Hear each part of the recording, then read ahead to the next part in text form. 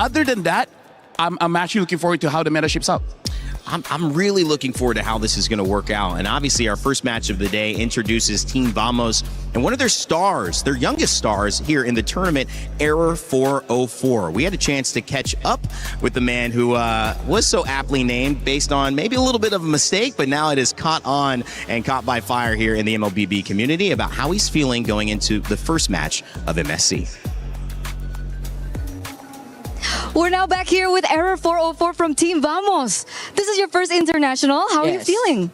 I'm feeling a little bit nervous but excited at the same time. Nervous but excited. But more nervous or more excited? But I think more excited. More excited. That's what we want to hear. Because I heard, back home, in MPL MY, your heart rate's always off the charts. It's always above 130. Is that true? That's very, very true. That's true. Why? Why is it always so high? I think it's just the adrenaline of the game. Adrenaline of the game. What do you think today is going to be for you? I think it's going to be high also. What do you think? 140? 150? 140 maybe? 140 maybe? 130? But of course, we do see a shift in meta. It looks like the Assassins might be back in the jungle position. Are you excited about that? Yeah, I'm really excited because suddenly it patched back to Assassins, right? So you like the Assassins? Yeah, I like. Are you good at the Assassins? I would say definitely better than the utility. Yeah. Okay. What's your favorite assassin? For now, I think just VENÍ. VENÍ, okay. We're going to keep an eye out for that. Do you have any message to your opponent today, Team Falcons Mena? Good luck, especially to my ex-coach, Coach Pao, and let's give a good match for the viewers today. All right. Thank you so much, Error 404. Over, back to you. Well, loves the assassin jungle instead of the utility. That's exactly what this meta seems to be offering up, guys. LaFell, your thoughts on hearing Error 404? I mean, first of all, good shout out that Coach Pao that used to coach for Vamos is now in Falcons Mena, so he should know quite a lot about the kids. And I gotta say, something about Error 404, we know a lot of energy, right? Marco, you would understand this kind of energy where you're all in a hotel room and you know where each other rooms are. He will go to your room and just keep on ringing it, and then when you open, he'll come in, he'll run around, jump on the bed a bit, and then get out. He's got that energy for sure. No, he's done it. He's done it to casters, he's done it to some of the players. So they're like, you know what? He's a good player, but oh my goodness, is he annoying. So that's why he's got the beats per minute that high. Dude, he's just running around jumping on everybody's always bed. 140. It's insane. During draft, 140. You don't realize mobile games, you could just do a lot of physical activity, unlike just being at a PC. So, one of the benefits is that he could still be ranking up at that point. He's that good. 17 years old, the star of Team Vamos. We'll see what he can do. But we also had a chance to catch up with Team Falcons Mena. This is a team that, again, did not make it last year to 2025's MSC and did not come in as the expected winner of the wild card, but somehow they are here. We had a chance to catch up with Boyette about why. Hey, turn it here for a pre-match interview with Boyette right before his match. So, quick checkup. Boyette, coming from wildcards now, going into the first day of groups. How is the preparation like for the team? For the preparation, we don't know because we never practice because my teammate go to their home and try to study, and me, I'll go back to Philippines and try to fix my visa for this wildcard, for this EWC. Okay, so you don't have as much time to practice, but obviously you do have a hold of the meta, right? You have a hold of the meta, right? Maybe. Maybe. Because in wildcards, we saw a lot more, tank junglers, and now we're seeing a lot of assassins. Well, we're getting rumors about more assassins. Are you familiar with this? Yeah, I'm familiar because I'm playing around game before we come here. So I think the team pretty much know about the meta. But it's all good, right? Yeah, all good maybe. Maybe. Boyette, you gotta give us something here. Because we never practiced. We just met when we arrived here. So, and this is the first time we play. I wish you all the best. Yeah, thank you. Good luck for this first match, okay? I'm gonna give you a handshake here. Good luck. Yeah. Do you have anything to say to anyone before your match? To anyone, mostly our supporter, keep supporting us, and we'll try our best this MSC. And to our enemy, Vamos, good luck, have fun, and let's give them a fans a good match. And good match we will see. Thank you so much. Over, back to you. Well, looking to give the fans a good match. That message goes out to anyone. And I love that MLBB has such fun commentators and players to work with. Mirko, you're nodding there. Special message from Boyette. All right, Boyette. The message to anyone, I like that. I like the anyone message. But who the heck was that? To your opponents, good luck, have fun. Hey. Where was the boy from Wildcard, bro? Bro, they gotta step onto the stage, okay? Nah. Dude. Eterna was there. She was making Listen, it nervous. So she's like, nah. "Well, I'm good, maybe. Eterna has been making people nervous, I think. That's I think true. That's been happening. I'm nervous." Hey, Turner, you gotta stop, all right? But I think Boyet and Error 404, one thing I want to see for sure isn't just the assassins, but I want to see the taunt. I want to see the emotion. These two players bring out the most out of a match by yelling a lot of I love yous. A lot of I love yous, A of lot of I course. love yous in Malay and in Tagalog. So if I don't see that, I'll be very disappointed. And Mirko can't yell right now. And so that's why he needs you to yell for him, because he's kind of living vicariously through your yell. So make sure you do it. By the way, make sure you also get your pick'ems in, guys. It's EWC 2026, so you already know you got to be a part of it. You have $300,000 that you could potentially earn your share of. So make sure to get your pick'ems in for this match. It's open now. Get them in very, very quickly. All right, gentlemen, I'll go with you, LaFell. What's the biggest story here? Who has to get going? We talked about Arrow 404. We talked about Boyet. Who needs to be the star of this game for their team to have success? Let's start with Team Vamos. Is it all Arrow 404, or who else needs to support him? I mean, like, here's the thing. Yeah, it's a good thing I'm doing Vamos because they're my boys for this I know, one. yeah. So boys. Vamos, the story coming in is there's always a lot of doubts because right now everyone has the same idea that Malaysia should only have one representative, and that's SRG, because they are far ahead against anyone from Malaysia. So Vamos coming in, Arrow 404 is the new generation. He's supposed to be the new face, the young guy coming in, but then the rest of his team, a lot of veterans supposedly there to support him. So I want them to be able to prove all the doubts wrong and actually show up and make it to the knockout stage. See, we got all those wise words for Vamos. I think for Falcons Mena, it's kind of sad, but it's true right now. It's just play your game, because it's so weird. We heard it in an interview with Eterna earlier. Boyet said they didn't practice. I'll give you another fun fact. I got this from Boyet and Sanji, not the mid laner, the XB laner for Falcons. He said they didn't practice for wild cards either. They're coming here with just the power of friendship, dude. Like The pure power power of of friendship. That's what Falcons Mena have. So at this point, I'm thinking, how do they synergize together? Gentlemen, before we get started, it's tough because we're coming in first day. We haven't seen the meta develop. We have ideas of it. Any predictions heading into this one?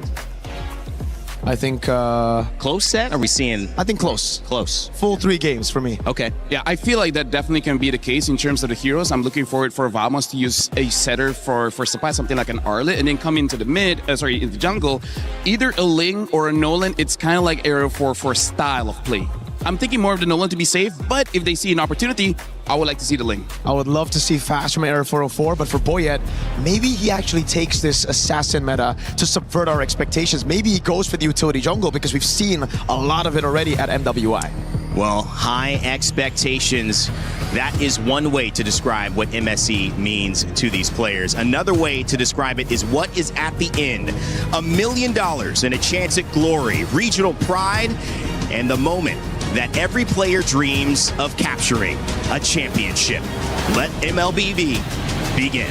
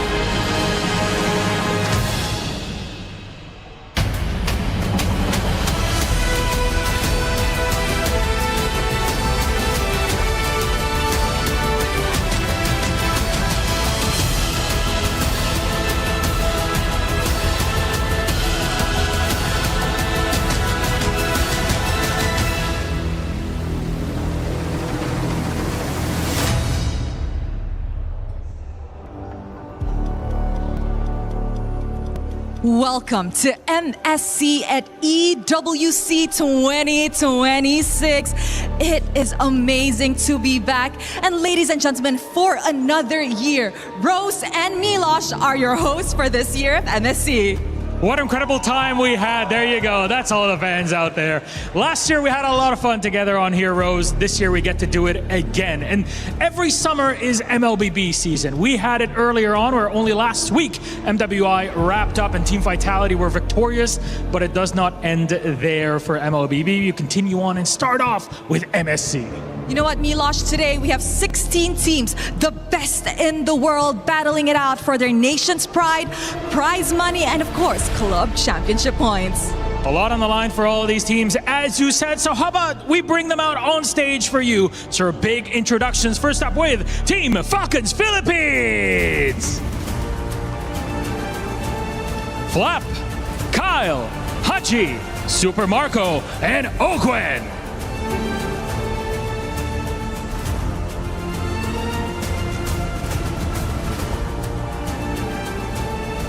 And up next, we have Guangzhou Gaming, Modi, Recall, X-Ying, May, CY.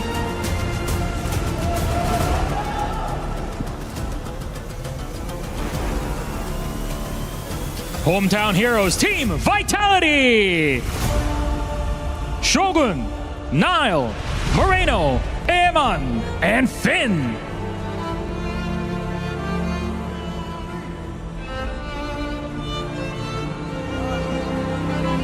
Making their international debut, True Rippers. Rehansha, Ians, Asuna, Kimi, Garcia.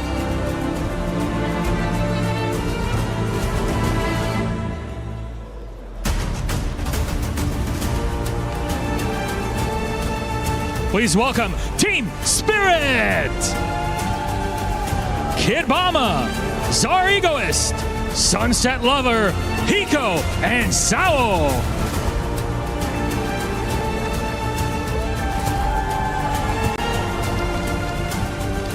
It is time for Ignite Gaming. Diablo, Kelvin, Roy, J, CS.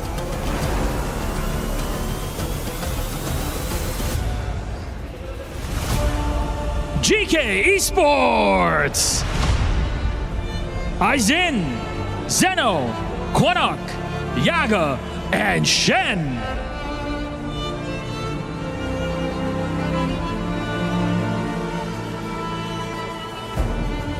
Please welcome Pro Esports. Sorry, I'm Felix, Coily, Sa, PP, and Kuzen.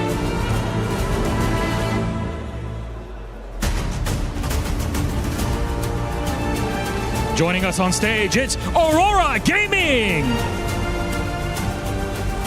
Lunar, Tenzi, Rosa, Sigibun, and Pagu.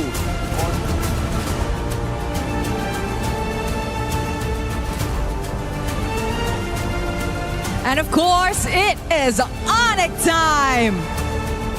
We have Lutpi, Kyrie, Sans, Keyboy, Kelra.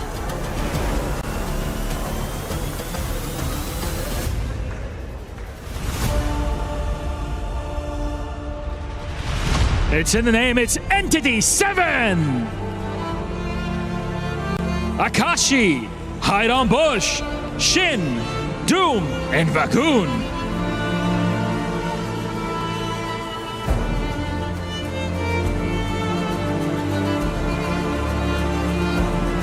And please welcome Yangon Galacticus, Ying, Han, Kaiser, Blink, Sanji.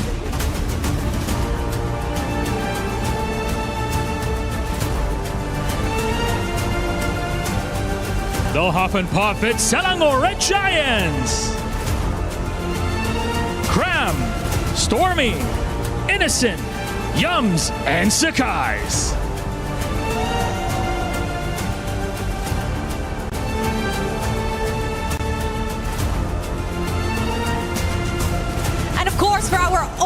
opening match of the day. We have Team Vamos! Sapat, Error 404, Klokun, Zikif, Natko.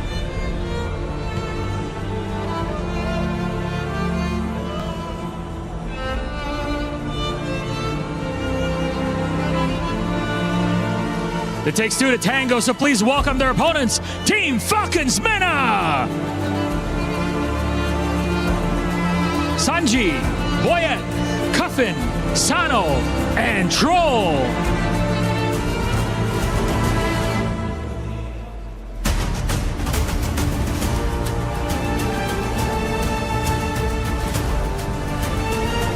And you know what? We mentioned 16 teams, but now only 15 are on stage and we don't even have a trophy yet. I think that's coming in a special way, so please join me in welcoming our MSC 26 trophy held by our MSC 2025 at EWC Champions, Team Liquid!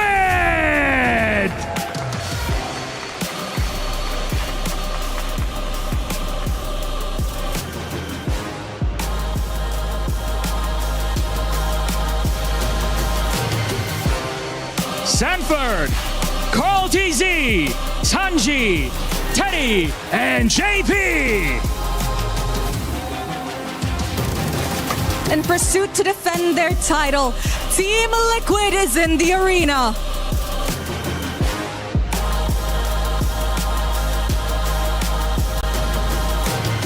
"16 of the best teams in the world, eyes on the prize." And of course, as we head into the land of dawn, only the best will prevail.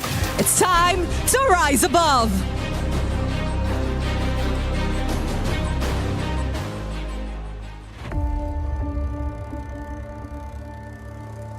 Bloodshed, tears, and glory.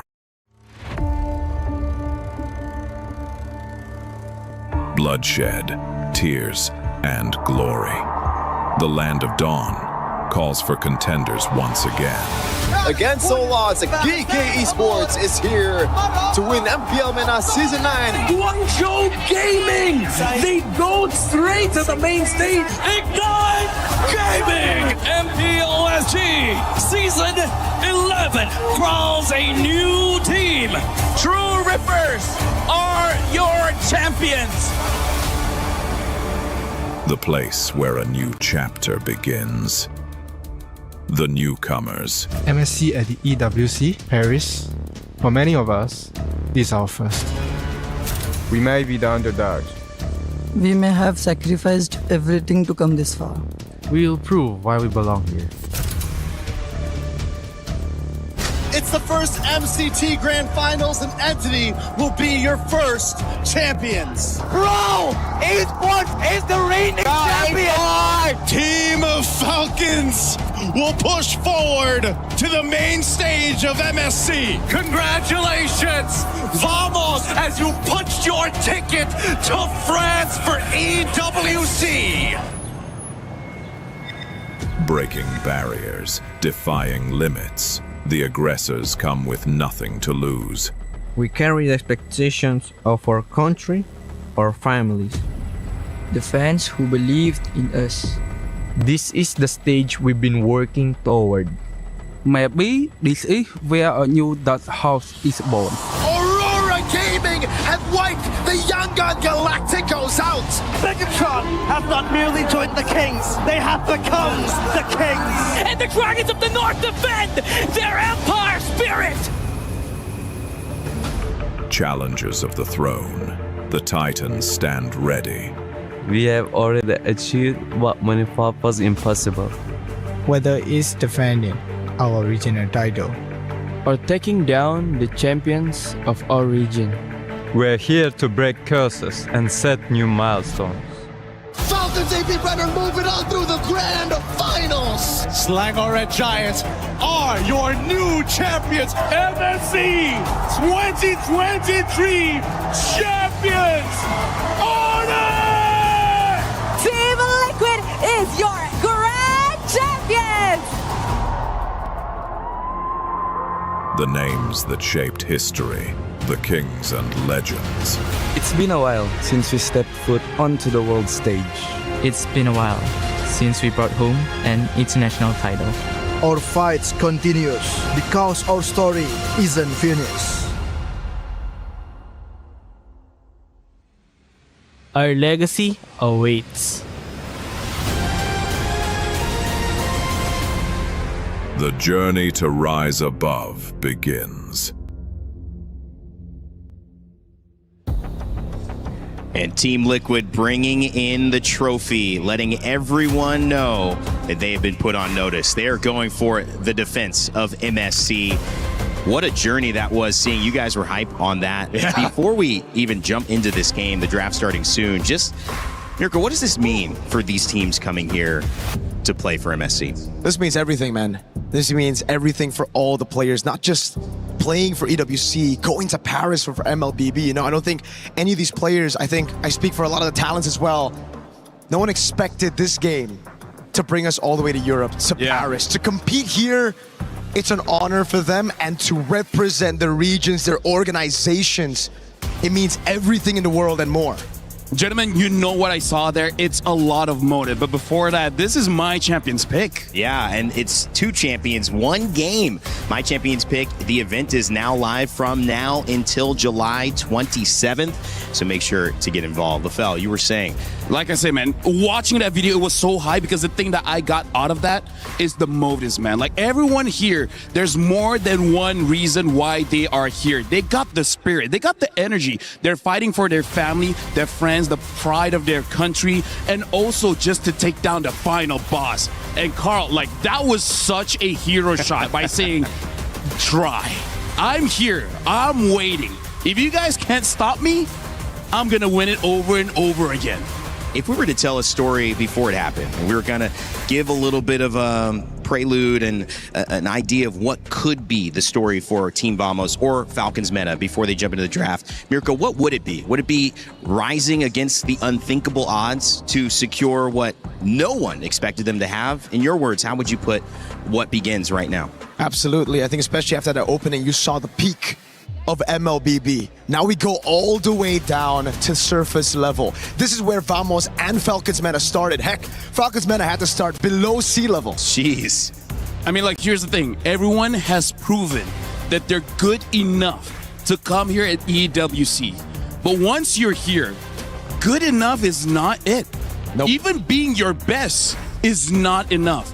Even being perfect sometimes is not enough. You have to somehow break your opponents in the process. Nothing is granted. And good enough is not good enough. I like that. You got to somehow be your best, but you have to also let all the things that happen in a tournament happen and still survive those bounces. We've seen it in the World Cup that just ended. The ball doesn't always bounce your way. You have to navigate those moments where things feel good or they don't feel good, Mirko. And as we do narrow in and we see the big picture, we get a chance to now kind of focus our attention on 2 teams that are climbing that mountain. And in this way, as we take a look at the map reveal, it starts that mini moment of, hey, this is going to be what we're playing. Broken walls. Looks like it's going to be the map, Lafell. What are your thoughts on that? Well, one of my thoughts is this might be just a little bit better for Falcons Meta here because they might go for a composition that has a tank jungle that can go for an early invade and able to get out of that scot-free. And Broken Walls may not be the very best for picks like the Fanny or the Ling. We'll see whether even in that situation, Air 4-4 will still go for those picks. And as we do look at these picks, and again, narrowing down, we see the map. Now it's time to almost start looking at what is the composition, because this idea of the jungle has been something you guys have been discussing in the green room quite a bit. Mirko, for those coming in, do you really expect to see a lot of, I guess, the unique heroes that we saw at MWI increase because that jungle has become more available? I think we're going to be seeing a lot more unique heroes, but not the ones that we saw at MWI. Okay. A few of those heroes we already saw at MWI. Again, a lot of utility jungle usage all the way to the grand finals. I feel like we're going to be seeing a lot more aggressive picks here. Assassins coming down, and even maybe a bit more diversity in mid. We've been talking a lot about the jungle. I think now we need to move our focus into the mid lane. In the last few years of MLBB, it almost seems like it's just been 1 to 3 heroes in the mid lane. I think the meta has opened up a lot. I think a lot of picks that you guys back at home aren't expecting will be coming out because of the assassin picks. Those vulnerable heroes like the Yi, like the Farsas, or even the Gords that have been meta for a while may not see the light of day. Heck, we might see more heroes like the Kadira, the Eudora to deal with the assassins. So that entire meta shifting because there's more pressure. Yes. From the dangerous jungles. It's volatile. That'll be interesting to see. And, you know, I want to go back to it. Star players. I mean, we talked about Arrow 404, but Zekeef as well has been somebody who has kind of been that new version of Team Vamos trying to claim that youth. LaFell, how do you feel about just this team, Zekeef, Arrow 404, their synergy coming into this? Their synergy is amazing because the thing about Zekeef is he's almost redefining how you should be playing the roam, which might be quite interesting in this current meta here because he can play a front line. He can be the toughest guy just to get all the ults out and then let it be safe for his team to go in. But also, sometimes there's a situation where he has to be the carry where he use some damage dealers where, sure, eventually he will toughen up, he will be that front line, but in the early game, he makes life hell for the opposing jungler. So I want to see if they want to go for that kind of strat here. And Zekeef is one of the new prospects coming out of Malaysia to be a top roamer here in the international stage. Expect a lot of that, by the way. Hirara, Fanny, both banned out. From what I've heard, those are two most prioed heroes. The Atlas is first pick prio for Team Vamos. This will erase a lot of that pressure and actually a lot of the comfort picks from Falcons Mena. They've been playing utility jungle with an Atlas here. It's going to be very, very tough to pull it off. So they might have to already move in a different direction. Goya and Sanji trying to do their best with the 2-pick response. But that's what you hope a first pick does, right, Mirko? Just kind of sets the team picking second on the defensive end so they don't get to set the tempo of this draft. Yeah, especially because I feel like for now, in terms of the roam, there's not a lot of counters for it. It's a very safe early pick. It's really the EXP as well as the jungle that can really get counter out. So I kind of feel like that's something that Vamos wants to be careful of. If they see certain picks coming up from Falcons Meta that makes it much easier, then they will go for it. But look at this. Falcons Meta already picking up the Arlet as well as the Valentina. The Valentina, I think, is just an overall okay pick, but also maybe to deny of a potential pick for the Sora. But the thing is, Paquito is still there. Esmeralda is still there. There's still good picks for Vamos here. So the Arlet, I think maybe just to take it away from Silpai, but also doesn't it show that Falcons, they want to pick up a Nakai later? Could be. The Guinevere gets picked up though for Team Vamos, so they need a little bit more damage in gold or mid. There you go, the Eudora! I called it. I was going to say, against the Valentina, this is an amazing pick, and I've been hearing a lot in scrims. This hero isn't just in the meta. It is prio. It is a first phase pick. Falcons Meta lean back to their comfort, and I'm so happy we get to see the Eudora straight up because I've been talking about it behind the scenes. And I gotta say, even as a tank, it's surprising by how much poke damage that she does, not even by using her ult. So this is going to be very interesting. Right now, we're looking at the opening picks coming in from both teams. Rather similar, except for Roam as well as EXP. We see here for Vamos and Falcons Mena, they have their junglers as well as their mids. For Vamos, they have a roamer, and for Falcons Mena, they have their EXP. For now, Falcons Mena, it does look like they're going for a more team fight composition. A lot of crowd control and a lot of AoE. Coming in from Vamos here, there's a lot of, I would say, crowd control coming in from the Atlas as well as the Guinevere. And now Falcons Mena, they understand how important the EXP is, so they're taking out the Yuzong. And for Vamos, they want to make sure that the side lanes is not going to go crazy, so they're going to be banning out the Moskov. I wonder if they will ban out the Claude as well, considering I feel like they might have an okay draft for a Claude. LaFell, you know this team very well. They're from Malaysia, and what would you like to see from them to complete this draft? What's somebody you'd like to see picked up here to complete this lineup? I want to see something fast that can invade the jungle coming in from the EXP, something like a Paquito or Esmeralda, because the thing about how both Era 4-4, the jungler, as well as Zekeef, the roamer, how they like to play is a lot of forward momentum. They like to be in the face of their opponents because they know they have the strength, they have the firepower for it. But for that to happen, if their EXP wins the lane, they're going to try to end the game as fast as possible by 14 minutes, 12 minutes. Like, that's how they speed up the tempo.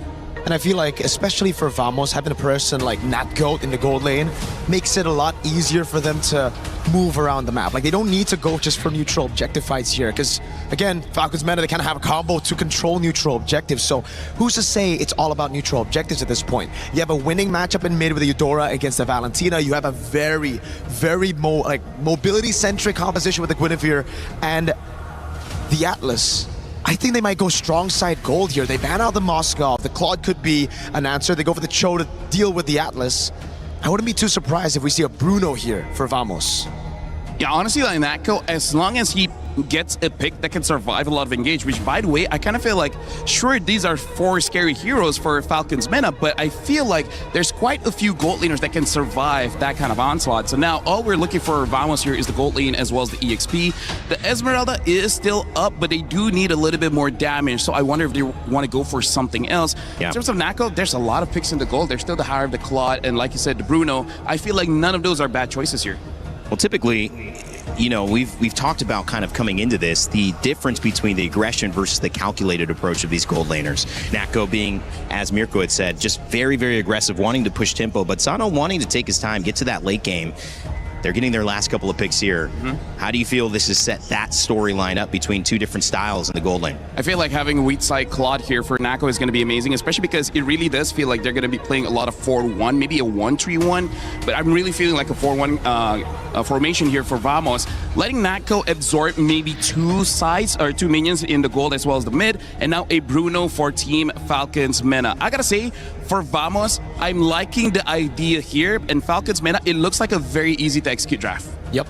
For Vamos, I think it's also pretty easy, right? It comes down to who executes better right now. If Vamos can play the strong side of the map, play around those neutral objectives, win out the skirmishes early on, and it's going to be great. But Falcons Mena, I feel like they have more ways right now to play around their gold lane if that neutral objective loses out. If you think somebody won a draft, is it leaning towards Falcons for you? I'm leaning more towards Vamos. Towards Vamos. Yeah, same. You too, LaFell. It's obviously a great showcase of 2 teams coming in with different strategies. Natco and Sano in the gold lane trying to go toe-to-toe in terms of their dynamic. Will aggression win over calculated patience? And will Error 404 find a way to be the young star that he is? It's our first game of MLBB MSC at EWC 2026. I know 2 guys who are ready to call the action. It's Naisu and Gideon HQ. It took us weeks, if not months, for everyone to make their way here to the Mid-Season Cup in Paris.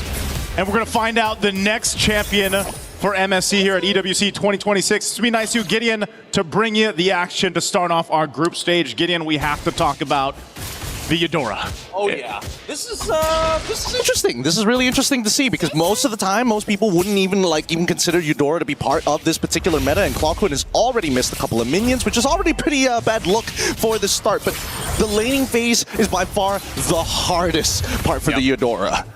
The Eudora, it went through an interesting change, man. I mean, when it was its older self, you know, she kind of had a one kind of trick, like, here's my ultimate, here's a bunch of damage. But now I know LaFell mentioned it. You know, you can actually do quite a bit of damage just with her first skill even. Yes, yes. That Fork Lightning is now interesting. Now that they've kind of revamped the way that her passive works, especially with the Superconductor. Now, if you look over Troll, right, he's got that little indicator, and that's because that's the Superconductor stack. If he's able to hit with another ability, you can empower it to do some things. Now, Fork Lightning is particularly interesting because now you can start getting some movement speed on top of extra DPS. So you start kiting around these people if you can apply it more effectively.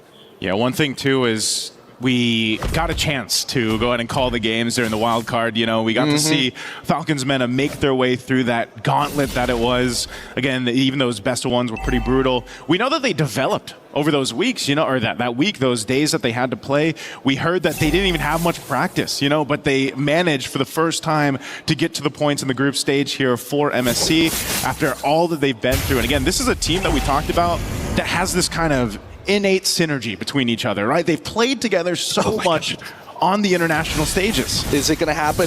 Error 404 is waiting for 30 full seconds until level 4 has been hit. Straight away with a combination, but it's going to get disengaged instantly. Landshaker will buy a little bit of time, allowing Error 404 to get on out of there, but the final slash will put Sabat in a compromised position with no flicker. First blood, achieve fatal links as well to combo in, and the power of friendship nets them 4 kills in the first 2 minutes of the game. Hey man, forget the turtle. Let's just go get some bodies, and they'll do this, just that. first turtle's going to be theirs as well for Falcons Mena. What a start. Let's take a look at the replay here brought to us by STC. I mean, again, man, this was a setup waiting to happen. A flicker, a stolen Fatal Links for Cuffin was the setup. Yeah, great eyes on Cuffin, actually, because he saw the angles. Like, maybe I can actually get a little bit more. They could have been happy with just one kill, but they decided we're going to go above and beyond. And now, unfortunately, that wasted 30-second angle that Arrow 404 was sitting up on that top side for to try and unlock Suppot has now failed, and now has put him significantly behind, because if you look at Boyet, he's already level 6 to Arrow 404's level 4. Yeah, this is one of the things, again, where, you know, if you're able to go ahead and get these early starts into this game, the current meta that we're seeing, snowball potential can be quite insane, and you're talking about a 2,000+ gold lead already at this point, nearing that 4-minute mark. You're setting yourself up successfully here for Falcons Mena. And across the board, too, Troll, again, one of the, I would say he's a prominent Cho player. This is probably his best, or one of his best picks that he brings to the table. It's what he kind of made a name for himself in their first international experiences. And, you know, now that you have this lead, you can take that chance. Try to set things up. Oh, Troll. Speaking of setting things up, they already have the Wombo combo of a lifetime, but Troll, they don't have enough base damage to kill him just yet. Luckily, he is rocking the tank emblems, able to keep him alive for the time being. But for now, it just goes to show they're just getting stat checked early on in the game. Stat check for now. Here's another. Oh, now once again, getting the superconductor off, but Boyet, well-timed heavy spin. Now, this is the big issue that I'm seeing, right? Because Vamos, they've got a lot of wombo combo tech. If Falcons, Mena, are in the right place at the right time, that heavy spin kind of counters everything. Same can be said about the final slash at the end, but the fact that everybody has flickers, it really goes to show, yo, we are here to fight, we are here to combo, and that's it. The heavy spin's so good, man, and that's why the Akai, over the course of the past weeks, if not months up to this point, he's been taking a value in terms of hits. Whoa, Troll, I was waiting for it. Already had the way of the dragon, but Suppot manages to get on. Do we see the punish? And yes, it is good. It pulls one more over the wall. Almost unintentionally, but they already saw everything. This is one back, a double kill for Vamos to pull him back into a better position. Hey man, Vamos brings himself back into this game. They should be able to go ahead and take this turtle as well, so they'll even out the objective. Turtle takes. Really good counter punch. Again, this was Troll starting that fight up, but Vamos saw it coming and they responded exactly how they needed to. Now after the turtle, they'll rotate down to the bot here. Yes. They want to put some pressure on Sano if they can. Very, very nice. I like the way that Vamos is taking advantage of this, right? Initially, the game plan is if he just gets Suppot a slight lead in the lane, that lane should be basically done for, and then we can go straight back into team fighting and play for our strong side like Miracle mentioned earlier. Yeah, there's a lot of... Oh, wait, the dragon. Onto Zeke's side? I don't know if that's who you want to kick, you know? I mean, yeah. Here's what... You're just saying hi. I'm going to kick you in the air, you know? I know you're an Atlas, but he might have wanted that here. Oh, on the turret? I don't know. He probably would have wanted the way of the dragon. It'd be nice if he had it, but Nako still has Purify, so it doesn't really matter. Very surprising to see that despite Nako not exactly having the greatest of matchups into this Bruno, that he usually, Bruno usually is the one who takes down the first turret. This time, it's Natko. And Natko's up 700-ish gold, almost to the 700 point, right? This is, yeah, again, one of those cases where you see a lot of gold laners, they just kind of sit in their lane, they do their thing, they get farmed up. I call it the gold lane experience. And for a Claude especially, you want to hit that power spike, right? Those 3 items. Bruno hits it a little bit faster because of just the nature of the hero.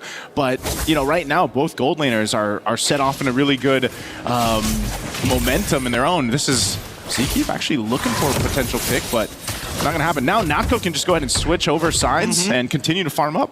I think what you meant was actually Claude's the one who gets it faster. His items are significantly cheaper compared to like Berserker's Furies and Ha's Claws, right, coming in from Sano. So the fact that we're seeing Natko already doing so well, oh boy, this is dangerous. Final Slash coming through and Zeke getting Wombo combo to the ground. But let's see whether Falcons can reach for a little bit more. They decide not to after using 4 ults and they back away. Okay, so no flicker burn. It looks like Falcons Mena. Do they still want to put some pressure here, Troll?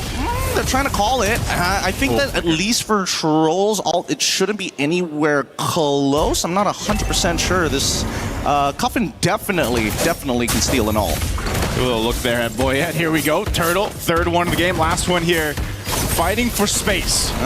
Already, spatial migration is good. Now into the Blazing Dew. And Nako somehow is the one who actually takes away this turtle. And now they're on to Boyet. A double kill for Nako so far, and they're not done. Do they have the Fatal Links to actually pull? They've delayed enough time, and Sanji, unfortunately, cannot outplay into 4 members. Okay, the firepower seems to be there for Vamos. They get the turtle, they're looking for more fights, potentially here. Ooh, and now underneath the turret, stolen Fatal Links on towards Natco, but it doesn't matter. He has Purify, gets out of there quick, and now, in fast succession, from that bot tier 1, they've taken away the purple buff, they've taken away the mid turret on top of defending their own jungle. Vamos is taking a whole lot, man. I mean, think about it. Just minutes ago, you have that 2,000 gold lead for Falcons Mena, and it's changed so quickly. You know, the pendulum has now swung over to Vamos. They're knocking down tier 1 turrets now, taking what they can to set themselves up for that first Lord here in about a minute. Looking at the items coming into place. Again, look at the lead between the gold lane. Yeah, it's actually kind of ridiculous. I'm not 100% sure. I think maybe one recall is what I spotted out in the laning phase, but then after that, not 100% sure how badly it went for him. But it's great for Natco. Like, this is the gold lane experience that every gold laner prays for. Let's look at the gold distribution for a deeper look. Oh, wait, hold on. Immediately, we find a pick off the support side. The Fatal Links eye catches onto 3. Heavy spin from Boyette. It's good. They're thinking about it. The combos are just too much. Sanji able to find it into one more. They need to get the last 2, but Clockwind and Echo have lost their front line. Beautiful train. What happened to Vamos' positioning on the map, man? I mean, again, we were just kind of talking about how they had this lead. Let's take a look at the replay here. Once again, they just catch out Sapat. The rest of the team gets... Oh, they got heavy spun on, man. That's what happened. Big heavy spin. No way to kind of buffer the spatial migration. And worse yet, it was literally at the edge of the mid lane wall. So a little unlucky. I think Vamos, no sweat to break, but it kind of evens out the gold. Yeah, that's... essentially brought it to an even game for this first Lord now, as both teams fought for position. If you want to look at the upper hand for Vamos, it's they've got a couple extra turrets down, right? So they got a little bit more space to work with on the map. But Lord, and the fact that you also have an Akai in the hands of Boyette, and you have this kind of tanky front line to deal with this, you could potentially set things up off of your own initiation, depending on what Cuffin decides to do with the Fatal Links. He's got his own, so they're going to take their time with this. Oh, look at this. Even Cuffin, Troll is looking for a flank angle. He's sitting around the purple buff, and the rest of the Falcons are actually dancing around this Lord. They don't actually want to take it. They just want to open it up. Fatal Links into one so far, right into the spatial migration. It's great, but that's already 2 fat ults already gone. And I'm not sure whether Air 404 is going to get it back up in time if Falcons do decide to rush this.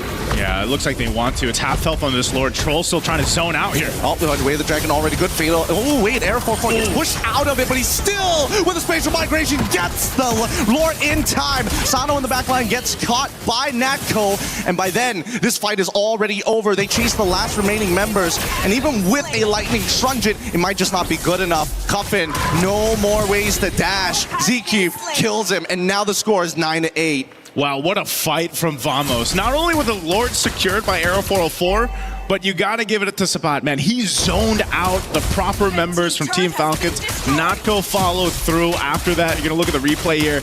Keep an eye on this setup. Again, Lord is secured even amidst all of this.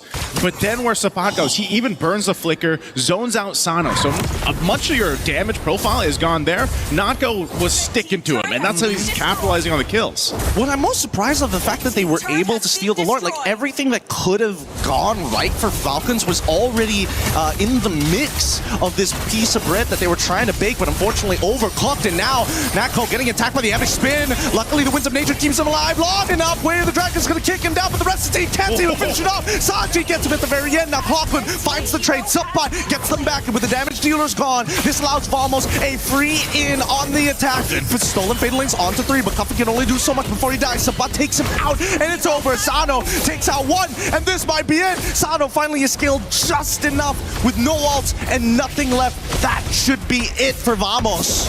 Ooh, did it cost them though, Gideon? I mean, they lost that base turret. It's a good thing. Oh, are they going to chase down Air 404? They can punish this. Yup, into the Violent Requiem. Sano forgot the alt timers. All right. It was going so well until it wasn't, man. I mean, Sano had the space to work with. Like you mentioned, he hit that power spike where he's actually being able to do some damage. Again, he was, what, 2,000-3,000 gold behind at Natco, and, you know, that's really what they had to lean on. So, yeah, he's still quite behind, but he's starting to at least do some damage. The problem is in that fight, you know, Vamos lost Natco, but they have enough damage to actually pull through the fight, enough kind of durability to still duke it out, and that's also partly due to the lead that they have. Oh, Fatalings onto one so far. They haven't forced this. Sanji is able to get a really good final slash, but doesn't get that backline. Sanji has no way to reset. Tries to get out of the fight, but it's too late. Lapu's in the wakes, and now the heavy spin, unfortunately, can't do much about the scenario. What a catch here, and a lot of battle spells just gone. Yep, that was the mark. Troll found the mark. Purify wasn't available because it was used in the last team fight that they had trying to defend the base, so they knew right to go for not go. They took him out. Essentially, what does that do? It buys more time for Falcons Mena to kind of get back into this game. They've whittled down a gold lead a little bit, but essentially it's if they can find a pick-off, sometimes it might even be popping that Purify, you know? And that might be the case. If you can get these battle spells down, then your game plan for Team Falcons can be executed faster or better. And that's what Troll has been trying to do here. Now this Lord is up. Second one of the game. Troll's going to zone out Clockhoon.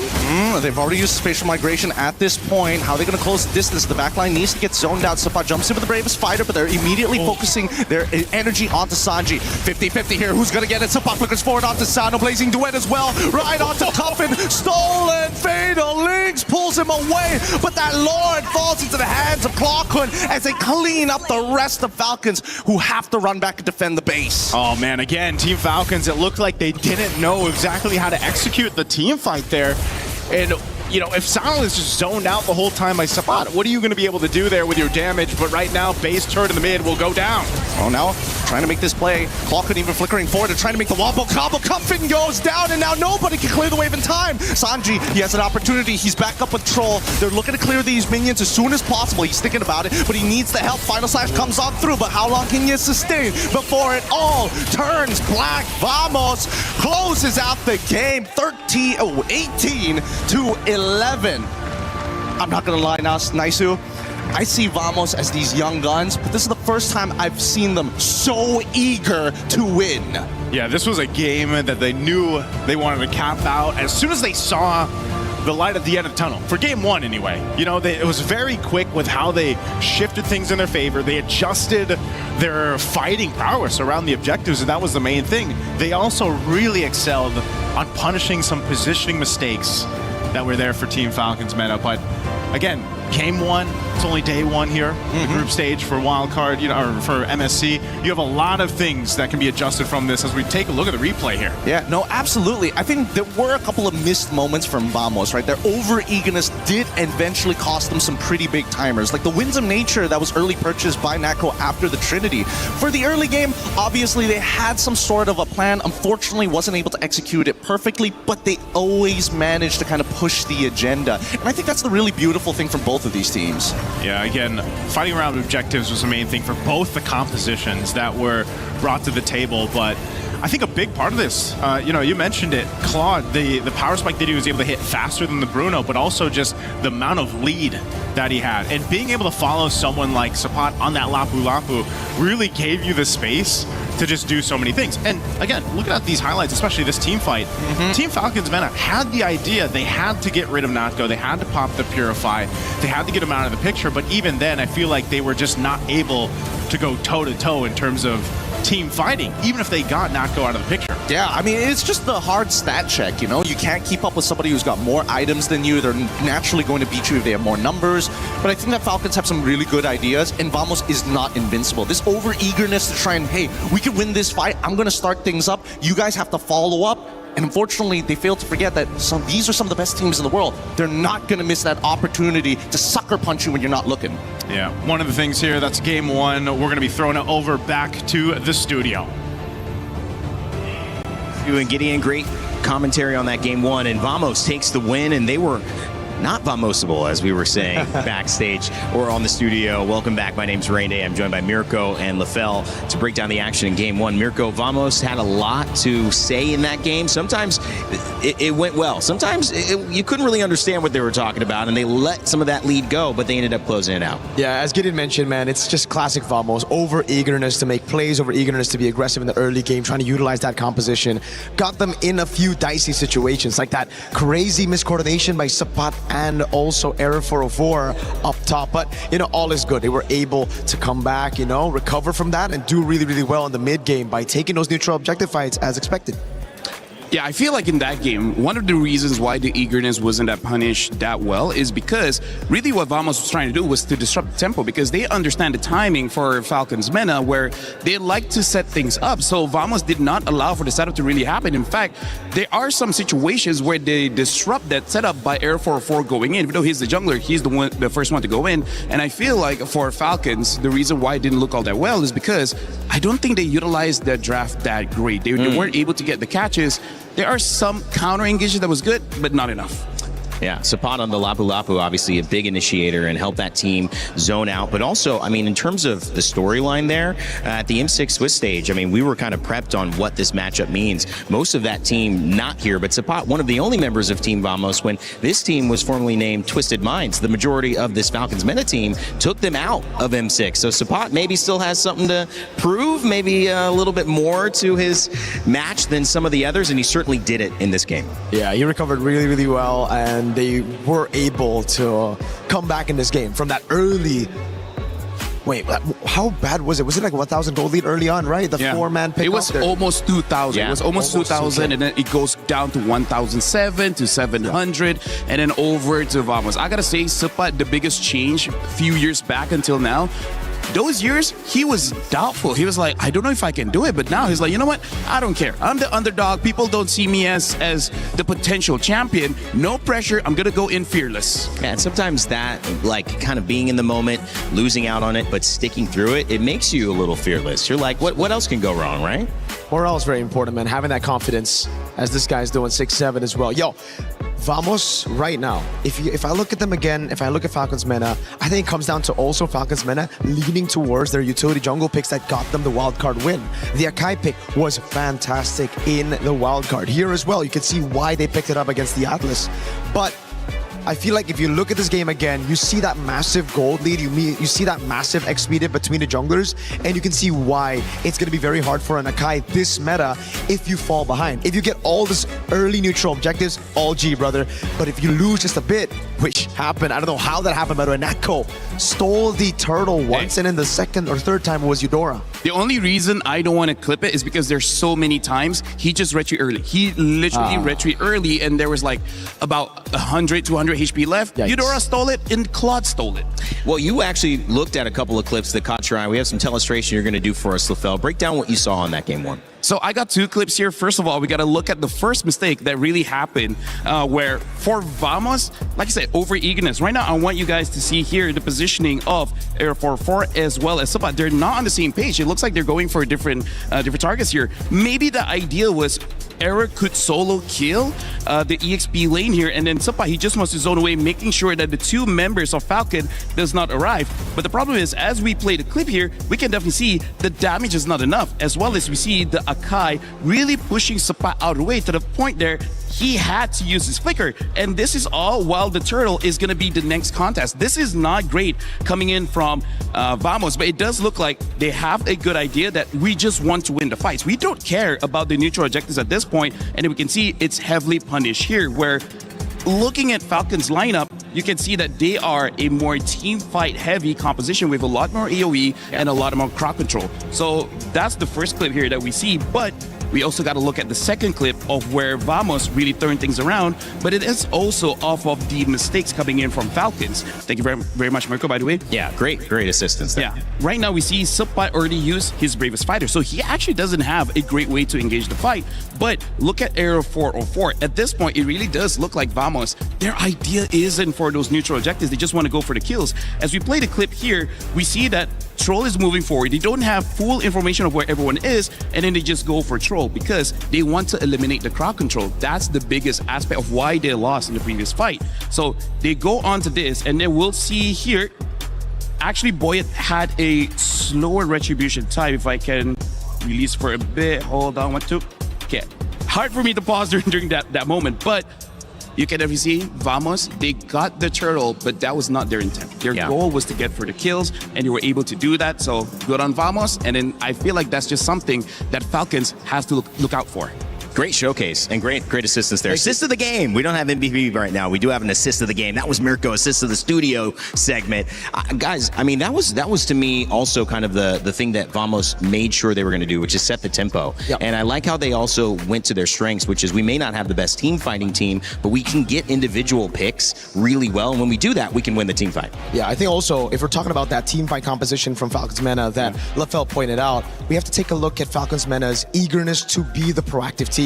It seems like for the entirety of that match, they were just leaning towards, all right, we're going to punish Vamos when they make a mistake. A few times it happened, but a lot of other times you could clearly see when they needed to push that turtle fight earlier, they didn't want to. On the Arlet, on the Cho, you need to jump on the Guinevere before the Guinevere jumps on you. And because they were just too reactive, it caused them to lose a lot of those early fights that got the Akai super far behind for the late fights. All right, well, we'll see what they can do to change things up. Coming up, though, for you, just a reminder that we've got Rhino Day. 2 games and 1 champion. Sorry, a brand new interactive effect. That's what it is for Rhino Day. And it's now available. Check it out and join the celebration. So a brand new interactive effect. Rhino Day, baby. I love it. So it's close to Rain Day right there. It's not. Yeah, you know what? I was like, am I doing something for MLBB? That's you. That's you. That's me. Rainy Day. Well, I'm definitely down. Go check out Rhino Day. That'll be fun. And I think Mirko, too, when we start looking at Game 2, what can we look at Falcons Mena bringing into this next draft that helps them in these moments? Because clearly they didn't suffer from having a good composition, but they did suffer from being able to execute it. And how do they solve that problem? I think it comes down to, again, in the game they were too reactive. I feel like in the drafts they were also too reactive, right? Instead of going for their own prio picks, they were just reacting to it. They see the Atlas, they go for the Cho and the Akai. They see the Claw, they go for the Bruno. They're just trying to counter, getting these good matchups, but ultimately not having a composition that works together overall, or not even playing into the meta game that well, right? So I think the big mistake coming into Game 2 that they should fix would be try to be the proactive one. Steal these prio picks away from Vamos before they get their hands on them. Prio picks going to be important here for Vamos and for Falcons Mena. Vamos in this best of 3 have a chance to close it out right after this, but of course Falcons Mena trying to push it to a 3rd game. They're going to have to come with some adjustments for sure. A lot of time to check things out too, and when you're on a stage like this, Lefel, we mentioned the stakes and we also mentioned the bigger narratives of these teams. Wild card was not easy and they got here. They do not want to go home or at least lose this first game on their first time at this stage 2-0.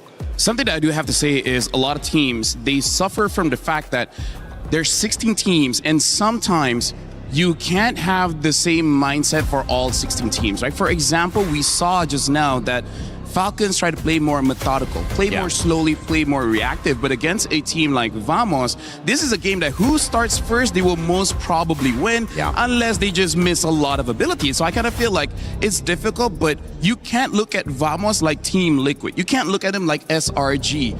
Maybe against Vamos, you have to be slightly bit more disrespectful. Be like, I'm just going to go fight for you because you're not that good enough, right? Yeah. Because, like, again, not to throw shade to Vamos, but this is the reality. When you're going up against competition where many different teams are here, you can't have the same mindset. You can't have the same strategy against every other team for the simple fact not everyone has the same habits. Broken walls. Again, Mirko. Back to back. Ooh, I don't know. I mean, they played it so well, Vamos, in that game. They will even, like, double down on some of these ganks as well. So I think go back to the drawing board, do exactly what you did in game number 1. And for Falcons Mena, again, it's all about stealing those picks. Maybe even stealing blue side, which they did. Fanny Ban and I believe the Hirara. This is the question, though, right? Do Falcons Mena play the Hirara? If the Hirara is left open, I feel like first pick should be the Hirara. But then Vamos just get their hands on the Eudora Atlas. Yeah. I mean, like, here's the thing. Even Hirara was open. I don't remember them actually using the Hirara. That's the thing. I mean, Wildcard was different, though. Yeah, no, they would use a Hayabusa. They would use a Eason Shin, maybe even a Nolan. So, yeah, we definitely got to see how it really shapes up here. For now, Falcons Mena looks like they're on the same side for Vamos when it comes to Phoveus. Phoveus is something that they do not want to deal with. And now Vamos themselves ban out the Atlas. So they're really respecting Troll here, making sure that Marcel and the Atlas is not there. And I feel like that's setting up just in case if Era 404 does want to use a more assassin-based hero. But I gotta say, shout out to Era 404. He is basically an assassin main. But going into the competitive scene, he was very open to use utility junglers, use fighters in the jungle. And I feel like that really stepped him up in terms of his career growth, because it makes it so much easier for Coach Valdo to draft for the team when you have such a willing player to do whatever it takes, whatever hero he needs to win the game. And for Valdo, it's looking like more of the same, I would imagine, Mirko. Try to get Vamos in a similar position where they have control. You're noticing that ban right there. What do you see him? Yeah. Hirara banned out. And that means they can't use it. That's why. Yeah. They banned it on first phase and on red side as well. It's a big question mark now. I mean, even if they get past Vamos, right, all the other teams will be looking to abuse that later on. So Falcons Mena, what's first pick? Is it the Guinevere take now that the Atlas is gone?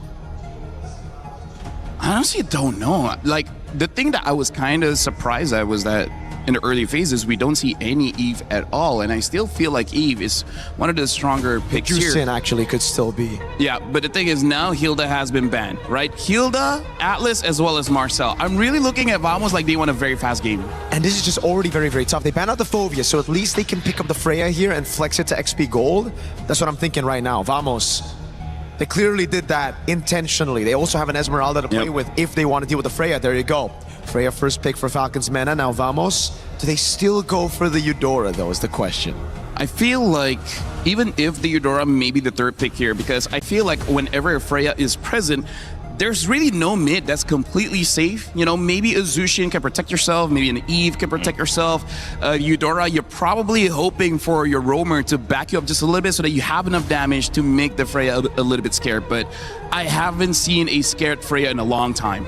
It's hard. I love that character. Actually, one of the few I've got some hours on in this game. And Pro Freya. Yeah, Pro Freya. Sub me in, guys. No, Team Falcons Meta going to handle this one themselves, but obviously a lot of presence there from very early. I love it. And the Eudora. See, I know it sounds strange to the people watching, you know, but I've been saying, I've been talking about this Eudora pick, and I've heard, shout outs to my source, that this is first pick, like this is first phase prio. It's not just that one time on blue side. It's really good against assassins, so you also want to snatch it away from your opponents if you want to go assassins, and that's what we see here with Ling and Eudora. And I feel like that's also just a takeaway, just to make sure that this Ling is going to be able to survive. So this is very, I would say, interesting coming in from Vamos. Looking at the bans, you know that it's going to be Assassin. You're just wondering which one. And considering it is Broken Walls, they still go for the Ling. I'm very excited to see how Air 404 pilots this, because it is one of the heroes that he used quite a lot in his amateur days, but we haven't seen his Ling on the pro field just yet, just because Ling hasn't been meta for a very long time. And now the Cho, I can understand, but the Valentina quite early on, we'll see how this works out. This just seems like an easy Belleric pick for Vamos, right? Oh no, they just go for the, obviously, just the winning matchup. And just all the power picks for Vamos here. Because I'm thinking Falcons Mena could still pull off a Yi Sun Shin and then flex the Freya into gold. But maybe Vamos are thinking we can also flex the Esme to gold. We'll just match wherever the Freya goes. So, all right, fair. Zeke, Nako. Obviously, two important players for Vamos. They both had good games, a good game in game one. I feel like Sano's pace. How do you feel about this, Lefel? Was it enough for you? I mean, obviously going against Nako, it's a tough matchup, but different styles. But I think in general, Team Falcons Meta was a little slower in terms of those fights, despite starting off with 4 kills. What do you think they need to get Sano going? Yeah, honestly, I feel like maybe 2 more gangs they'll be able to deal with Nako. I mean, like, it's a good thing at the end of the game that Troll with the Cho was able to catch Nako a few times, so Nako wasn't that big of a factor in that one. I feel like it's just in general, Falcons Meta in the first game, they look, for lack of a better term, like scared to do anything. So I feel like hopefully in game number 2, they're like, okay guys, wake up, you know, game number 1, it's whatever, it's a warm-up game. Now we actually got to lock in. With this kind of draft, they have a Freya. Any draft that Freya, you're supposed to be a little bit more aggressive, so that's what I want to see. But I think Vamos already knows that, and they're already having a lineup that can fight early, honestly. Could also be the Harith pickup for Vamos later on, a signature pick for Natko. Moskov gets banned out again. The Claude Snatch Away is also still there. I think for Falcons Meta though, again, Belleric, I thought it was going to be red 3. They eventually ban it out. They know how much of a threat it is to their composition. All very short-ranged. So it just comes down to this. Do they want to go Yi Sun Shin on Boyet or no, right? Because if they don't, that means they're going to have to go back again, maybe on a Guinevere or some utility, another utility pick. They ban out the glue, so I think it's kind of like are they going for Fredrin? I honestly... I don't like it. I hope not. I hope not, because then if they pick up a Fredrin, their mid trio doesn't really have a lot of kill pressure, and now the Minotaur is there as well. This is going to be pretty interesting, because Minotaur is strong, but he's kind of strong when he has the Flask of the Oasis. Before that, he kind of feels like he's mostly just a support, which is funny to say because the Flask of the Oasis is, the heal is great, but the more important thing is actually that cooldown, right? Once you get a little bit of cooldown onto Minotaur, then it feels like a real hero where you're chain CCing with your team. So now Vamos, I feel like they have a pretty good pick. If this Valentina was swapped with the Zushin, I feel like they could have dealt with the Minotaur much easier. And it's so good because, all right, the Harley comes around and Vamos were leaving so it is a Freya in the gold lane. Alice goes to XP. Now Vamos, do they answer the Freya with a carry or do they flex the Esme into the XP, or sorry, into the gold lane? Oh! Wow, okay. Okay, this is crazy because my boy told me that this was showing up in scrims. I didn't know we were gonna get to see this early. I mean, I also heard it's good. Seen a few in-ranked games, but yeah, I honestly, this is a big surprise for me. I want to see how this Melissa really turns out. What's the expectation kind of with the shock happening? Why is Melissa showing up here and making a big impact? Firstly, that's my favorite hero. Secondly, they're all melee here, so they can't get past this ult Melissa to go away. It's such a clean front to back with a little bit of spice to enter the back line. Yeah, the thing that I like about Vamos Drive is that they have multiple win conditions. If the link doesn't work out, you got the Melissa. If somehow the Melissa doesn't work out, you still got the link. So it's very interesting. Gonna be tough for Vamos to lose this one based on the draft. The studio likes it. We'll see if our casters like it as well. As game 2 underway between Team Vamos and Team Falcons Meta. Vamos, if they win, they take the win overall. Hey, we like it just as much, man. Me and Gideon also looked at each other at the Melissa last pick, but we're talking about Ling, Eudora, and Melissa in this game 2 from Vamos. Gideon, is this very Vamos of them? This is the first time that I'm seeing it, honestly. And if Vamos want to take this angle, I don't think it's actually that bad. I agree with what LaFo's been saying. Look at the emblems. It also reflects the exact same thing. They want to make sure that this early game actually goes well. What I am curious is about Hawkwood as well as Zcreef. They had a bit of a tough time at level 1 and level 2 in the previous game. And then by early mid-game is when you're expecting them to start, winning out on these fights and looking for these lane ganks. I want to see whether they can improve upon that. Ooh, nice little aggression here from Troll, but Error 4-4 is going to be fine. Again, the Ling has popped up a few times now through the course of, especially back in MWI, right? We saw the Ling come through. Oh, okay. And it's one of the things, again, where you can actually kind of hyper snowball on this hero, and it's sort of a risk in itself. But, in this case, I feel like it's supplemented really well with that Minotaur pick, even hell, the Eudora pick, because like LaFell said, once you get that Flask of the Oasis locked in and you do get a little bit of cooldown reduction. Oh, the Deadly Magic, it's almost there. One more auto attack, but he can't actually get it. And now the Tempest of Blades comes down right onto Boyet. First blood instantaneously. Arrow 4-4 showing some mechanics. Traded flickers, but we're not going to punish that. That one, that's just ego. That's just by the way. Yeah. We both don't need this. Let's just hold on our flickers. Let's use them, right? But yeah, it's one of those things where, as you saw, the support from the whole team synergistically for Vamos is what's so important. They really have to work with their kits together to make this, where then again, you kind of just rely on Natko to do his thing in the lane, scale up on the Melissa. We don't see the Melissa often, but we've all been there. Once that Melissa scales up, gets the items that she needs, like, it is very annoying to deal with her. That go away ultimate, pushing people away, especially the melee heroes that we talked about. Let's see how this fight. The Deadly Magic is already out. Sipot takes the damage, but Throne of Ruin catches onto 2 in the backline. Clockwood in trouble, can't run away. No Flicker dies to Sano as they start running down the individual members of Vamos one by one. Air 4-4 thinking about it. Oh, the getaway just in time to deny the angle, and Sanji has to get away. Despite everything that happened, Vamos actually now have primary position over this turtle. Vamos should be able to get this. Boyd's trying to get his purple buff. I'm not sure if he's going to get in range here. So turtle secured for Vamos. They'll win the objective, but there is some fight here from Falcons. Yeah, it's really interesting to see. Again, especially, I'm curious about what Natco is going to go for his build, because he is doing phenomenal in this lane, like really surprisingly well. I would have imagined that when you were on that Freya, especially when you start thinking about the later stages of the game, the added range that Freya gets after using her ult actually is just a little bit bigger than the getaway from me coming in from Natco. Well, unless they start spacing them out, but he's playing this lane perfectly. Yeah, he is. So support, Troll wanted to visit, gets spotted out. The rest of the team from Vamos down there protecting Natco. Again, one of their winning angles, and there's multiple of them that they can play into throughout this game. So we got to see Team Falcons Mena kind of come up with their own game plan. Where is that game plan, I think, is the main question here, Gideon.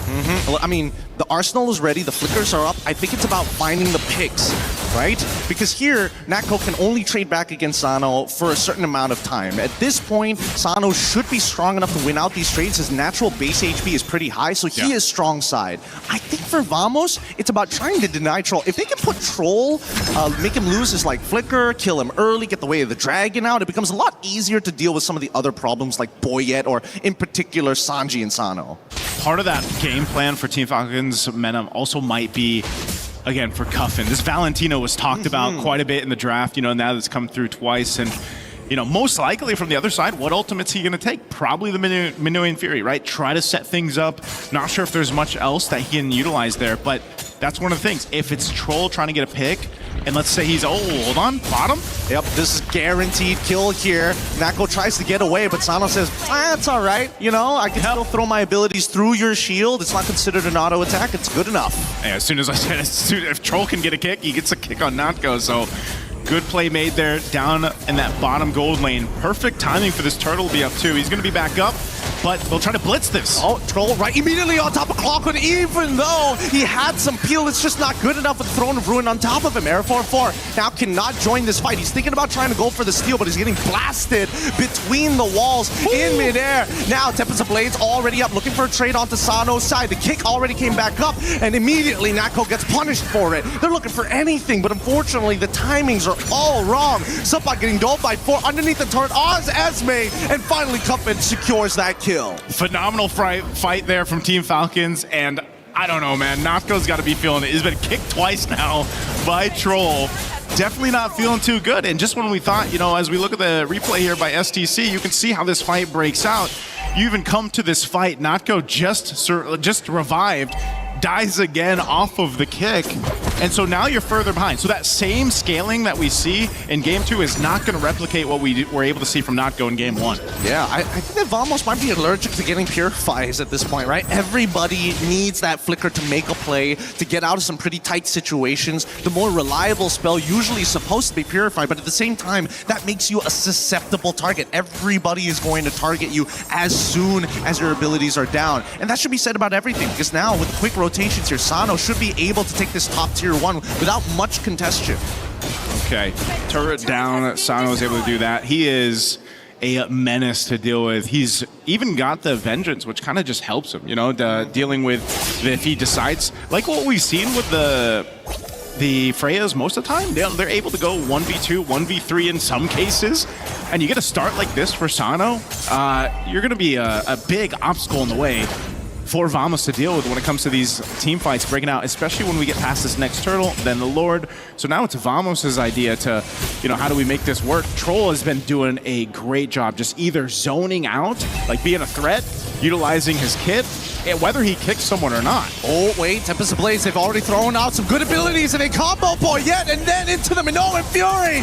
Oh my god, it's a massacre! And now Sano looking to clean up the backline. Throne of Ruin does not connect, and Zeke, if he knows he's done for. Gets the heal just in time, and now Supa and Air4-4 need a 1v2. Sano and Sanji is trying to peel them off, but luckily they've got the DPS from Natco's side.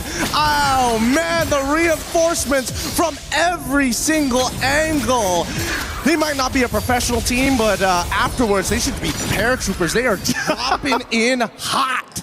Oh man, they have the clear signal to drop in. They went through. Unfortunate they could have capped out the kill. Last one on Sanji, but he is an Alice. That is a quick turnaround for Vamos. I mean, granted everything that happened there, they did have to expend a whole lot. We're talking about battle spells, the ultimates that they needed. They took him to the bouncy house, right? That's what the Minotaur does, man. He sends everyone into the air. You get thrown up there. That's a clear signal for Arrow 404 on the Ling to come in with that Tempest Blades and pick up some kills. So again, it's the nature of making these kits work synergistically as they now focus on Sanji here. Look at this, look at this, look at the way that they're zoning out. Like, what is Sanji supposed to do? If they play a traditional front to back, Vamos wins that every single time. So Falcons are trying to just snap their elbows, break their joints to kind of open up the formation. Yeah, a whole lot being broken here at this point. An attempt from Boyette on the flank. It's good. Sano's trying Minoan Fury to try and buy a little bit of time as Natco repositions. Supa trying to peel the best of these camp, but they've already lost Clockhood, and now Arrow 404 needs to make the difference. Way of the Dragon already kicked, and the Terrify as well, but luckily able to get the Blade of Tempest in time. Natco needs to be a threat. They take out Troll, and they should walk away from this, but they get Sano on the way out. Oh man. It was almost so good of a team fight there. Oh, whoa. Throwing a Ruin into 2. Can he actually get enough to kill him off? 1 HP! And Sanji gets Natco. What happened with that fight, man? We went back and forth. I thought Vamos was going to go ahead and disengage after that. They end up going for it again. So Falcons Mena ends up capitalizing a couple kills. That's better for them than that would have been, but still. What a bloodbath it's been. Lord's coming up in 10. Both teams showcasing they just want to fight it out. This Throne of Ruin initiation able to go ahead and take out Natco. Delaying them a little bit more was crucial here for Falcons Mena. Man, that was definitely a never back down, never what moment. Both sides just refusing to let the kill score get anywhere past them. 1.4K, no big deal. But if they get one more kill than us, nah, we're going to throw everything and see whether it sticks. Wait, Troll actually spots him up. Can they actually intercept this? I don't think so. Yeah, I don't think they're going to be able to. I think they just have that vision on him again. Trying to keep tabs on Arrow 4. Mind you, he has not died. Look at this. Oh man, it's gonna be Bruiser Harley, and finally some damage, and that's the third item with the Divine Glaive. Let's see how they play this out, because Arrow 404 is definitely going to be able to get that Lord first. Considering the positions of Falcons, like, they've got a widespread net, but they also understand the main damage dealers just don't have enough stats to finish the job. I just can't picture that Brute Force breastplate under that wizard robe, man. He's like, I can't be getting all these hits. How much you want to bet it's underneath the hat? Probably is, for some odd reason, right? So Lord secured. It's going to be marching its way with Vamos here in just a bit. But that's something that Falcons Mena can go ahead and defend against. They have to be able to go ahead and clear this out. Do they have decent clear? I think that's the big question. When you look at the heroes they have, how long can they clear out ways and defend? Maybe this one's fine. You know, first Lord push, they will lose some tier 2 turrets. But ultimately, defending in the base, is this a composition to actually capitalize on that? Really, it is, and I think the only one who has decent wave clear in the later stages has to be Sano, but that's a big risk. He's melee, right? So if he goes up to touch that wave, Vamos is looking to capitalize on that wave. Wow, how did Troll get there? Why is Troll sitting in the mid lane here? He's got a bit of a flank. He's trying to make it happen. Conceal. He finds it. Natco's head. Throwing a rune onto 4 straight into the descent of Valkyries, and now the backline's getting attacked. Arrow 4-4 looking to try and get something underneath the Vamos banner. 10-10, and now it might be 11-10 here as Boyette finds Suppot. Hey, Troll does it again, man. Troll goes off on an angle you wouldn't see. Oh my goodness. With the conceal as well. Finding Natco again. You know, There is no go away from me if it's Troll's Cho. Dude, Troll, he is a sniper here. He is just finding crazy angles. And for now, I would say that these two teams, the power of friendship is strong in both. Yeah, right now too. Lord was basically dealt with. It did get the shield, you know, but ultimately Vamos on the first Lord wasn't really able to get too much off of it.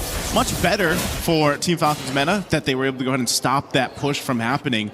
They do maintain the tier 2 mid turret for now, but off of that, again, leading into this next objective is where they want to go ahead and focus on. A winter crown is picked up. Sanji has been doing a phenomenal job on the Alice, man. He's been able to set up Troll again on the hunt. Oh, man, they find an insta-kill, and Natko just disappears into dust. His Clockwind is the only damage dealer next to the Blade of Tempest, which you haven't seen me use yet. Arrow 4-4, he was too busy clearing those waves, and it's forcing Falcons to make a choice. There's no wave to deal with right now, and they might lose an inhibitor on bot side for nothing. All for this purple buff. Okay, choke out what you can, continue to find Natko. Vamos has to do something about this. They can't just let Troll continue on coming off from that backside and then just kicking Natko. When you lose your gold laner like that, your damage is really expended. Yes, you still have a Ling. Yeah, you still have the Eudora for that magical damage there, but man, losing the Melissa, especially if we were supposed to be popping out all of that damage in these team fights, it's a big problem to deal with, and Troll's been just everywhere. When you don't even expect him, he's just giving an information like this to the rest of the team. Yeah, they got to bring those phones closer to their eyes, unfortunately. It's really tough to see the conceal, especially when you're so close to a wall. It just looks like just a moving shadow. Arrow 4-4 losing 50% of his HP. Not great. He needs to heal back up by auto-attacking. They want to blitz. Oh, here comes Throne Ruin. They want Blade Tempest already comes up, and they called it with a flicker. Arrow 4 does fine. At least the Lord, but Natko, he's able to start kiting them out. This was the problem, and Owen Fury catches onto one, but the backline Asano needs to get at least one, but it's too late. Clockwind, really good peel. No flickers being used by Zkeep or Clockwind as the rest of the team now takes advantage of Falcons. Yeah, again, I don't know if Falcons Meta just kind of got scrambled around with trying to keep tabs on Arrow 404, or, you know, that's the nature of having the Ling, but then this was a really good play. As we look at the replay here brought to us by STC, you can see this. They blitzed that Lord. They made the quick decision to go for it. That Go of Me was already dropped down. That is massive in that fight there to keep Natko protected finally. Yeah. And to be able to stay alive. Again, that's what I was talking about, man. The damage. Look at the poor man. He is force-feeding him water, but luckily he's still Hey, look, there's a very different sound here. I'll tell you. Wait until Gore gets picked up and I'll show you the Mystic Gush. But in the meantime, this is the big problem with sieging, especially with Melissa. One of her greatest strengths is throwing muddles past the wave so that Falcons can't walk up and you can poke them out early. Conceal out, okay, Deadly Magic too, but Zkeep, he's already in that front lines. He's paying attention. Okay, Cuffin's got the Minoan Fury. Are they going to go for this mid-turret? Minoan Fury coming out. Oh no! But the back line getting attacked already. Zkeep is already dead. Throne Ruin is great, but the Blade of Tempest might just be a little bit better. Boyet down to the ground, and they're looking for one more in Alice 2 for the triple. Oh, it's only Troll alive. He's going to try to clear out the waves. He kicks Arrow 404. Uh-oh. There's nothing he can do off that. No, truly nothing. Truly nothing. And that's the danger of Ling in these assassin matchups. Ling is so good at one-shotting you. You can be the most mobile hero in the world, but if you don't got those iframes, it's a dangerous game of ball. Very tough first match there for Falcons Meta. Off of it, Vamos, they knew the game plan. They got stalled out a little bit. But it was just one of those cases, again, where this composition, man, worked out in their favor.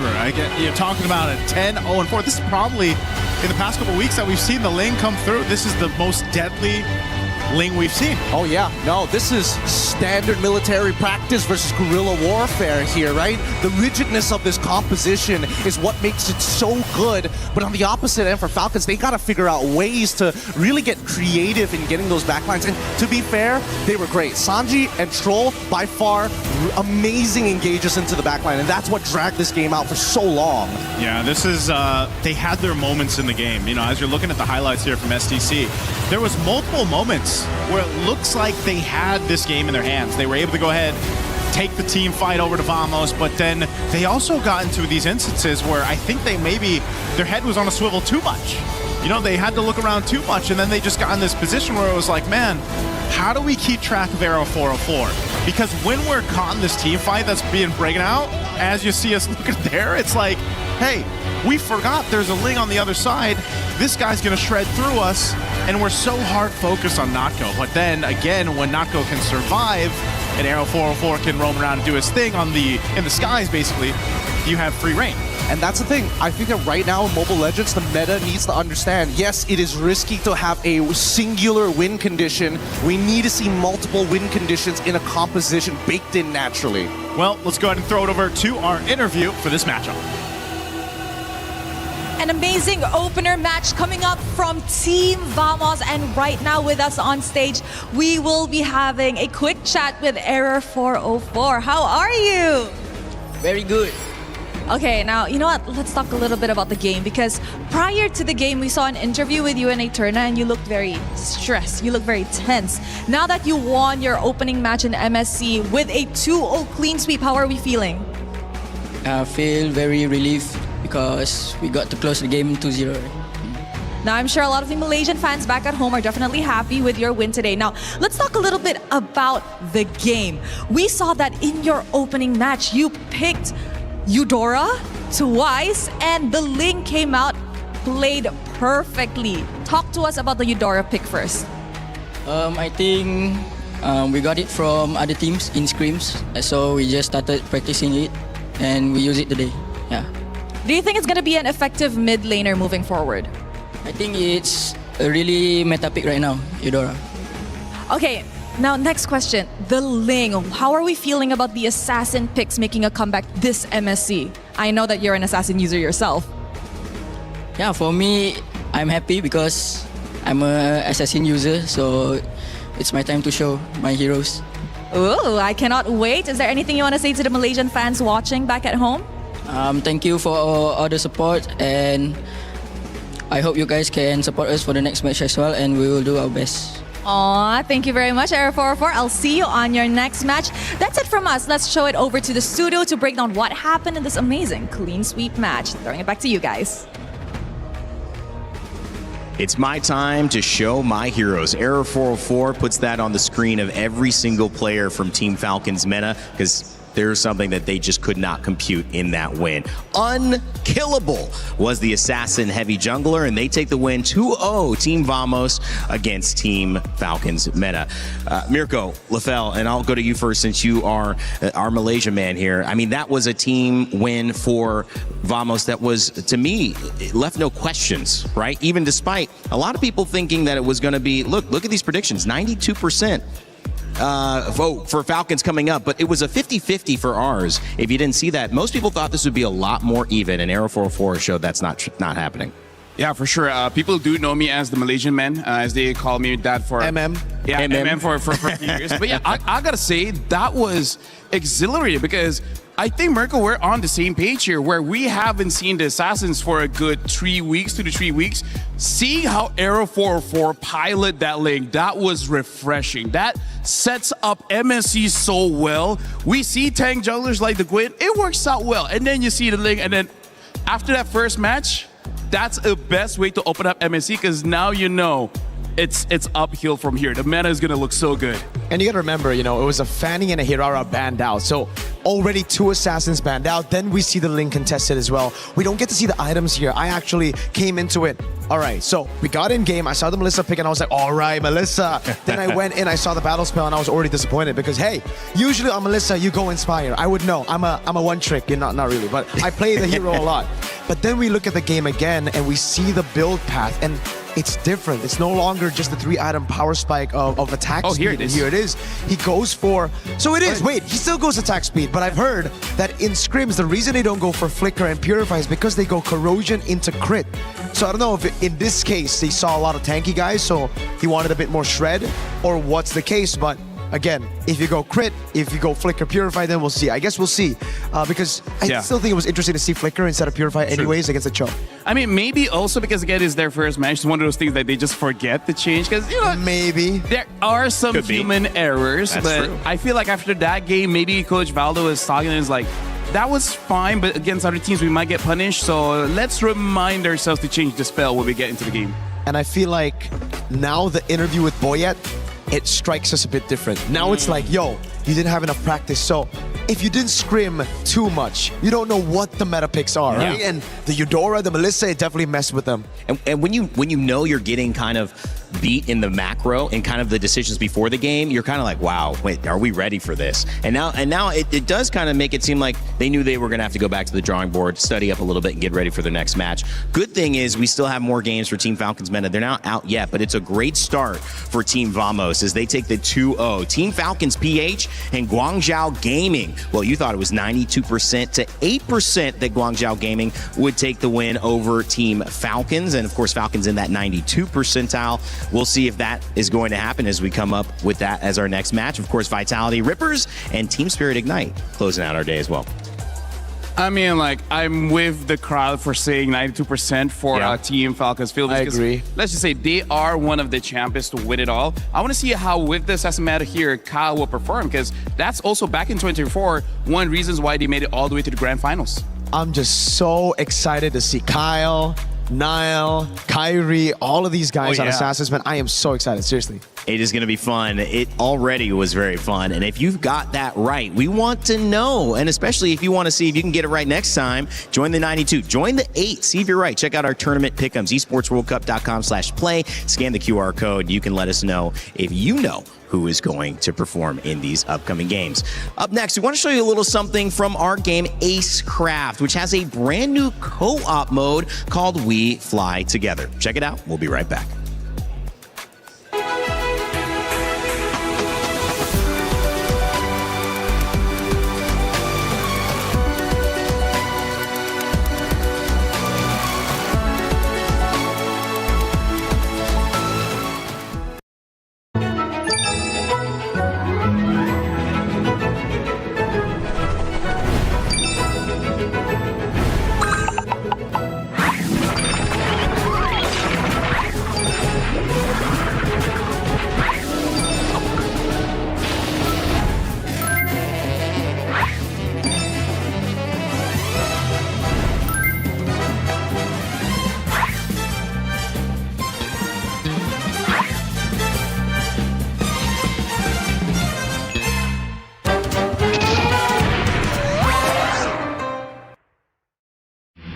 A lot of people are haunted by their past. I'm inspired by it.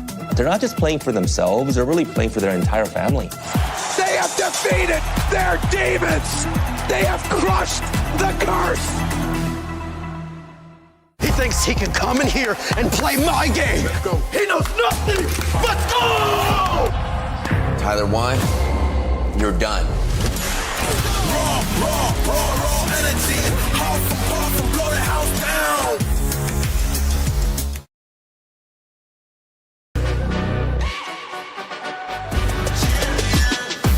Ain't no regular thing. Came for the ring, you know what I mean. You see my name in the lights, better get right, I'm champion.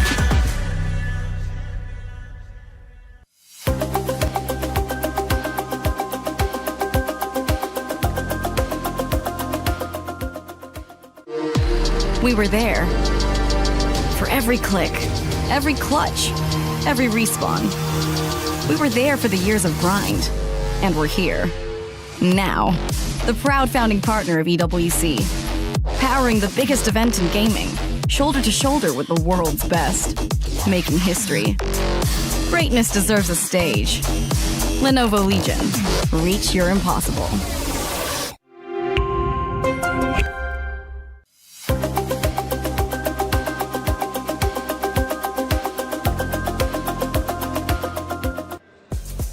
Well, not only can you watch EWC and MLBB MSC at EWC 2026 with all of our YouTube and Twitch official channels, you can also become a co-streamer and join in on the action. If you want to do so, make sure to check it out and go to our creator program, which will allow you to not only earn some cool prizes, but also help to build an audience with the great content that is available here to be put on Showcase. So if you're ready to join, check out that QR code, scan it with your phone, and become a co-streamer. We'd love to have you as well. And if you just want to watch, that's okay too. You know, if you want. But hey, we'd love to have you here. Rain Day back on the desk with Mirko and LaFell as we start to preview our next matchup in today's 4-game series. And we've got Team Falcons yet again, this time PH versus Guangzhou Gaming. Fellas, just some initial thoughts on what it looks like to see Team Falcons after missing all of the international events last year, finally back on the stage versus Guangzhou and their first international here.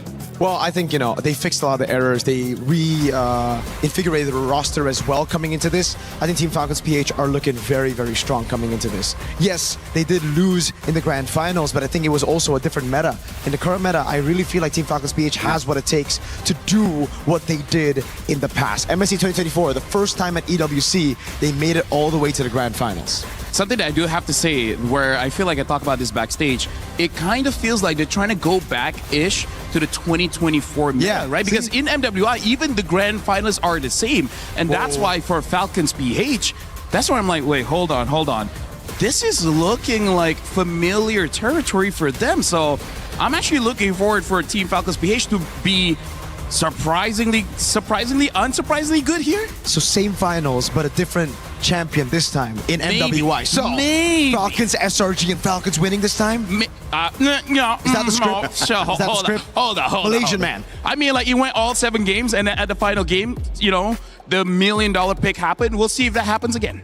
I mean, there's $1 million on the line here as well, so anything can happen. Falcons PH about to take the stage. This roster filled with great players who want to make their mark here, especially at MSC. We mentioned Guangzhou. We'll talk about them a little bit later. But for the 92% favorites from your votes in the chat, it's time to hear from Flap as we got a chance to catch up with him prior to the start of the set.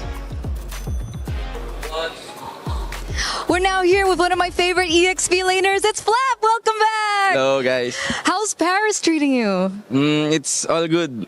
Did you like the food? Did you like the hotel? Everything okay for you? Yeah. This is the best. Oh, this is the best. And we are with one of the best, right? So, Flap, we haven't seen you in quite some time. I think the last time we saw you on an international stage was MSC 2024 runner-ups. What's different for you this time around? The difference is that I'm more hungry to win this championship. But you had breakfast, right? Yeah. Oh, okay. Just, you know, making sure. How did you prepare for your next match here against Guangzhou Gaming? We just trained in the hotel. Yeah. Train in the That's hotel? pretty much it. Anything else so you do specific to Guangzhou Gaming that we should know about? Nothing specific. Nothing specific? Yeah, we're ready. Yes. They're ready. We're ready as well. Flap, good luck. Thank you so much. Over back to you. Flap, a 2-time M-Series world champion, M2 and M5. He's got to play a big role in today. Mirko, Falcons are going to do well. Absolutely. He's crucial to Falcons winning. And what the heck? You might be right. What's going on with these players when they get interviewed by ENTRÁ?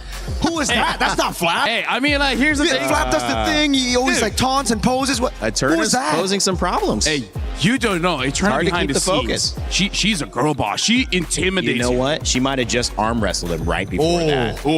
With 2 hands as well. And then he was like trying to catch his breath and just get ready to go. I think that could be it. That could be it. That could be it, honestly. You guys haven't seen ENTRÁ. Like, she's strong. Yeah. She's like, what, 82 kgs now? Yeah, she's strong for a twig. Oh my gosh, we're having some fun here on the desk. We got plenty of time to talk Falcons, and we got plenty of time to talk Guangzhou as well. As a roster, these guys have been really effective, and obviously coming from China, this is a very important story for them. Yes. It is their first international event this year, and I think this is an opportunity, hopefully, for them to not only be a hope for China, but also to be starting a path which they hope to finish as they improve as a roster. We had a chance to catch up with May again, so hopefully he can get some words down with Wolf and ENTRÁ. Hey, returning here with Team Captain May. And of course, we do have Wolf here to help translate this coming into this next matchup. So first and foremost, what was your reaction coming into this, knowing that you are going to be up against Team Falcon first?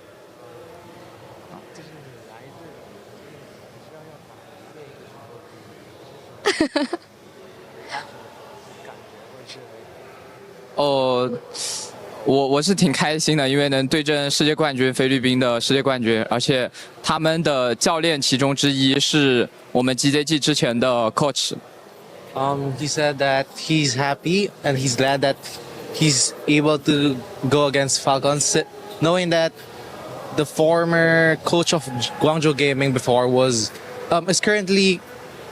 currently a coach of Falcons, which is Coach Ren. Okay, so they used to coach you. Do you have maybe a message to Coach Ren?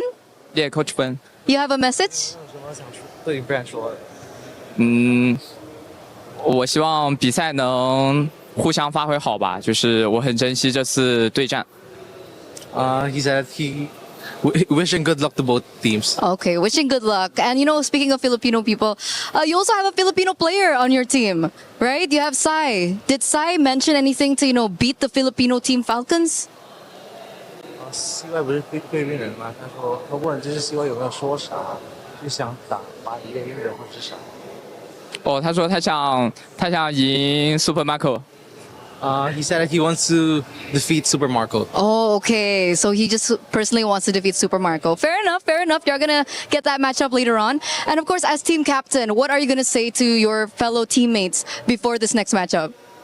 你作为队长，你有没有什么想跟你自己队友说的？我觉得就放轻松一点打吧，因为比赛有很多。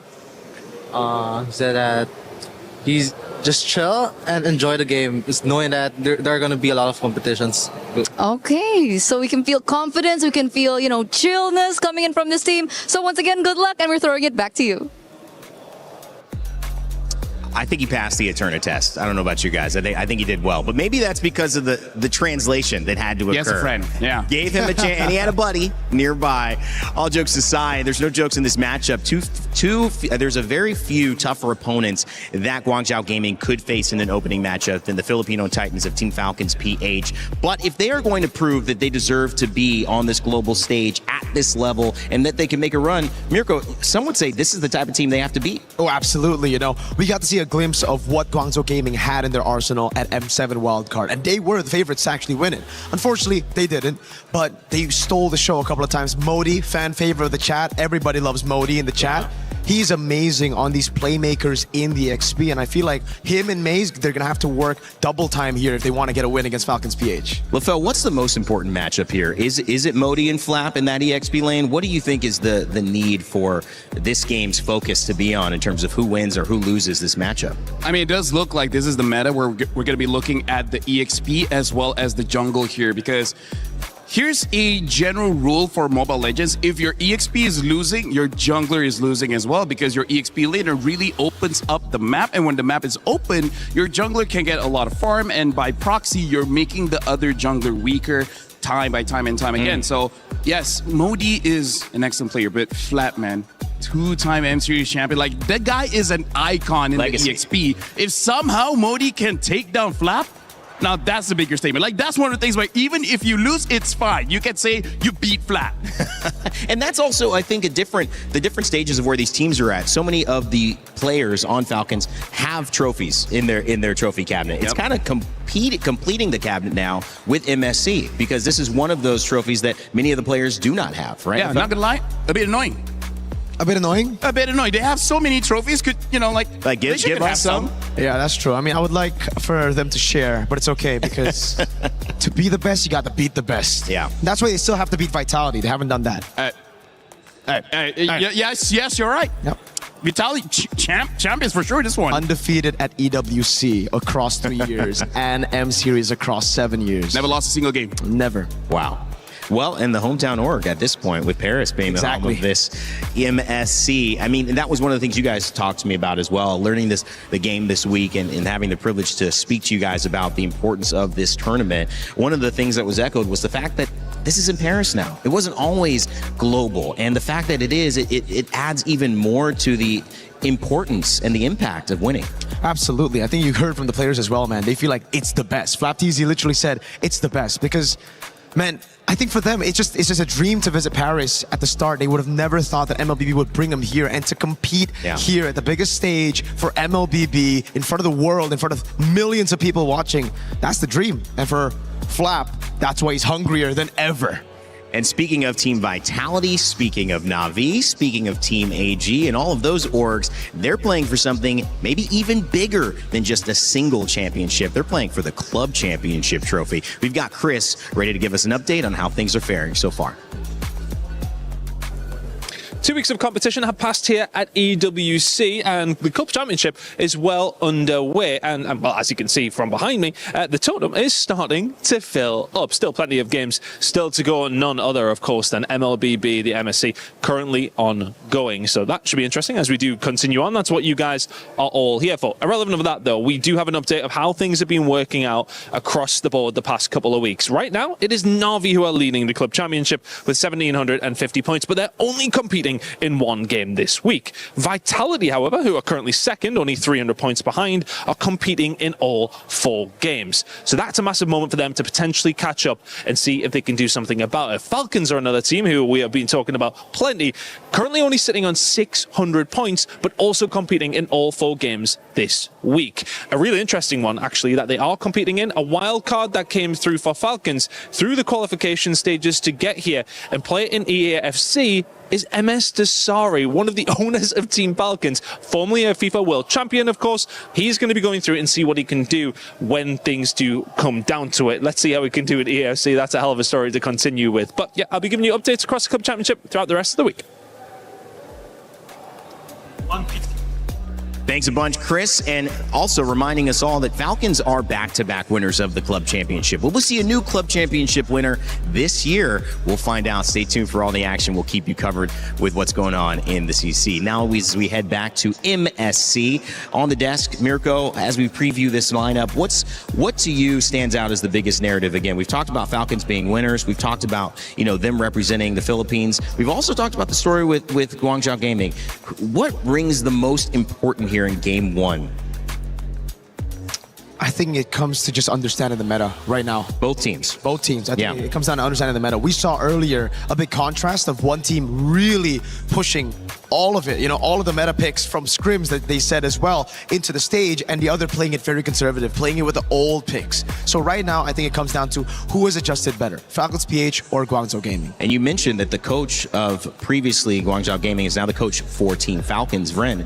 How does that play into maybe feeling comfortable, LaFell, that they kind of know what's going to show up for Falcons, or for Falcons feeling that they know some of their opponents? Yeah, it's good for Falcons for sure, because at this point, they know the identity of Guangzhou Gaming, and that's also the other thing. Like, meta is very important, but you cannot stray too far away from your own identity, because you might end up making mistakes just because you're breaking out of your habits. There are some habits that's good for you to break out of, but some of them is so drastic to the point where you're getting out of character, your passion is not there, and your decision making might be the worst. So for Guangzhou Gaming, I do believe they need to follow the meta, because if not, they're gonna get stomped. But at the same time, you gotta follow your identity. Which so far, coming in from the China region, it's all about that gold lane. They try to make the gold lane the strong lane. We'll see if they can do that. And that is going to be difficult from what I just saw. I mean, with Error 404 dominating the game like that, you can just see that assassins in the jungle, Mirko, I mean, if they're played at that level, they are going to need to be dealt with. Oh yeah, it's going to be very, very tough, especially when Kyle Teasy's on that lane, that Fanny, any of assassins that he can get his hands on. Again, we saw Fanny and Hirara banned. If we see a Hirara game, it's going to be ridiculous. But also, though, I'm glad that we got to see the Minotaur in game number 1, because if it wasn't for that, I think May is going to hesitate a bit on that pick. It is a pick that they've actually found a lot of comfort with, playing it a lot in the M7 qualifiers for the Chinese teams, and coming into this, I still think it makes sense with the identity that they have. Play around team fights. Yep. By the way, I gotta say, Mirko as well as Rain, this is gonna be our second match, but I'm already seeing that the bans are gonna be something the coaches are gonna have trouble with, because now with the assassins coming up, a lot of assassins has to be respect banned, and that will become a problem. When you know a team can't use these certain assassins, there's gonna be a big difference when it comes to the bans here, where certain teams like Vamos, like Falcons, maybe even Team Liquid, making it so that they're gonna win the draft just by proxy of a threat that's not even there just yet. The winner of this match will face off against Team Vitality versus True Rippers, our next match's winner, while the loser will face the loser in an elimination match. Remember, we are going into an upper and a lower bracket for both Group A and for Group B. So that will be maybe different if you're used to certain upper brackets and lower brackets that combine these groups. No, it's going to be different. So Group A, the teams you're seeing here, are going to be playing against other Group A opponents. So every single match is going to impact every single other match. There's something to learn from every single game that we're watching here, especially if you're one of the teams that didn't do well and it's going to be waiting in the wings, like Team Falcons Meta previously against Team Vamos. Guys, I just got to say, predictions. Do you think Falcons is taking this one to start off? Yes. Coming in stronger? Yes. Yes? Yes. Is there pretty confident, yes. Very confident, yes. Yeah, no hesitation, yes. If Guangzhou's going to steal it, what do they have to do? Quick thought. Is it just get a better draft? They got to shut down Kyle. Is it overperform? But that's one of those things that's easier said than done. Okay. They got to shut down Marco, Kyle, Haji, Owen, and Flap. They got to shut everybody down. We'll see if Guangzhou Gaming can impress yet again as they face off versus Team Falcons PH in our Game 2. Yes, my friends, that is the setup for our second matchup for today. But first up, quick recap, right? We have two dark horses to open things up for our matches here, Rose, at MSC. And happy for Vamos. They got it in. Yes, indeed. Hala Vamos for the Malaysians back at home. That was an incredible series. 2-0. A lot of amazing picks off the board. But now we enter the second match of the day where we will be seeing Falcons Philippines going up against Guangzhou Gaming. Yes, this is a pickup in its own right. It's a fight between a giant and newcomers in there. I can't wait to get this one started. So without further ado, ladies and gentlemen, join me in welcoming Falcons Philippines. The last time that they were on this very stage, they went all the way to the grand finals. Now the question is, this time, will they be able to start their journey on the right foot after not being in MSC 2025? That is indeed a lot of pressure on their back, but of course, no game is complete with only one team. Please join me in welcoming their opponents, Guangzhou Gaming!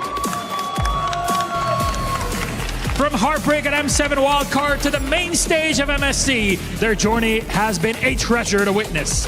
As the rising tide lifts the ships of their region, their goal is clear. Show the established powerhouses that there's new challengers for them to fear. Ooh, this matchup is going to be interesting because like I've mentioned, Falcons Philippines went all the way to the grand finals, meaning they are veterans, they are contenders. However, Guangzhou Gaming, on the other hand, they are the newcomers. Will an upset happen in today's match? It's the cool part of it. Everybody loves an underdog story, and this game has it in space. So please, gentlemen, Guangzhou, please place your keys, please, Team Falcons. Remember, captains, to shake your hands before this game starts, and we'll see it. They're gonna go to the middle, and well, the handshake. It's all love and care, but in the server, it looks different. Let's send them then to our desk to get our game started. Thank you so much, Rose and Milos. Man, it's a fun green room with those two. Some great talent and some great games starting us off here for MLBB, MSC in Paris, France. 16 of the best teams in the world vying for that $1 million prize pool. Now it's time for China to see what they can do against some of the all-stars of the Philippines representing Team Falcons in our second series of 4 for today. As we kick off the draft, we've got Mirko and Lafell with me. Hey. And guys, this is important. If Guangzhou's going to do it, you guys said maybe an uphill battle. The audience thinks so too. 8% only thinking that they can get the job done. They're going to have to do something in this draft to surprise Falcons. Look at him. He's locked in. Tied his hair real quick. Right now, I do have to say, if you're new to MLBB, one of the reasons why I feel Falcons Philippines will win this one is, in the current meta, if you lose the first 2 minutes of the game, it's actually very hard to come back into the game just by how the jungle has changed in terms of the values and everything like that. And Falcons Philippines have, I would say, all across the board, one of the best laners in every lane. Flap is amazing in the EXP. Super Marco is amazing in the gold. and it makes it so that winning those lanes is going to be very difficult. And I'm just worried if Falcons just wins the first turtle fight, and then they just start controlling the jungle, and then it just becomes an unfair battle. Yeah, I'm a fan of that up until I think like a point that I want to talk about would be, I think the first 2 minutes. I don't think the first 2 minutes dictates the entire game. We saw it earlier as well for Falcons versus Vamos. So I think we push it back to maybe 6. I think around Turtle 2, whoever gets snowballing from there, then it gets really tough to come back. But even then, I'm not too sure because we've been seeing utility versus assassin. We've seen a weird, off-meta assassin in the Harley against a meta assassin. I want to see how it looks like if it's like a Fanny versus Ling, if it's a Fanny versus Hirara versus Ling, or heck, even a Nolan, right? Because then I'd say there's going to be a lot of room for comebacks. I'm just thinking that we won't be seeing the Fanny. Like, unless... Yeah, probably not. Unless the jungler is at best a B tier Fanny, I don't see the Fanny letting out of the bans. How common is it as we take a look at the map reveal? Hold that question for the draft. Will it be another Broken Walls? Or will we get a mix-up? It's Expanding River this time around. LaFell, your thoughts on finally a new map here? Yeah, Expanding Rivers make it so that winning in the lanes is going to be that much more important, making it so that you can go through the neutral objectives like the Turtle as well as the Lord much, much faster. So now the lane matchups gets even more punishing, honestly. So if you're winning lane, you have even more access to the jungle, basically. You can snowball that. Can rotate around very, very quickly. So I guess we'll find out again what picks get picked up for both the teams here. Very interesting here. Looks like Falcons is going to be the first pick, betting out the Belleric as well as the Claude. So this looks like they got a lot of information going up against Guangzhou Gaming, and I guess that's good for them considering the old coach from Guangzhou went over to Falcon. So this is the advantage that we see, that we don't need to ban meta picks. We just got to ban the picks that you know how to play. Talk to me about the Eudora. You were excited about that. You got a little inside info on that. I'm not knowing where it came from. I'm not like teasing you about it and saying reveal, but clearly has been an impact. 2 picks already. You've seen her in every game. You expect to see her here?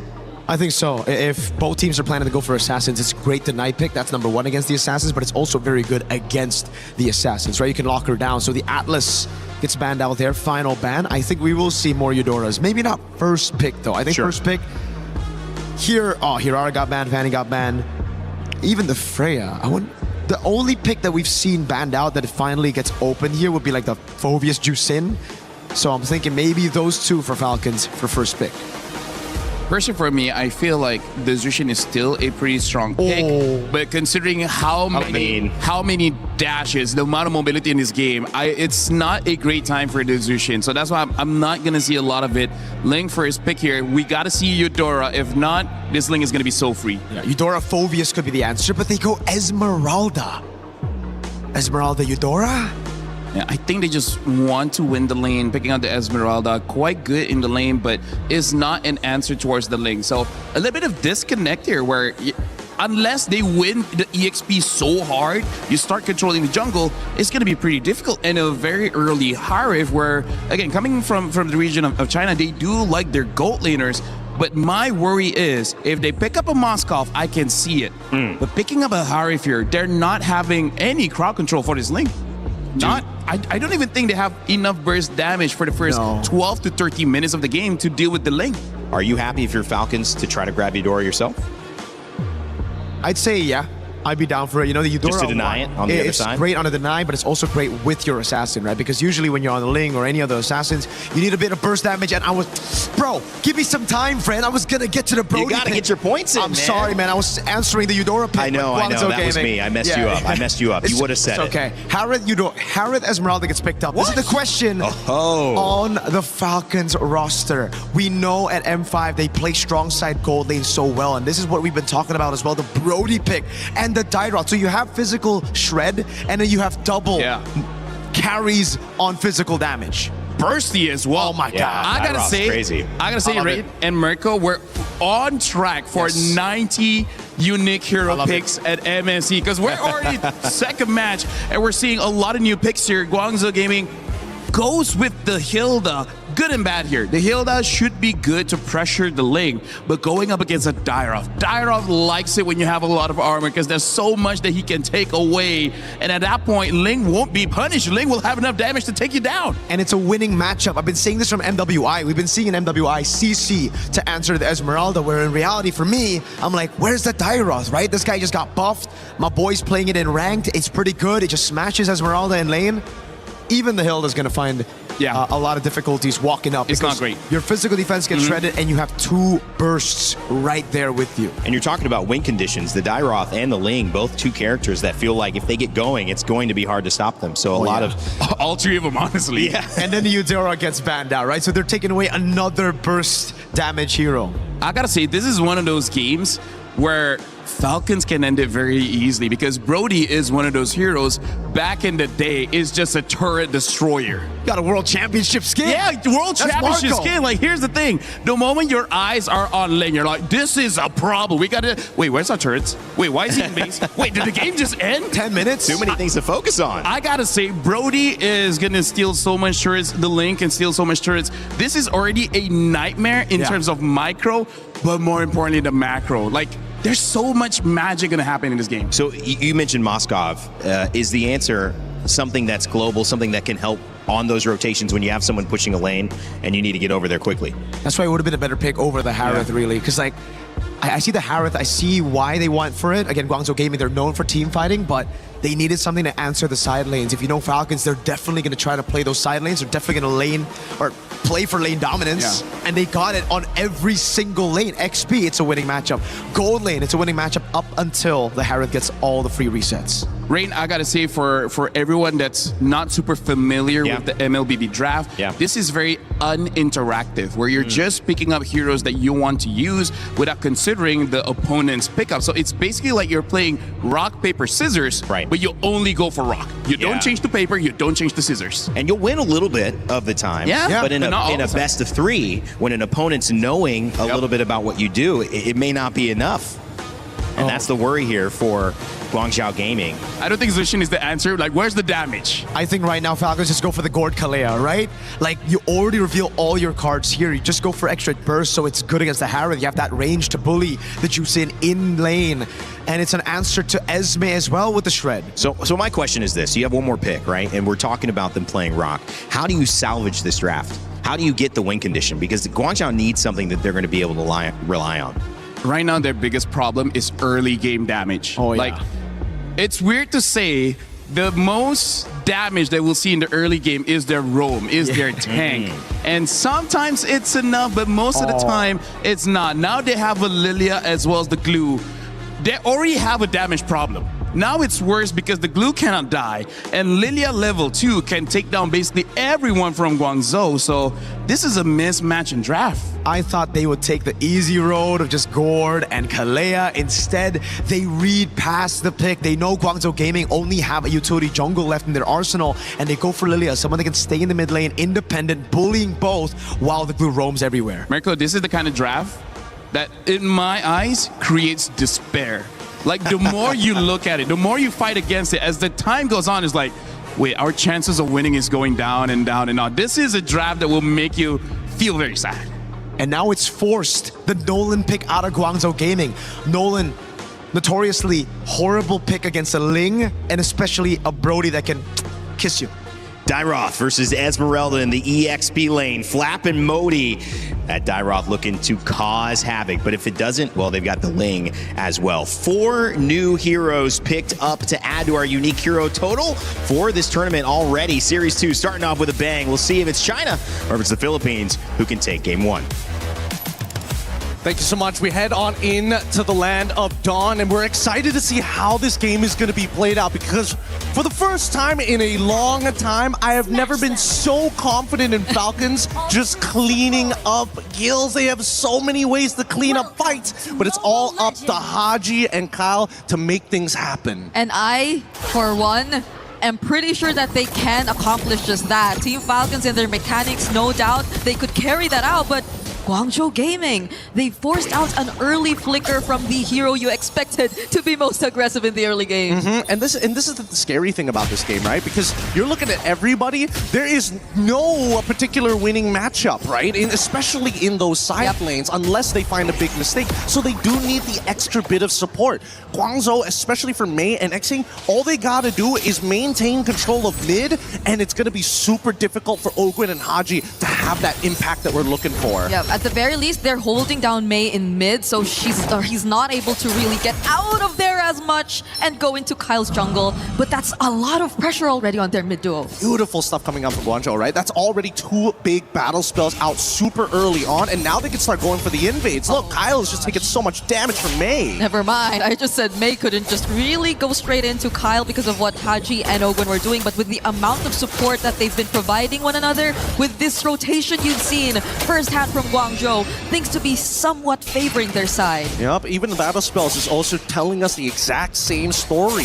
Falcons, they want this early game to be good for them. They want to speed things up. Right now, CY trying to bait something out as recall is very nearby, but I'm also curious, right? Because from Guangzhou's POV, I would have imagined that they would have gone for, like, maybe, I don't know, something a little tankier early on. Like, now they're stuck with this Nolan. They, too, have a certain degree of a timer. Yeah, so maybe that's also why you see them really trying to pick up the pace and make sure that everything goes right in the early game for them, because they somewhat picked up on jungler that also has to keep up, but at least they're holding majority of the positioning here in the turtle so far. Flicker's already forced down! Ogwin actually falls to the hands of Guangzhou as first blood, and it seems to be going all the way over to Guangzhou. It's only Kyle left, and even Kyle doesn't make it out alive. What a start for Guangzhou here. Zipper, we need a replay of that. That was a beautiful fight coming out from Guangzhou. Like, it is... Ogwin was already looking to actually put that final nail in the coffin, but keep your eyes here as Mei flickers out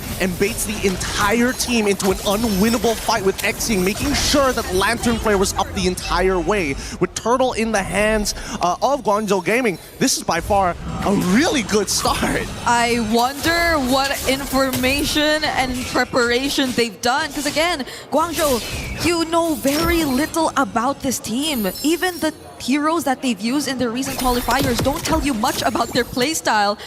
But what has changed? Why have they seemed to adapt so well to the current meta despite them picking or having these heroes which Falcons attempted to counter? Well, I think, you know, it's a lot of research, and I definitely think, you know, the length of the MPL PH definitely played a part of that. That's true. Unintentionally, but here, when it comes down to the meta, that's what everybody's trying to figure out. What is not only the meta game for the game, but specifically for the tournament? We need to see that develop throughout. But with the lead that they have 4-1, I'm expecting Guangzhou to play more reactively, right? Yeah. They want to make sure they punish the Falcons everywhere they go. They need a man-to-man defense and make sure that Haji doesn't scale too fast. And honestly, that tournament meta, I feel, is something we won't really get to figure out until maybe day 3 or 4. I mean, we can speculate. Because day 1, first 2 matches in series have already shown us so much of the more unorthodox picks already. Well, is it unorthodox, or are they just ahead of the metagame? We won't know until day 2 or 3, but in the meantime, you can see both teams high contention for this mid lane. It's less about the side lanes. The side lanes are kind of independent until we can get the mid trio to move in their direction. Guangzhou going to take that first move as they send supports to the top side. Yep, at least for Falcons and their sides, they're doing really okay. It's a Brody and a Dairoth, which you pretty much expect to win their lane, and so despite Falcons not really winning out massively in terms of their mid, they're not really in need of that much rotations, but that's the thing. Guangzhou might just really take advantage of this entire situation, but it's already Ogwin here up top, already trying to somewhat provide a bit of help. Does catch Sai, but it's gonna be Ogwin all alone this time. Now he's trapped against 3. Do they have enough damage? Do they have enough burst? That's a Crimson Beacon in and a stun. Guangzhou eventually take him out, and Super Marco looking like the next target torn about memory, but he doesn't find anyone, but he still survives. Just a bit, it's an outplay. 2 goal laters go down. No way, no way. Oh, the auto attacks just weren't big enough. He didn't have the physical damage. It is unfortunately, a magic marksman dependent on skill cooldowns and abilities. That's gotta feel so bad. When you thought you were about to kill him, guess what? Quantum charge, walk away. Okay, here goes the replay. So he was definitely left all alone there. I think he kind of survived it for a bit longer than we expected him to. But what a play. Even the coaching staff thought it was unbelievable. For the second time around, what? Super Marco not having a great time now. Recall said, team, we're not going to let this happen again. Let me show you how it's done on a Nolan. But on the opposite end, we're not seeing Falcons waste too much time here. If you notice that the gold lead, despite it being 2-7, for some reason it's only 900. By this stage, you're expecting somewhat of a 1K, a 2K gold lead. Oh, Black Shoes already forced out too. They get to find Haji and land another stun, forcing out the flicker. There goes Flap trying to defend, and they outplay Mei in mid. A small win for Falcons this time. Really nice play coming in from Flap as well. Now you're seeing that the traditional lane roles, they're starting to get mixed up a lot, right? What is Dairoth doing up here to maybe try and help Ogwen and Super Marco? He reveals himself, but all of this is so that Kyle can scale up a little bit faster, taking the wave as well. Yep, they're at the least maybe trying to slow down a bit and maybe go for the farm, because clearly Guangzhou Gaming have taken charge of the early game, and that's exactly according to plan so far. So maybe less of the direct one-on-one counters, and now we see more of the 5-on-5 rotations come into play. Recall though, very confident right now on this Nolan, forcing out the Black Shoes again. Yeah, and honestly, there's no reason to actually contest for the turtle, because they know for a fact, hey, Nolan, his retribution is coming up, but without his ult, that's fine. That means he can't really get in and out as effectively. But when they're rushing it down, that's where it gets scary, and now they look for the opportunity. That's a flicker from Ogwen. No Crimson Beacon left for XYang, but Recall! He wins out on the objective yet again. Falcons are now trying to go in. Kyle also using the Tempest of Blade. Super Marco joining in the fight, and they already have taken out 3 members of Guangzhou. And that's a huge mistake coming out from GZG. Falcons take advantage of the fact that they were just too close together. 3 people got caught in the snare of the globules. The damage is good coming in from Recall. Oh, Super Marco, is he going to burn to death? Okay, he's fine, he's fine. Yeah, that was close though. And at least Falcons get a bit more space, because it felt like earlier they had to work hard for this space, and they had to juggle between switching lanes here and there just so they could really find some more objectives across the map. But even despite losing that objective, and I believe that was the second turtle that Guangzhou have already secured, they've at least gotten a bit more map control. And now the question is whether or not they've developed enough of a lead. And whatever they had before instantly dissipated in one singular fight. I love the fact that Haji is immediately going for that Wishing Lantern. It's perfect for getting rid of these annoying pokers like Mei, who wants to be in his face, or maybe even Modi, who again hasn't really been able to participate as much as we would like to see. Yep, does run the Vengeance too, so we hopefully do get to see him later on in the team fights, because I feel like that will be a great help to Guangzhou Gaming in terms of actually getting the wins. But Flap, oh no, getting bursted down here by Recall! Oh, nothing that Flap could do. He flickers a little too late, and honestly, I think a lot of his abilities got cancelled out once he got spun into multiple directions. That being said though, Guangzhou looking to try and take out at least one of these turrets, but they decide not to. They give up on it. They see Ogwen and they're like, not again, not again. Nope. This is such a statement you're seeing from Guangzhou, especially Recall. 5-1-2 on the Nolan, when in fact it was a pick who was chosen last. You thought it was just some sort of pick that they were forced to pick up, but the Tempest of Blade just being forced out, and now Guangzhou just confidently standing in front of Team Falcons. Yep, this is going to be a really awkward position for Falcons, because again, they were the ones who wanted to play for the earlier stages. Now they're highly dependent on Kyle to finish up a lot of these fights, or at the very least, Ogwen to try and create that space. Because so far, Super Marco, he's not getting as many auto attacks as he would like. Yep, now they're forced to group up. It's always just Kyle away from the team, and that's the kind of play that they're maybe forced to do at this point. But now it's different. There's an objective that's coming up. So Team Falcons would have to be very, very careful about this. Flap cannot go down first, similar to what has been happening a couple times already in this game. That's going to be the Malefic gun purchase here. Now Super Marco has the range to start hurting people from afar.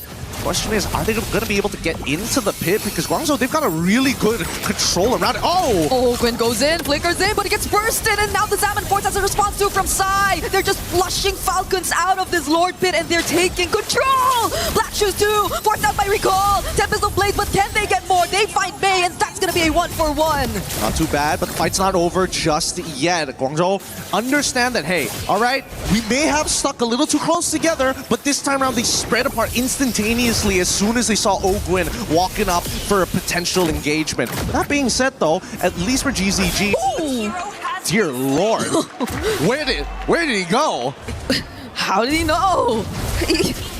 That was okay. I think Falcons now are at a much clearer advantage. Well, they may be at a much clearer advantage, but I don't see this being a free Lord just yet. Like, they're going to try for it, and I want to see what the response is going to be. Because for now, CY is in a pretty good position if he can get that Holy Crystal. Okay, Falcons are starting this objective right now, but Ogwen has a good idea of where majority of them are. Modi jumping in, Kyle just securing it with their Retribution, and now Falcons want to go in for the fight. Sai already using the Salmon Force, but he gets bursted! It's a double kill for Kyle. He's been waiting for this moment. Yeah, he tried a little too hard. Modi, unfortunately, making the mistake walking into the fight without the vengeance. And that stun from Super Marco is such an effective tool, if not at least the mini stuns from both Flap and Ogwen. At this stage, Falcons, based on the items that they have, can really start pressing the advantage when it comes down to structures. Oh, fortunately, Haji got to quickly press on that Black Shoes. Mei, though, looking in danger and will go down in the hands of Team Falcons as Xing only had to Crimson Beacon out and the Lord is still up. Yeah, they don't have an answer to Ogwen right now. Blue can kind of do whatever he wants as long as he doesn't get one shot, can ruin somebody's day. Ooh, look at the damage! Recall getting blasted from halfway across the map.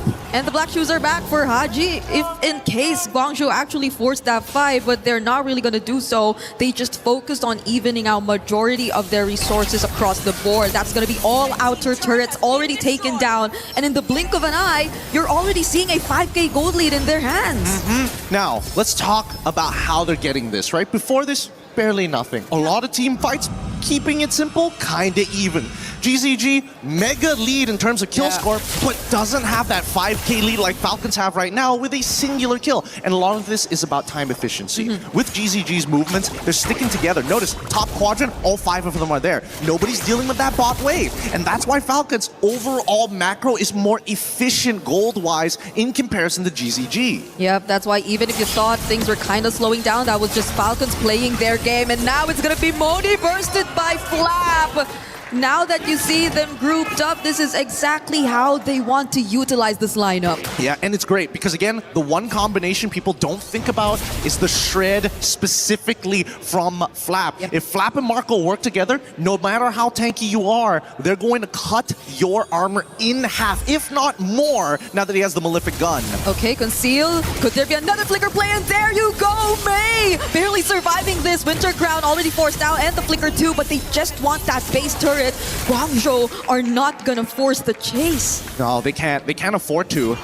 Unfortunately for Guangzhou Gaming, until Psy is, I want to say not just the Holy Crystal at this point, because Ogwen is too big of a problem. I'm trying to figure out how can they bait Ogwen out, or at the very least burst them down, both of which not very good ideas considering the priority list. Because at this point, the only heroes from Guangzhou who maybe can go for some backline plays are just really Recall and Modi, or unless Xing just really wants to go full commit and Crimson Beacon in and they just all jump on Super Marco, but will that be worth it? Because at this point, again, the shred you mentioned, the armor just going down as soon as you approach these heroes who could deal massive damage and penetration.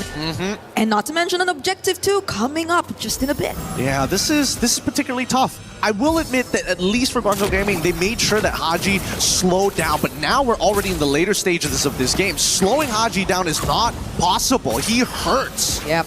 And look at just how well they're guarding majority of the map right now, but Guangzhou are still pushing forward. Recall, though, is about to show himself up top, and that might be enough room for Falcons to be a bit more aggressive with bursting down this objective.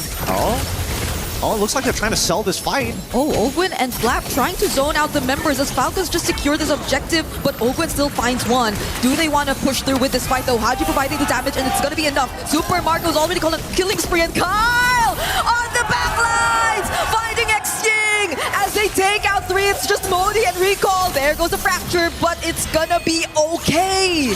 They've been dancing around and they know they've got an endgame angle. Unfortunately for GZG, the biggest problem with their composition is they don't have the best wave clear. They have to commit a lot of bombs to make it happen. And now they surprised with yet another flicker, and Modi could not tank the damage anymore. It's gonna be a near wipeout for Guangzhou Gaming as Recall's the only one left. He's trying to defend, but he can't. And Team Falcons with a 10K gold lead, close out game number 1. That was clean. I gotta admit, there were moments there in the early stages that I was worried for Team Falcons, but they showed their experience every single time. If you're looking for the most efficient map team for Golden EXP, these are the boys you need to look at. They were untouchable, at least for the first few moments of the game. So much in the mid took place, but we kind of forgot about their sides, and a lot of how this game eventually would pan out revolved around whether or not the sides got the early that they wanted. At least for them, they actually did. Well, I thought it would be a little bit more, to be fair, because these are like overwhelming odds with the Dairothon as well as Esme, and the patience from at least Haji for taking so much damage from Mei. You can see that in these clips, it's always Mei who's in your face in the early stages of the game, but it didn't tilt them, and they made sure to say, you know what? You're gonna man-to-man defense, we're gonna play your game, we're just gonna play it better. Yeah, let's just go macro from this point onwards. Everything that they did was macro. And yes, Guangzhou, I think they were winning out big on kills, on team fights, on the smaller advantages on the map, but we don't really see them convert it into much. Like, they didn't really get as much map control afterward. They didn't really get to rotate into or convert it into more structures. Oh, that's us. Yeah, surprised of everything that's happening too, but that, I guess, just goes to show how interestingly, Falcons just really turned things around in this game. Yeah, it is great. It is great overall, but the question is, what is going to happen in game number 2? We're going to be throwing it back to the desk and see what they think about this. Thank you, Gideon Brigida. Great cast on game 1. Falcons, PH find a way to get the win, and it was a win indeed.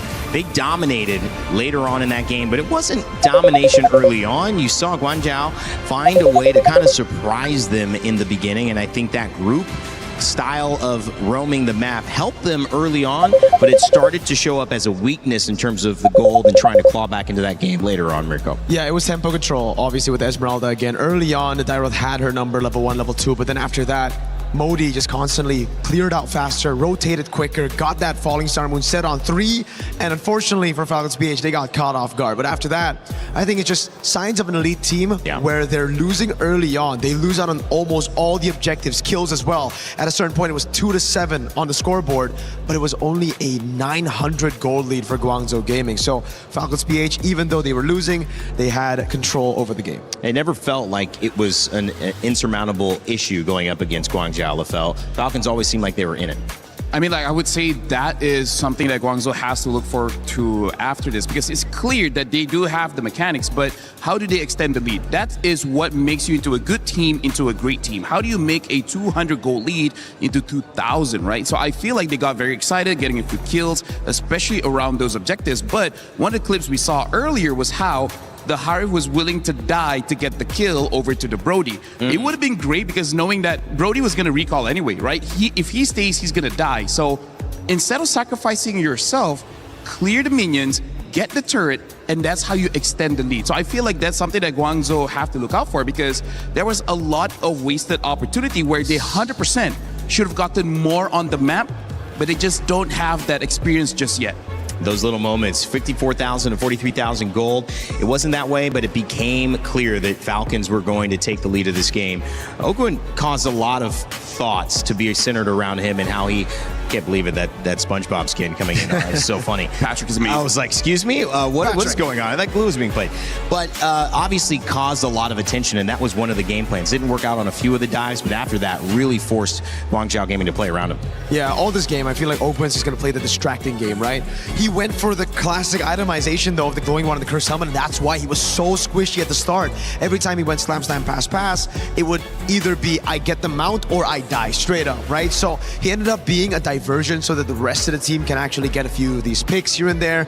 And for the most part, it worked out because Kyle on the assassin, on the Ling, was sent into these side lanes to farm up so well. That was also one of the reasons why they were able to keep the gold lead from skyrocketing away from Guangzhou Gaming. How much of this is just a style? Because, we had Gideon break down why this gold lead was starting to happen, and he was pointing out that side lane was not being farmed and that Guangzhou were just grouping up. They wanted to take fights like that. They wanted to roam all 5 on all sides of the map. Is that something they can afford to do against Falcons? Honestly, no. I feel like you can split the map. Maybe you go for a 3-2 formation because we saw wherever recall is, wherever the Nolan is, they can either get a kill or make the opponents low enough so that they have to back. There was few ganks onto Flap where I feel like, okay, you got Flap, and now what, right? You gotta either control the jungle or get those objectives. So I feel like that's just something that you have to understand, right? You know that recall can give you the advantage. So what are you going to do with that advantage? Because against a team like Falcons BH, Liquid, SRG, even Vamos, if you give them time, especially up against a Ling, once Kyle got that Blade of Despair, then that was it. The damage coming in from the Ling was just too much for them to handle. You have to, again, remember that that's the reason he went for just pure damage at the start, right? Very unorthodox Ling build, just going rushing BOD, but it's because you already have physical shred, you already have consistent damage from the Tyroth, and then the Brody, and then the Lilia as well. So it was just a mix of damage, constantly going at it. He just wanted to go for those last hits, and that's why a couple of times you saw some surprise moments where I think Xing just got blink completely taken out with just one ability, one Defiant Blade. So it's the small things. And I agree, there were a lot of throws from Guangzhou Gaming when they were ahead, forcing in mid. I remember diving onto Haji for some reason. Mei dove in, lost, died there, and completely lost control on the map. Another star, I think, moment, or had a couple of moments from Guangzhou Gaming was Nolan. Nolan actually had a pretty good, he was 5-1 for most of that game. Last person alive, defending the base, tried to make something happen, but couldn't. LaFell, he's an important part of Guangzhou Gaming's strategy if they want to win this. I gotta say, so far, looking at that previous game, the draft might change how this will look like, but it does seem that if there's anything that Guangzhou wants to exploit, it's the front lines. Take down Ogwen as well as take down Flap. Because the thing is, once those are gone, you should hope that the discipline for Falcons BH to respect the damage coming in and not force a defense. Try to use that, because in that earlier fight, I just don't like them sacrificing themselves for nothing. Yeah, I agree. The sacrifices, definitely, they got to fix a lot of those. But I think going back to the Nolan pick, I feel like in this position, it doesn't matter how well the Nolan plays at the end of the day. Because that pick in itself was already forced out, right? We saw all the assassins banned out. Fanny Hirara in the first phase, the Ling first picked, and then the Hayabusa taken out in the second phase, where then you are left to play either utility jungle, which will already be countered by the Lilia, the Glue, and shredded down by the Tyroth, or you go for an assassin, which can clear fast, can get an early snowball, but will ultimately amount to nothing. Because again, in that game, Nolan, you're up against a Lilia, Black Shoes instantly. You're up against a Brody that can stun you and lock you down. And then a Ling who literally is the counter to the Nolan. It's tough. Day late and $1 short sometimes for that last pick. And I think obviously Guangzhou Gaming trying to pull out, it could be a rabbit out of the hat. They might need more than that. Might need a tank out of the hat to have enough firepower against Falcons, because they came to play. There was no doubt that these players want to show up like we know they can on this global stage. MSC looking for one winner for that $1 million prize pool. Falcons on their way to be it. One more win that will put themselves in a strong position in this group with a 2-0 start. But of course, Guangzhou Gaming trying to come back and claw their way to make it a best of 3 and force that final third game. LaFell, more of what Falcons have done seem to be probably the plan for game 2. I don't know if Mirko agrees, but I was hoping for much more coming in from Falcons here, because yes, they win, but even as analysts, we're like, interesting. It's not going to be enough just yet, because you got to look at this tournament as a whole. Guangzhou Gaming, they've shown that they are strong, but there are some games you need a statement game to show that you are far above and beyond the competition for you to go to the grand finals. Because at this point, it's not about beating Guangzhou, it's about getting that momentum, that tempo, for you to make it all the way to the grand finals. And I hope this is kind of like a wake-up call to be like, okay, there's mistakes here, here, here, and here. We got to fix this before we get to the grand finals. Because personally for me, I want to see a bit more coming in from Falcons. Okay. Yeah, for me, unfortunately, I see where you're coming from. I agree to a certain extent, but I think just going off of the experience of all these teams, Falcons, PH, TLPH, just the Filipino teams in general, there are so many times where in a tournament they would look weak early on, but then they would just adapt and improve as time passes by and as the tournament goes around. So I think that's another, this should be another example of that. Falcons, PH, TLPH, all the teams, I think here in their first day will still be kind of like reading out and gauging out what the meta really is, and they'll still be going for weirder picks. And then later on, we'll have a much more, we'll have a better understanding on the meta. Same as Navi in MWI. But yeah, I feel like in terms of the meta, I think it's flexible. True. It's really just about, I guess, the micro and macro, knowing when to go in and out, because Dyrov is not a hero that's in the meta a lot. So it's one of those where you kind of punish yourself. You know, interestingly enough, a lot of MOBAs have this sense of one really strong counter pick that's like you can't deal anything with. That could change your entire game. Do you feel that that's available, at least in this meta right now, where you could see a lineup come out like Falcons PH, and you see a last pick or two last picks from a team like Guangzhou Gaming that go, oh wow, we can't deal with that. We got 5 good heroes, but we cannot deal with those 2 once they get going? Or is it more of the fact that you're kind of needing to draft this lineup that sets up you to be successful from the very beginning, and then having members of that final pick complement it? Yeah. I think it's possible that one pick can just be like, all right, we're done. But that's a very rare case, especially on the international stage. Yeah, so where we'll have that would be usually in the laning phase, right? Like the Dyro thing and the Esmeralda. But then that's where the others come in and help her out. And I imagine that's because, again, this is a much faster game. When it comes to MOBAs that can last over an hour, we had Dota 2 on the stage, right, just last week. It's a different pacing, it's a different timing, and it's a different scale. When you're here, you need the tempo, you need to be available in those first 5 minutes, those first 10 minutes, because those turtles, that Lord, it's gonna maybe change and secure your victory right away. Though I gotta say, here in the Mobile Legends ecosystem, we have another thing to consider. It's not sometimes just one hero. Sometimes just the draft does not have the answer against the composition that opponent has. For example, we've had teams draft a no crowd control kind of draft where you're going up against a lot of fast moving assassin, mages, marksmen, and they're like, how are you going to stop that? How are you going to... They're just dancing around, and there's literally nothing you can do. We've had teams where they have so much crowd control, but 0 damage, so you're just fighting for 2 to 3 minutes, and nothing happens. So that's also a balance we have to see in the drafts. When you have a team that is so good at being aggressive, do you try to match that and say there is no version of Peel that we can provide that's going to stop them? So the best chance is actually try to hit them back. Sometimes it's better to fight fire with fire. Some other times, you might have to just double down on Peel, right? And right now, I think for Guangzhou Gaming, the route is double down on meta. Because again, they had a pretty good composition from the start of the game. They had tempo, they had the snowball, but unfortunately, they weren't able to capitalize on the leads because they didn't have any pick that could deal with Kyle on the Ling, constantly clearing those side lanes, right? So again, with the Nolan, you aren't able to 1v on the Ling in the side lane. With any of those picks, you're kind of like forced to group up. That's why we were talking about the Moskov. I think the Moskov, just that one pick added into that kind of composition, and they'll be pretty good. Yeah. Dangerous grass picked up for the map. How does that change things, Lefel, if at all? Well, it really helps out a team that really wants to be aggressive, and it forces you to never autopilot because you're playing a normal map, you know where the bushes are, but sometimes it just disappears in your brain that there's a bush in front of you, you just forget about it. Oh, man. Goodbye to Assassins, I'm guessing here. Fanny, Ling, both banned. I believe the Hirara should be coming out next. Yep, and we have a fun fact here. Sunday, formerly known as Ahao, was the world champion in a different MOBA. And will his winning formula help Guangzhou Gaming pull up an upset today? I mean, like, it was pretty good at the early. But again, it's all about utilizing the advantages that you have. And it's also about timing. And I think certain players, we see this across multiple games as well, I'm sure in MLBB, fit different metas better. And you could play the meta, but sometimes it's not the meta you would prefer to play. It's not your style. It's not where you feel at home.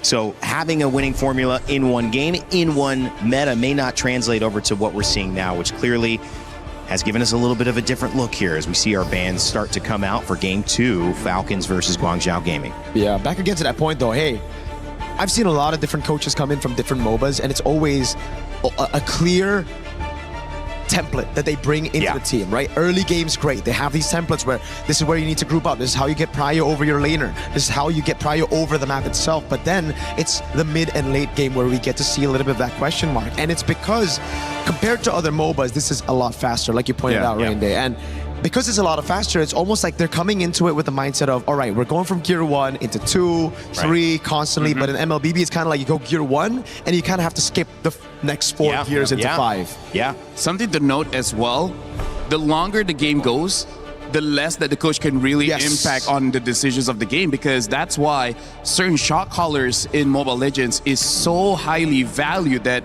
even if your mechanics isn't that great, but you have a good head over your shoulders, your price is just gonna skyrocket. So shout outs to V. Shout outs to V. And this is why, honestly, we're going into a game where teams that have incredible mechanics as well as good coaches try to end the game as fast as possible, because I would say after 10, 12 minutes, it can get chaotic, and that's where the point surprises happens. And Herrera first pick here for Guangzhou, and now an early Akai as well as the Eudora. Oh, God. We're getting spicy over here. Rara finally let through, and Eudora back again for the 3rd out of 4 games with the early Akai. Yeah, that's why Falcons were happy with the trade. They're like, all right, go for the Hirara. We'll take the Eudora. We'll lock her down completely, and even the Akai pick. Now, we've seen more Assassins do well, find success over the course of the last 3 games that we casted or that we analyzed for. But the Akai works when it's still against the Hirara, man. It's just so difficult for the Hirara to walk onto these neutral objectives. So, Guangzhou Gaming, I think they got to build for a strong side goal. Yeah, and also just to note for the fans watching, just because a hero got nerfed doesn't mean it's unusable, right? Akai is still very strong. It's still a top pick in the jungle. It's just not as oppressive during wildcards and basically during wildcards, because during MWI it's already been nerfed. So now Guangzhou answer with the Claude as well as the Eve, and now the Harley picked up. So this is Akai Roam? I think so. Yeah. I like it more than the Akai jungle, not gonna lie. I agree with you, it's not entirely out of the meta in the jungle, but I'd prefer it to be somewhere else, especially considering right now it's all about having those fast clearing jungles, and Akai did get kind of nerfed in that aspect. The Barats gets banned out. Very interesting. Why so? Okay, so I've also seen this in scrims. The Barats is usually an answer to the Arlet or the Paquito, so I think Falcons might actually be eyeing an Arlet here, knowing that, again, they already have an Akai. It's very good to stop that. The Brody gets banned out by Guangzhou Gaming, another pick that can actually bully the Claude. But if you see the Eve, you're already kind of thinking it should be no problem. Yeah. Either way, though, it is what it is. The Uranus is the final ban for Falcons. Yeah, so it looks like Falcons trying to set up for a strong pick in the EXP. And now the Clint has been banned out as well. So for Guangzhou, I would say their opening is pretty solid, but they still need someone to be a proper frontline. If possible, push the Eudora away so that it doesn't become a problem for either the Claude or the Herrera, because they got a lot of damage coming in from Guangzhou, but I feel like if one of those pieces is missing, it's going to be a bit awkward. Lane pressure with Moskov, able to have that global rotate to join in on the fights. That was one of the things the casters picked up. Gideon mentioned that was a problem for Guangzhou. Grouping together, not being able to kind of 4-1 or 3-2, as you mentioned, LaFell. Moskov going to open up some things and some playmaking potential, as we have 2 more picks here coming from Guangzhou Gaming to close out their draft. Yeah, especially now we're in Dangerous Grass. They need a dedicated pick, doesn't matter Roam or EXP, just to be able to open up the map, because Eudora as well as the Hardy can take advantage. And there's the Grok. We don't see him a lot. Still a very strong pick. Paquito. And finally, the Paquito shows up. Esmeralda is not there to be a true counter, but at this point I feel like there's still quite a lot of picks that can deal with Guangzhou. I think it should be just either the Phobius or the Arlet.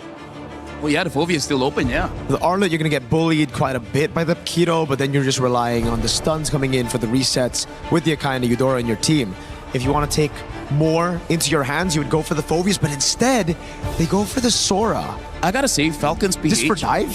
Falcons PH, at least for this matchup, looks like just more damage, right? Yeah. A good offense is a good defense. So a lot of firepower coming in from Falcons for the first match in game number 1 and game number 2. Because it seems like with the Sora pick here, it's more of like, all right, we don't care about the lane anymore. We're just going to go for the team fight, because the Paquito is usually an answer to the Sora in lane. And at this point, why would they? Whatever works last game could work again. Confidence for Team Falcons PH trying to close it out over GZG. Let's send it over to our casters, see what they think as Gideon and Brigitte join us for game 2.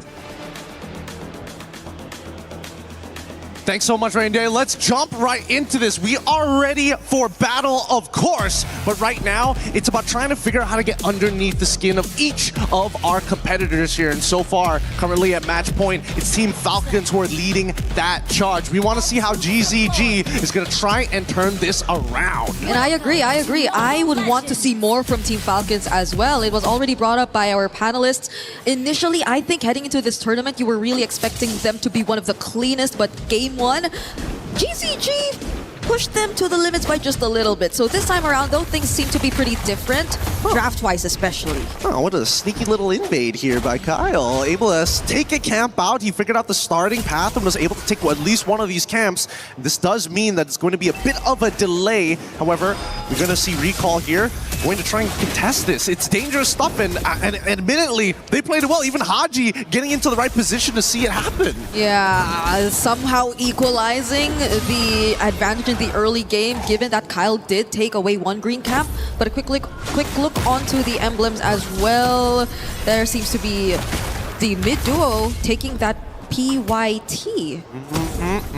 Interesting stuff, but at the same time, I'm liking the way that Falcons are actually playing this right now. Flap gonna take a bit of damage here. What's that? Felt like that was a kill angle. Yeah, if it weren't for Oakwood. Yeah, but even then, I think that should have been a solo kill, right? Empower jab into auto attack would have been like more than enough to take him out here, but now.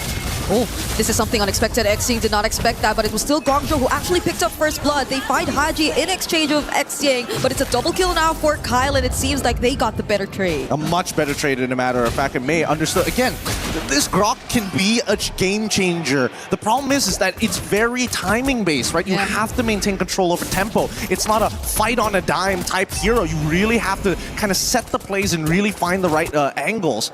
At the same time, with tempo. Oh, whoa. All right. So we know that Kyle's on top side. Okay, and now, you know, the Modi's just holding this bush. We're seeing dangerous grass in a while, and now it's Falcon starting it up. But Recall and the rest of the members are going to be here too. Flap trying to look for an angle. It's not going to go in for the setup just yet, and there you go. But it's still Recall actually winning out on the retry battle. Blazing to it, already committed here by side. SOD will not connect, but Oakwood still goes in for the knockups, and the flicker from Flap. They still actually find X-King, but they might just get traded out. Unfortunately, the heavy spin will keep them safe. The knockups, however, close call for Oakwood right there. What a timing by both of these supports. They both knew we're about to hit level 4. Just give me the right timing. I just need to reveal one extra person. The tech charge alongside with the heavy spin. Life-changing spells. And now you get to see how these compositions actually want to play the game now, right? Falcons, understandably, hey, even though it's a skirmish, we can't risk losing these big spells before the most important fight. But look at Kyle, repathing down towards the purple side, knowing that Hirara is on the orange buff side. Yep, I think the only small win really that we could really consider from that was the fact that Recall still got the objective. Other than that, the team fight, the post-turtle takes seem to have really favored Falcons, especially as Recall has lost on so much resources at this point already. Fortunately though, he's not really as behind, but you can see that Kyle is really having such a good start. Wait, keep your eyes out here. Flam might find an angle. If he gets on top of Xing, it might just be over. It doesn't reveal him, but he's going to walk through. Good check. Good game sense. Yep. They're not they could not afford to lose out on any more. At least Modi, I think, would be communicating every single time he feels that Flap isn't within the area. Another gold grab. I think that's the second time Super Marco stole it away from Guangzhou. That's ridiculous. That's ridiculous. Committing it all just for these small advantages. That's what separates the boys from the men. Oh, CY's in so much trouble. Okay, there's a Purify still, but he still gets caught in the heavy spin nonetheless. The damage from Haji is going to be enough. The question is, does Oakwood get out of this? He might just, but not with the real-world manipulation being laid down. Okay, that's actually incredible. That's actually incredible for Falcons. No RWM. They get to technically contest this for free, but can they do it right now? Flap misses everything. Yep, he doesn't get to find a setup, and still Guangzhou will be the one securing this objective. Kyle will not make it as he just focuses on this green camp, but that's knowing that they didn't have the real world, and now Guangzhou might get more. They might just find Kyle. Fortunately, is still alive though, but Xing picks up the kill. Now they're gonna go for the chase. It's Mei and Xing trying to get back under their turrets. Another barrier laid down, and the flicker to get out. Oh, this is ridiculous. That Fork Lightning. Oh no, wait. Does he have? Okay, he does have Body Slam, but CUR chasing this really isn't gonna get much until he gets that Trinity build. But my goodness, getting to see the Fork Lightning being spammed like what, 3 times? I know that they changed the cooldowns to it so that you can like chain it together much easier than last time where you needed to be like level 11, level 10 around there to get it consistently. But now here at level 7, I mean, Haji is doing it consistently too. Yeah, and at least for Falcons, despite what happened earlier on, they didn't really lose the advantage. Like, they still have the advantage in their hands nonetheless, despite Flap slipping up on that setup and them actually not being able to contest for the objective. And maybe that's one thing Guangzhou can just really try to capitalize on. The fact that even if the Akai is on the other side, the way that they just get in and out of these fights and still have these utilities to really rely on, such as the tech charge and real-world manipulation, might just give them the upper hand. Yeah, I gotta admit, I think GCG, they got the mechanics, and I think they also have great communication with each of their members, but I think Falcons is much better at just playing patient, and honestly, super tactical. Oh, Flap is gonna be here. Haji flickers out, but they find themselves under the real-world manipulation, but they're not gonna fight under that anymore. So that's just resources burned again from the side of Guangzhou pre-turtle. And here I was complimenting GCG about, great communication, and yet, they could have, I don't know, used their ults at the same time, or find the engagement a little bit sooner, but that's fine. It happens, especially in high-stakes games, and especially when you're playing against a team like Falcon. You know they've got plenty of history. Yeah, Kyle shows up here in mid, and Oguan will be at least positioning here in the turtle. But Guangzhou have a lot of information. They know what to expect and where they could potentially come from. But does Flap start things off again? I think it's about the big question. Oh, it's gonna be Mei instead who gets caught now. Tech charge does land, but does he go down in the deadly magic? It's not gonna be the case. Guangzhou once again take the objective for themselves, and it's Flap just trying to run for his life, but Xing does not allow him to get away. And this seems like a repeat of game number 1, where it's not Kyle going to the other side of the map, but instead it's just Super Marco at this point. Only naturally, right? Because when you have the access to the SOD, being able to close that distance with the rest of your team on neutral objectives is sort of the point. But I think at this stage, Super Marco, he's probably going to start rotating after clearing this bot side, rotate over to mid, and then immediately, oh wait, actually, does he need to? Nah, he doesn't need to. The Lord is going to spawn on that top side. He's staying down bot. Oh, but half HP. Guangzhou Gaming have been really good in terms of these pokes and back and forths as well, not really granting the massive advantage to Falcons despite the slight sloppiness, I'd say, especially pre-objectives. But at least they're somehow grouping together and making sure that they somehow, at least, the next team fight we see, get to communicate and layer their skills better. Yeah, I'm noticing that GCG, like, the gold lead isn't too far away from the Falcons, right? You can play a little disrespectful, but I've noticed that they don't really invade, do they? They just sit around the river a lot of the time. Thanks for bringing up the items, because I am curious to see how far along the track they are. Chastised Pauldron already purchased by Mei, and now that the rest of the Falcons are looking to get this tier 2 side, we're just a little bit of gold off before Super Marco is actually able to complete the Trinity. DHS and he's done. Yeah, I think the only time we really got to see them invade was when Mei was on the Hilda, and it was just Mei as the Hilda. Like, there wasn't really help that came from the other members as much, and that's naturally what you expect. But this time, on the Grok and Eve, it seems to be a bit different in terms of their gameplay, or maybe Falcons too are just overwhelmingly good in controlling the map. Maybe, but I think the Falcons need to recognize that, hey, GCG are really good at chasing you down, so they cannot take that initial impact. If it's too much damage and they back away, it's just as good as a wipeout. So I think that Falcons are being extra precautious on the way that they need to maneuver around these fights, knowing that the tech charge is probably their best form of counter-engage, and the real-world manipulation, it's a box, so you got to start thinking about angles. GZZ are just blocking off the entries for Ogun at this point, forcing the recall for Super Marco just to get here, but now Modi all alone. How did it end up like this? there were just 3 members surrounding him at that point, and he was all alone. Now GZG are down 1. Recall shows up, Flap trying to keep him in check. May still has the ultimate, but Owen uses his first, and now Falcons are just gonna go for Hero. Super Marco's here to help. Sai using the Blazing Duet to get away, but the SOD is gonna land. Super Marco goes in, Flap 2 helping him make or get some kills. But that's just them pushing GZG out as they focus on the objective. That has to be one of the biggest whiffs of all time. Zipper, don't put up the replay on that one. I swear to God. Recall dying there? Like, why would you use your iframes to try and bail? Like, you can't stop the spin. That's the problem with a heavy spin. You can't stop it. Oh! Doesn't have enough damage. Yeah. But sure, boy, was that flashy. That looked cool. It was cool. And they got Tier 2 turrets out of that too. Unfortunately, you have to take a look at the replay. God damn it, Zipper! I mean, just look at Recall, right? There's no reason for him to actually dash into this to get the extra little bit of damage. If they wanted to do something earlier, it's got to be the RWM. The order was wrong, and unfortunately for Recall, he should have known. Don't go into the heavy spin. You can't cancel it out as easy as you think it can. Yep. And now they have to deal with the Lord, who is still up, by the way, marching down bot as Falcons will just try to focus out on the other remaining outer turrets. And Recall shows up yet again in this spot. Fortunately has the iframes, but now it's Falcons winning out big. It's a 5k gold lead all over again. At least they have Holy Shields, because earlier when they had this Lord, their Holy Shields were already down. But still, it's pretty good. GCG, if they can just clear out these... Oh, the conceal.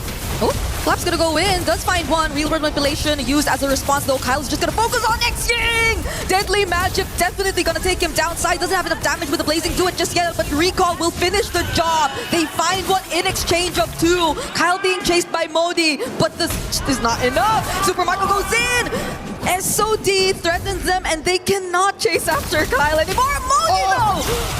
Can they actually do this? Almost. Oh, he's there, outplays it! He gets the empower, but still dies in the end. The KDA machine says no! Wow, Ogun picked up an immortality too.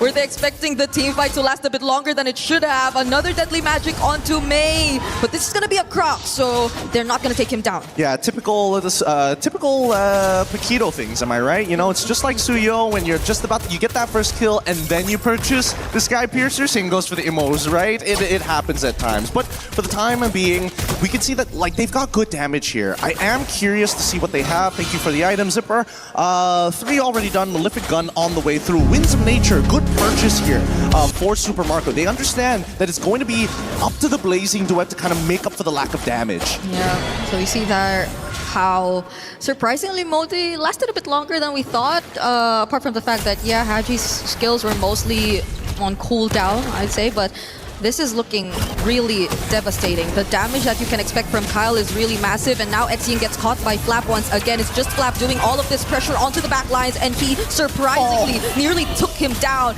May will be the exchange for this, but Kyle trying to go for the chase of the back lines too. GZG now have left Recall all alone against 5 of Team Falcons. Literally 1 HP, and the crowd's going wild for this one. Wasn't expecting him to survive, expecting at least a 2-for-1 trade, and then you get denied even that. An 8k gold lead as Falcons have taken this mid-game all the way to the late and are looking to punch a hole straight through GZG. Yep, it's just Kyle on the Lord. No threat whatsoever from the side of GZG. At least Sai can still hold on to this Purify later on for this upcoming siege, but it's looking scary. The way or the ways that Falcons can just attempt to go in for a dive. Yeah, I gotta give it to Modi though. Although the build is a little more defensive, not looking to take full advantage of the kit in multiple different ways, I think getting a War Axe might actually be profitable for him. He's been playing a really good peel. Yeah. He saved the life of Seeing, and I think they got it. Oh! You just mentioned him. You just mentioned his name, and he nearly went down. Don't worry. If it's not for Modi, it's May who's going to block the damage. They are working in tandem with each other. They have to at this point, because they're the only ones that GZG could really rely on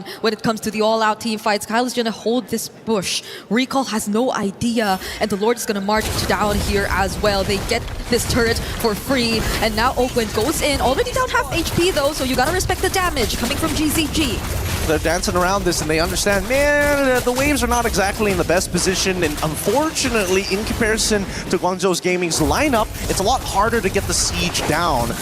Oh, recall goes in. Oakland already very low. They don't know. They don't know. They don't know. Gonna back away from this. Yeah, because the Purify was still up too, even if he went for the tech charge there. I'm realizing, I thought they got rid of the eye. Or maybe this is like a spectator thing. Oh, yeah. That we get to see the eye, but they don't. Yeah. This is nice. This is a little quality of life change that we've been asking for that now being implemented onto our, at least for our observers. Did they take out the eye or just the delay when you see? It is the delay on the eye as well, but even so, let's see where this is going to lead to, because right now Falcons have been bouncing back and forth between top side and bottom side just to get every buff underneath the sun. Okay, the threat of the tech charge is there, but the damage from side too, shredding down open to bases. Immortality already popped. The setup from Flap, catching two with the follow-up damage coming in from Kyle. They're definitely going to take out more. Modi falls first. The iframes are not going to keep recall safe as Super Marco ends it from the sides, finds a double, and just waits for the waves to come crashing in the base. A chop to the neck. Trying to break the neck now. Trying to go for the throat. Seeing, what can he do? What do they have access to? They could try, no, not even the RWM is accessible. And Falcons will close this game out with a clean 2-0 against Guangzhou Gaming. With the wipeout at that to end game number 2. Falcons were just everywhere. They could not find the best setup for Guangzhou.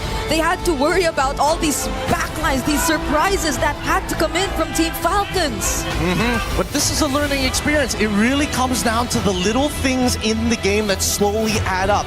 I wouldn't say that this is a complete defeat for GZG, but a huge learning experience for what is to come later in this group. Yeah, the fact that Falcons haven't had the cleanest of games in their debut here in MSC already goes to show the potential that GZG actually have in this debut match.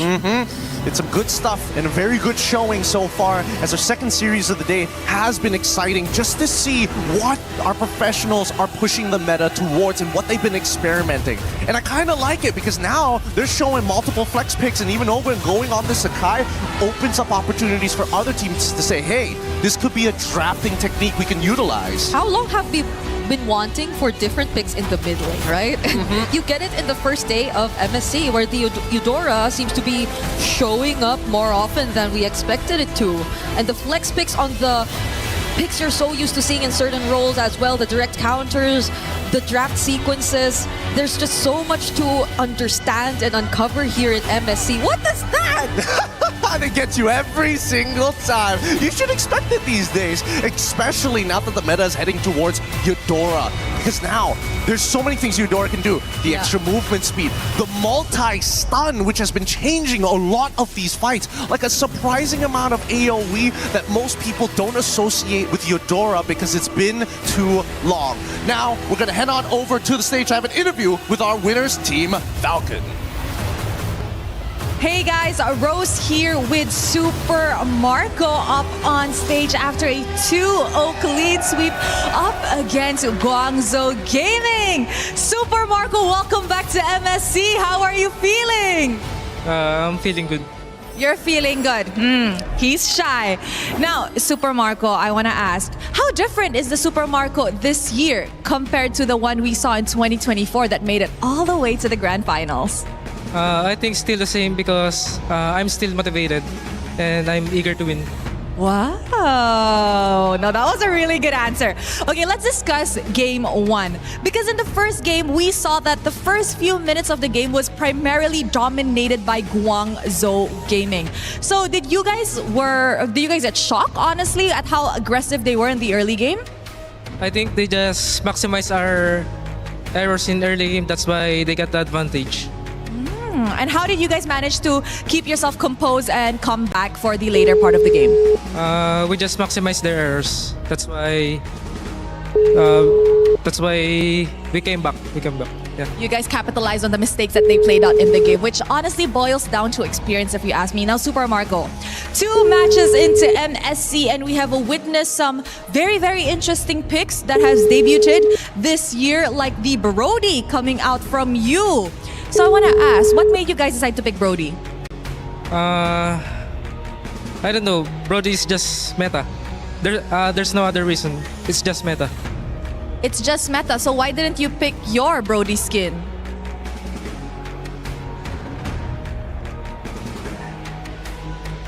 No? You just don't feel like using it today? No, I don't want to use it. Why?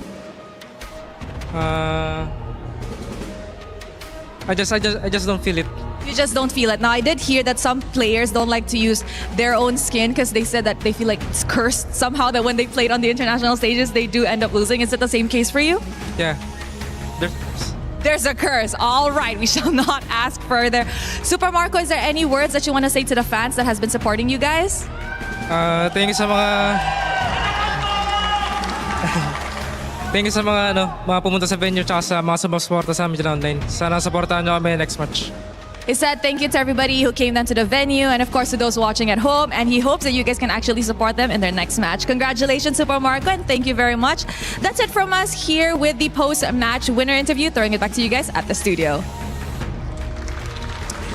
Thank you, Rose. Some time with Super Marco there on stage. The fans, you could hear him. They were elated to see him moving on. 2024 Grand Finalist in Team Falcons, back again to try to claim the title and fill out that trophy cabinet. I'm Rain Day, joining you back here on the studio panel with Mirko and Lefel to close out our second series of the day. Mirko, it was all Falcons all the way. They did do some different things than what we saw Team Vamos do in the earlier set, but it was the same result. Just pretty much a team that seems like it can go far in this tournament right now versus a team that's still trying to figure out how they want to succeed in the meta. I think it's the same again, right? We saw the early game, we saw the template. When it was still template early to mid game, they know what to do. They know exactly where to position themselves. They know when to gank, how to get prio. But once it gets to a stage where they have to be a little bit more creative, when it's hands off for the coach, when it's no longer template, they're lost. They don't know what to do. They don't know where to rotate. And I really feel like in this game especially, a bit naive a couple of times, you know, walking past some of these bushes, May not opening up for CY. Dude, CY, that one moment where the Claude walked up through the bush, I was like, oh my God, why is the roamer not opening up? Mirko, this is why I see in dangerous grass, it catches you whenever you autopilot, because I play as a roam, and sometimes especially I'm colorblind. Dude, I'm colorblind, right? These are issues, right? I mean, like, these are issues. Yeah, like, real issues. There are things that make you overthink. Like, for example, even questions, right? Players are struggling going up against Eterna, and now Rose, even Super Marco's like, I did not get this in PR training. They didn't tell me what to do when they asked about the skins, right? Look at his face. He looked more scared in that interview than in games. Like, oh my God, what do I answer about the skins? She wouldn't let him go either. She wouldn't let him. She's like, I know Rose now. She's not. I got she's you. pushing. I got you. Yeah, why? Say that again. Exactly. A little louder, please. So here's the thing, right? In game, I feel like quite a lot of players have been investing a lot of time in trying to establish the meta and all this kind of thing, sometimes to the point where you overlook certain aspects. And that's why Dangerous Grass is something that I really look forward to, because especially if the game goes long, somehow the grass just disappears from your mind. I don't know what they call it in science, but it's probably no grass in your face. Maybe. You know, maybe it's like wearing a watch where you kind of stop feeling it after a while. Blends into your wrist. And then you just check your phone for the time. That's right. Exactly. That's right. Wait a second. I got my watch on. Guys, 18-6, 15-minute game. I'm struggling to try to figure out a question to ask you guys that could have an answer to support Guangzhou Gaming or a team on this back foot so far moving forward, because it just seems like there's total control over our leading teams here. Absolutely. You know, Falcons PH, not only do they have control in the mid to late game, but I feel like in the drafts as well. And now this, I think, brings it back to our questions that we had in the draft. Why not Arlet? Why not Phobius? Why did you go for the Sora? And mainly, they needed a second center. I think in the XP lane and in the roam departments now, we're going to be seeing a lot more CC-heavy heroes, guys that can stay up front, they can be the initiators to open up for the other damage dealers, right? And I think that's what Guangzhou Gaming lacked. They went for Yves, they went for Hirara, they went for Claude, and then the Paquito. So it's like, who do you want to carry? Who do you want to initiate? At that point, it was May doing everything. Opening up, initiating, peeling. Everybody else was trying to deal damage, and when everybody else is doing, you know, individual tasks, you don't play together as a unit. Although I do have to say, I like what I saw coming in from Guangzhou Gaming. I feel like those are mistakes that is very much fixable, right? Yeah. Look at other teams play, get some bits here and there, maybe 1 or 2 scrims, and I feel like they would catch up very, very fast. I feel like the micro is there. Now it's all about priority, the draft, as well as how you move around the map, which is a lot. But hey, we're playing for $1 million in the champion slot, so yeah. You just gotta go all out because everyone here is going all out. It's very difficult to be a team that goes the entire way in a tournament this big and never loses. And so what that means is getting comfortable with taking a big lesson after your loss is going to be important. In fact, maybe necessary to go all the way. And Guangzhou Gaming, and when you look at Team Vamos going up against Team Falcons Meta, there were lessons that were applied to both of those teams. If you guys now were taking a different role, so we're going to be switching out our talent for our next series, what are the lessons that you've learned so far? What are your takeaways after seeing 2 series as we kicked off MSC? I still think it's a draft. I still think it's how do you look at it in the draft, right? In match number 1, it really just feels like they were leaning too much on identity. They didn't really respect the meta. In match number 2, it's more on the side of, all right, we know the meta. We want to go for damage, but it's just too much, and we don't have anything else to fill in the gaps of the composition. So in terms of the draft, looks like Eudora as well as Ling is going to be very, very prioritized. But also, looking at the game so far, the mistakes is going to be magnified by quite a lot because Vamos, they saw 1 mistake where Falcons made and then they just roll with it. Same as Falcons here. They saw 1 or 2 mistakes coming in from Guangzhou and then they roll with it. That's why even in the interview just now, Super Marco was like, they capitalize on our mistakes, but eventually we waited for them to make a mistake and then we capitalize. So I completely agree with Mirko. The draft is going to be very important where you can get wins and loses just based off the draft, but also try to minimize those mistakes because they just make it super big. A great heads up from 2 guys who talk MLBB for a living. Now let's talk about what's coming up next. For those who are sitting back, relaxing, not doing any work and just enjoying, unless you're, trying to be a co-streamer. If that's the case, then you're scanning that QR code and trying to start your stream up. Team Vitality and True Rippers. This is a true matchup right here. Indonesia coming through and Team Vitality representing in France. Here in the hometown of Paris, France. This is going to be a big one. Team Spirit and Ignite Gaming following up afterwards as well. Make sure if you think you know who is going to take the lead and win those series, you get your pick'ems in. That's right. You go to esportsworldcup.com/play. You'll have a chance to let us know if you can tell the future in MLBB. And if you can't tell the future and you just want to deal with the present, well, right now, there's a pretty cool collaboration that you've been seeing a few teases of in-game. And I'm talking about my boy Guile, maybe some Ryu. It's Street Fighter and MLBB. Human body was built to move.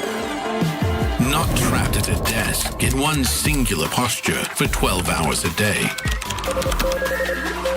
It's time your chair evolved. This is Secret Lab Titan Evo. Ergonomically engineered for you, gamers, hybrid workers, artists, backing your every move.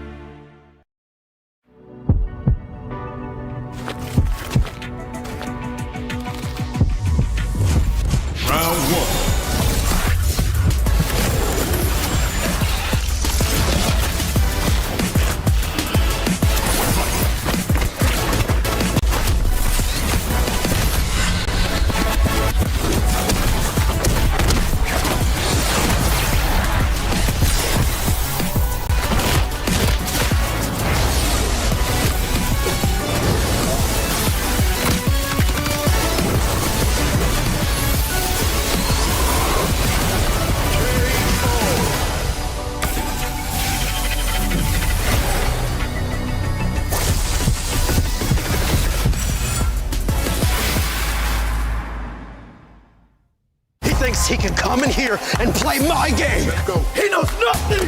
Let's go! Tyler 1, you're done. Raw energy. Blow the house down.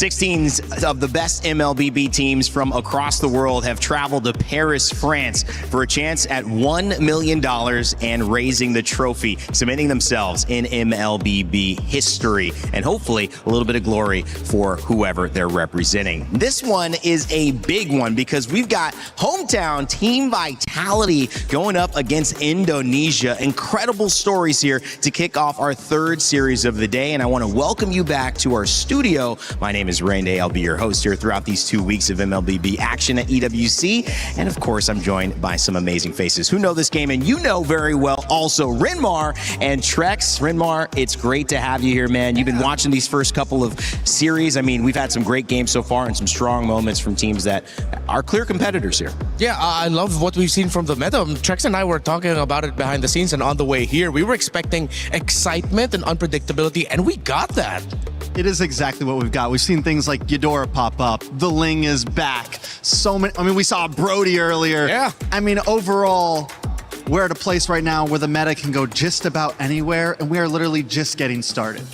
One of the great things about this kind of conversation, too, is the global aspect of these matchups. And sometimes you don't get to see these regions go toe-to-toe. Now we get a chance to do so. And it is our Crunchyroll story of the day that we are going to bring up for this third series because it's India's international debut versus hometown heroes. Rinmar, talk to me about the impact both of these teams have in terms of their fan bases, in terms of this matchup. Oh, of course. So with True Rippers carrying the pride of an entire region, finally getting representation in Mobile Legends Bang Bang international tournaments, I'm so excited to see them in action. It's going to be a tough one. It is David versus Goliath. It is, who's that guy who rolled up a stone over and over again? It's going to feel that way. Atlas? Atlas. Was it Atlas? Yeah, Sisyphus? I don't know. He holds Atlas the world. is the one who holds the world, and There's that's Sisyphus? what India's going to have to do today. Yeah, exactly. I mean, they're the hometown of Team Vitality, but I'm excited for them, and I'm so happy for India to finally be here. Welcome to International MLBB. I mean, Trex, it's hard not to talk about some of the bigger picture items here before we start getting granular. You mentioned Ghidorah, but I mean, really for Indonesia, how big is this moment? This is huge, right? I feel like they're coming to a place, not just a place of, we know how strong Indonesia is, but Vitality in general. It's the Cinderella story. What were they? I think they were 6th, or they were 5th place coming into playoffs. Yeah. Have a lower bracket run, take the championship, and now they're sitting here on the stage of MSC, welcoming India with open arms, ready for this first match of today. I mean, it's a big day for them, and it's a big tournament for them, because if they can get great standing in this tournament, if they can win this tournament, it's a huge statement, not just for Indonesia, but for Vitality in general. Yeah, Vitality coming in alongside Indonesia, looking to represent both dreams and contenders. It's not just about getting here, Rinmar. It's about what can you do when you get here. Both these teams now have their work grounded in terms of, can we get a win? Can we jump out to a strong start? Because so much of how you begin a tournament like this can give you the confidence going forward to perform.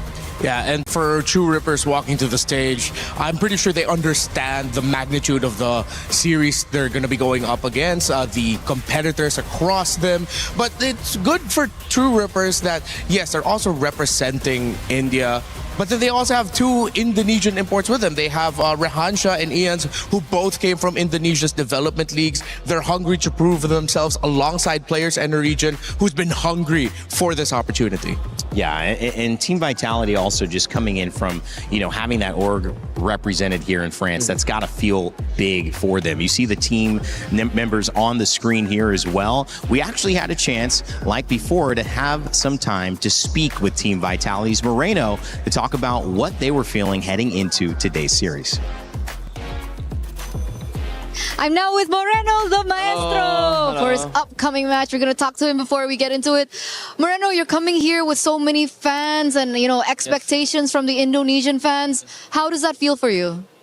A bit heavy, but I just enjoy it as a team. I don't feel the pressure was so high, even though little high, but I'm just enjoying because Just it's enjoy. our first time to go to international as a main five and as a champion also in our region. That's why we go here with our confidence. He had to slip that in as champions from the region. And, you know, Moreno, honestly, despite you guys being champions, it looks like the popularity, out there from the viewers, it looks like they're still in favor of Onyx. How does that feel for you? To be honest, I don't really care, but it's just a fully statement for me. You guys cannot underestimate us because our team first timer now, but I think we can do better here. Beautiful, beautiful. Don't underestimate them. So, coming into your next matchup, you're up against True Rippers. Yeah. What do you think about the team? I think they just good because they have Indonesian player, 2 players from Indonesia. We just, for me, we as a team just respect them, but we just beat them. Okay, respect, but they want to beat them. Yes. So, I'm assuming you have enough data on them, right? Did you get to watch their matches? I think, to be honest, no lah. I think they more data from us. Sorry. Maksudnya, Yeah, you're right. Maksudnya, They have more information on you Yeah. compared to you on them. Yes. Yes. Maksudnya itu, Yes. Is that a challenge for you? Do you think that's going to be a disadvantage? might be, but like what I said, we don't care. We just focus on our team. All right. Last question. Any messages to True Rippers? Good luck, have fun. Good luck, have fun. Okay, good luck and have fun. That's Moreno. Back to you guys. Moreno, the maestro, representing Team Vitality, MPL Season 17 champions, the first for the organization. Trex, your thoughts on the fact that he knows his opponents have more on them than they do on their opponents, and he's okay with that. I mean, he has to be okay with it, right? He has to come into this confident, he has to come into this prepared, but there still always has to be a level of respect for these new teams coming in, these new regions coming in. That's where the upsets happen. That's where the chaos can start. And my question is, the question on my mind is, can True Rippers be that underdog that come in and kind of flip the table a little bit today? Yeah, and I think the team cams, them in their holding areas, pretty much paints the picture of the underdog story against a big giant in Team Vitality. Team Vitality has an army of coaches, their staff are there, the players are there, and in True Rippers, it's 5 or 6 dudes with the dream and hopes of an entire region who was just begging to finally make it here, and here they are. One of the things about the story of, Indonesia and this representation finally with True Rippers is that you get to highlight stories you haven't been able to highlight before. One of them that's top of mind today is Sensei Kimmy, who the region refers to him as, who not only is a professional player here, but moonlights, you could say, or his other job is studying physics and helping to educate underprivileged kids. You talk about the impact of winning $1 million. Somebody like that in the position that they're in could help a lot of people, but it's going to be earned as well. And we had a chance for Eterna to sit down and talk with one of the members of True Rippers about how today is going to go. And we're now with Asuna from True Rippers. Such a fresh face. How are you feeling? Hello. Yeah, I'm feeling good, I think, guys. You're feeling good, feeling excited? Excited, a bit nervous also, but yeah, that's it. So are you more nervous about playing or being here on the interview with me? Think about this interview. About this? Is it me? Is it me or is it the interview? It's not me, right? It's the camera and okay. I'm just nervous about the camera. Okay, he's nervous about the camera, but he's not nervous about the game because it's going to be very exciting. You are you are the first representative from India coming into MSC. The fans are going crazy about you. Does that add pressure to you or motivate you more? It's more like motivating because I think I got all the fans who supports us, like don't doubt us much. So, yeah. Oh, okay. What do they usually say to you? like they always support us, that they don't care about the result or anything. They just say that it's first time for India, just do your best for everyone. That's amazing. That's amazing. Shout out to all the Indian fans out there. Coming up next, obviously, you're going to be up against Team Vitality. I think they are crowned as one of the favorites, and you're a bit of an underdog here in this matchup. What do you think about that? We'll say that, but yeah, it's a little bit nervous to like play against them, but yeah, we are prepared though. Prepared. You have a lot of data on them? What? Do you have a lot of data on them? Yeah, we have done many watch their games and everything, read their drafts, and our coach is doing everything really good. Yeah. Okay. So you can beat them? Of course, we can try. We'll try our best to beat them. Okay. You have a message to Team Vitality now? I think just good luck, guys. We'll be there. Okay. Good luck, but you will beat them. We'll be there. Awesome. Awesome energy. Thank you so much once again. And back to you guys. The man was nervous, Eterna, and you made him answer the question 5 times in a row.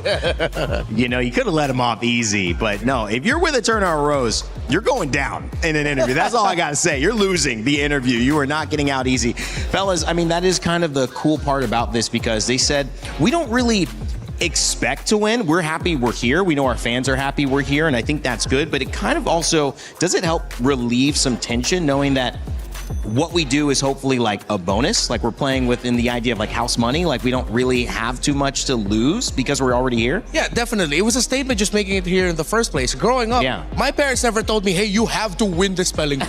Hey, you gotta win this tryout or whatever. Just do your best, son. And look where I am now. Yeah, nowhere near a spelling bee. Yeah, but you know, I made it someplace, you know? Trex, what about you? I mean, I feel like, yes, you come in without any worry. We've seen a lot of teams on their last breath knowing that it doesn't matter whether they go home or not, do some great things before. Yeah.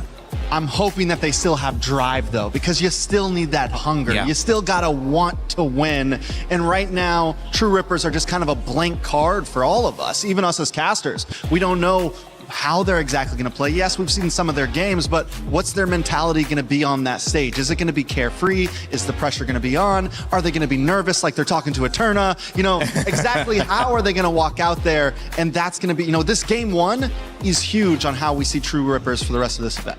It's going to be interesting. The winner of this plays the winner of Team Falcons PH and Guangzhou Gaming, which we just witnessed. The loser plays the loser of that game. So a lot of information being gathered and a lot of information now that we will find out soon. If you think you know better than us or you want to try to get ahead of the guests, make sure to join our esportsworldcup.com/play pick'ems. You can scan the QR code. Let us know who you think is going to be taking the win here. Before we head into opening up with these teams, just kind of some final thoughts. Again, are you feeling like this is going to be another 2-0 on the day? Do you think there's a chance with True Rippers? Just excited to see what's going to happen. This feels like one of the setups of many great Indian films. You know what? I am maybe one of those people thinking True Rippers gets a game, shocks the world, but Vitality still comes back and reminds them who they are. 2-1. I'm an underdog guy from an underdog region. I want to see True Rippers go out there and rip some things up. So hopefully we see it. Hopefully they put up a fight. Maybe even take the series.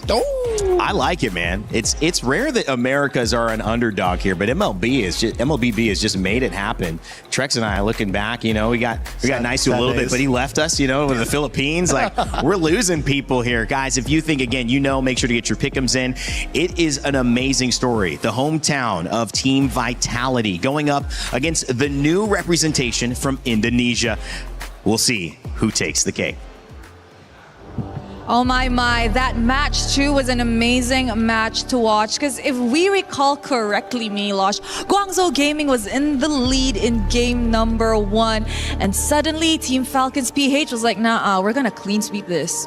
I've sad to say this, but the experience won out. Of course, you want to cheer for an underdog, but in this one, it was not meant to be. The beauty of it is, though, underdog stories and dark horses in general do not end with us here in our group stage, especially not on day 1, as we've crossed the halfway point. We're on the way to game 3, and this one on its own has a huge story to tell, I know, for a lot of fans out there. Yes, sir. So, mentioning a match 3, ladies and gentlemen, join me in welcoming the hometown heroes, Team Vitality. This is a team that trusted the process with a championship that took years in the making. As the hometown heroes make their MSC at EWC debut, their resilience will be tested.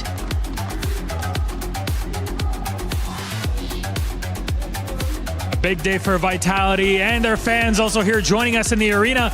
Today's only day one, and you can notice they get loud. They did get loud at MWI. They're going to do it again here at MSC 26. Though the game cannot begin, especially not without the dark horses awaiting in the corner. Let's welcome them, please. True Rippers! The torchbearers have arrived. And from viewers to participants, the inaugural ML Masters champions step onto the international MLBB stage for the very first time. Will their in-your-face aggression be the winning factor? My friends, we are about to find out. Big moment for them, big moment for India also here. First time participating internationally, Rose. There's a lot of pressure. Yes, definitely. But I feel like this match will ultimately be very exciting because, like I've mentioned, both teams are debuting in EWC. A lot of fun picks to go around that, I'm sure of. Very much so. So, my friends, please, you may go place your keys. Team captains, please go ahead. True Rippers, Vitality, place your keys in their positions. Take your seat. And remember to shake hands at captains because it's all about friendship and love before we get into the server itself. And there it is. Respect between our two team captains. And it's time for us to get into it. Who can take this matchup? Vitality, True Rippers. We'll break it all down on the desk before we get into game. Thank you, Milos and Rose. A big moment for India's first debut here at MSC. And of course, when you look at Vitality, these guys have an incredible sense of, I think, confidence going into this one. But we'll see if that confidence is going to be earned, Rinmar. Yeah, I think it's great here that for True Rippers going up against a confident team like Team Vitality, their styles aren't so different in the sense of both of them are just going to be looking for aggression. At the center of the map, they love to make sure they get to build advantage, and True Rippers is very familiar with that. Maybe through that angle, they could find a way to slowly chip away at Vitality. I mean, yeah, be ready to go toe-to-toe. Maybe take advantage even of the aggression. Yep. A lot of times you see the more veteran teams that have been doing this longer, try to push in, try to bring that to your face. And if True Rippers are ready for that, maybe build a composition that can kind of absorb that initial shock. There could be something there. I like the point that you mentioned, though, feeling relaxed and feeling like you've done enough to get here. You still have to somehow combat that with the drive. And as we narrow down into what's coming up next, the draft's certainly in about a minute or so. Rinmar, how do you do that practically? What does, a team like this in True Rippers need to do to maybe get ahead of the draft, which is where Mirko previously was saying a lot of these games have been won and lost. Yeah, when it comes to how True Rippers played in their Master Series, they love to make sure that they have an EXP laner that can get out of lane relatively quickly, go into the river, and try to build some advantage there through the roam and mid, and then just continuously bombard the opponent with, hey, well, how come you're not laning? This is the laning phase. You should be taking more time with your minions. Suddenly they're not, because they know they can get leads through making sure that their jungler is safe and even more dominant compared to the opposing jungler. Pushing out the space with the XP lane, and obviously the jungler has more room to roam. Same idea for you, Trex, or what is, if you're at Vitality, don't know as much about True Rippers, how are you drafting to make sure you don't fall into that trap?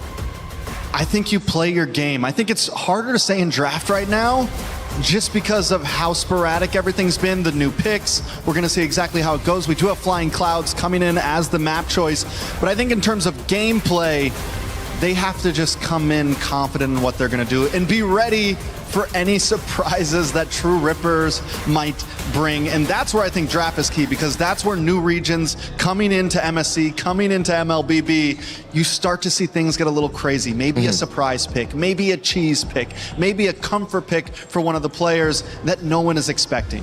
MSC at EWC 26 makes history for India and True Rippers as they represent the region for the first time in an international MLBB tournament. In many ways, guys, it's a chance to measure how far this region has come. This is the first draft that they will be able to make, and obviously bans coming out initially, Trex, to get us started. Yeah, we got a Freya ban from the side of True Rippers, Jushin, Phoveus on the side of Vitality. Nothing too crazy. The Harara coming off from True Rippers as well. We haven't seen the Harara get picked up. It's pretty much been on the ban field so far, right? Yeah. Question now is if the Fanny ban is going to be showing up here. We were talking about it. Fanny getting banned out more consistently so far in our matches today has changed the picture of the drafts compared to MWI just a few days ago. So that's an interesting element now compared to our previous tournament here at EWC. You mentioned Vitality wanting to play their game, and True Rippers, they're reading into it, they're checking them really well. They've denied the Freya, and they've even banned out the Guinevere here, which in the jungle for Eons could have been an option to mess up what Vitality likes to do. Vitality likes that aggression, and we know Guinevere as one of the best stoppers in the game through the jungle. It could also show something in the hands of maybe Vitality wanting to be one of the first teams today to possibly go utility jungle, maybe pick up something like the Fred, maybe pick up something that we haven't been seeing too much of that the Guinevere can go well against. First pick on the gun, Vitality. First pick hasn't really been probably anything major. It's been all over the place, right? Yeah. Been very mixed up. Today we've seen heroes such as Ling get rushed, but we saw this earlier in Vamos versus Falcons. Yeah, the Atlas getting picked up, opening a chance for True Rippers to pick up a Valentina as their response, similar to what we saw earlier in Vamos versus Falcons Game 1. We saw the Eudora picked up second as well. The Ling also a character that had been hero that's been prioritized. And there's the Ling as well. Yeah, the Ling has been on fire along with the Eudora, probably the two hot picks of the day. Are you on the Eudora train? I mean, do you see the... At this point, how can you not be? It's honestly insane. I'm sure everyone else has been telling you already, but the fact that Eudora is in the meta right now is unheard of. This is... Because the kit, there's no flicker, there's no movement. My only worry about the Eudora and how in the future it could fall off, again, you can't really get the Purify on the Eudora. You have to go for flicker because she doesn't have any type of dash in her kit. Going up against something like the Atlas, there is danger there, right? There's ICC. So how does Vitality counter the Eudora? Maybe that's the answer. High crowd control, and that's the same answer to the Ling, right? Add more dashes as well. You mentioned crowd control, and anything with an Atlas getting rushed as the first pick paired up with high crowd control through the jungle, a solid kit in the mid laner who's a mix of crowd control and a lot of mobility through the Valentina. I'm already thinking no matter what Asuna decides to pick up as a battle spell here, it's not going to be a fun time for the Eudora. True Rippers, one thing they could have worked on a little bit more, and hopefully they did leading into this day, is that their priorities in the team fighting, not leaving their backliners a little bit too much. Sometimes their frontliners and their junglers are diving way too deep that their formation gets broken easily. Hopefully they fix that, because Vitality's formation, it's all dive, all aggro, baby. GZG had a couple of moments in that last game, which they will end up playing. The loser of this will end up playing, where the Mei was pretty isolated. Now, granted, they were going up against a Moskov that could take those isolated fights and kind of surprise you. But that's something that obviously you would think True Rippers are trying to avoid. So just a composition that they can team fight with, but also not get caught out. I'm liking True Rippers draft right now. I think it's clean, and I'm not crazy about the Valentina pick, honestly, this early on from Vitality. Why not? You still get the stiff arm of the stun from the Eudora. Yes, you have the dashes, but you're not CC immune when you're dashing in on that Valentina. True. You don't really have a good ult to steal right now. Yes, you could take the Eudora or something like that, but really the big win with Valentina is looking for these high utility ults, big crowd control ults, something like when you're up against the Farza or the Yve or something of that nature. Earlier today, we did see the Yve go against the Eudora. Don't think it won. Pretty sure it lost earlier still. But I kind of like that answer. Beat it with range, beat it with some sort of control. Vitality, yes, it's a solid draft, but I don't know. True Rippers is looking good for me right now. Ooh, I feel like the Valentina came out because Vitality is probably expecting that the best options in the EXP lane for Aeons later, Rehansha later on, would be something along the lines of Yuzhong, Lapu-Lapu, Alice, meaning that's three best options for True Rippers. That's easy steal of ultimates for the Valentina. That's why you see heroes such as the Esmeralda, the Uranus taken away, that if you're left with EXP laners as your best in the pool who have high impact ultimates, then the Valentina pick suddenly looks better. But I get your point, where right now it seems like Valentina might struggle early. So what do we see from True Rippers? Do they go for something not as high utility, something that's as much to steal? They go for the Alice. There we go. Clean pick. A little bit of crowd control to help kind of support the team of True Rippers. On the side of Vitality, they still need a gold laner. Do we see something like the Harith come in here? Is that a possibility? Decent dashes to possibly escape the Ling? Yeah, I wouldn't mind that. Let's see if they'll be comfortable enough with fighting under the AoE of the Ling and the Alice. Emon could make it work, but I think to be safer, they'd need something with a little bit more range. Even just playing it safe with the Claude wouldn't be such a terrible thing, but I think Emon, one thing he might be saying is like, hey, but if I go in and the Eudora still has her stun up, I'm wasting my Purify. So he said, you know what? All right, I'll give it a crack. Let's try it out. And the Bakito as well to close out this draft. One last pick here for True Rippers. You said you liked their draft, Trex, but now you've seen the completion of Vitality's draft. What does True Rippers need to pick up here if they're going to keep you in favor of what they've done? Need a big roamer, right? We need a big... Do we go big crowd control? We've seen the Minotaur get picked up, but then you give something over to that Valentina, which we've kind of worried about. Oh, wow. Now that's actually... You're not giving too much over to the Valentina. You have some dash to the back line. You have some possibilities. I mean, it's still, you already have nice crowd control with the Alice, so this could be workable. Yeah, with the conceptually high diving composition that you're up against, Badang loves going up against those kind of lineups. Yeah, you get that stiff arm. You get that stiff arm up. Well, those are the set matchups here so far, and it's two drafts that put MPL Indonesia winners up against India's best here in True Rippers, and their first chance at a performance where that trophy in the middle is at stake. $1 million prize pool, but this is just the beginning of that uphill battle. It is going to be True Rippers versus Team Vitality. Let's kick it over to your casters to start game one. Thank you so much to Rain Day, and we are officially about to start this debut series from India's finest up against the Indonesian champions Team Vitality.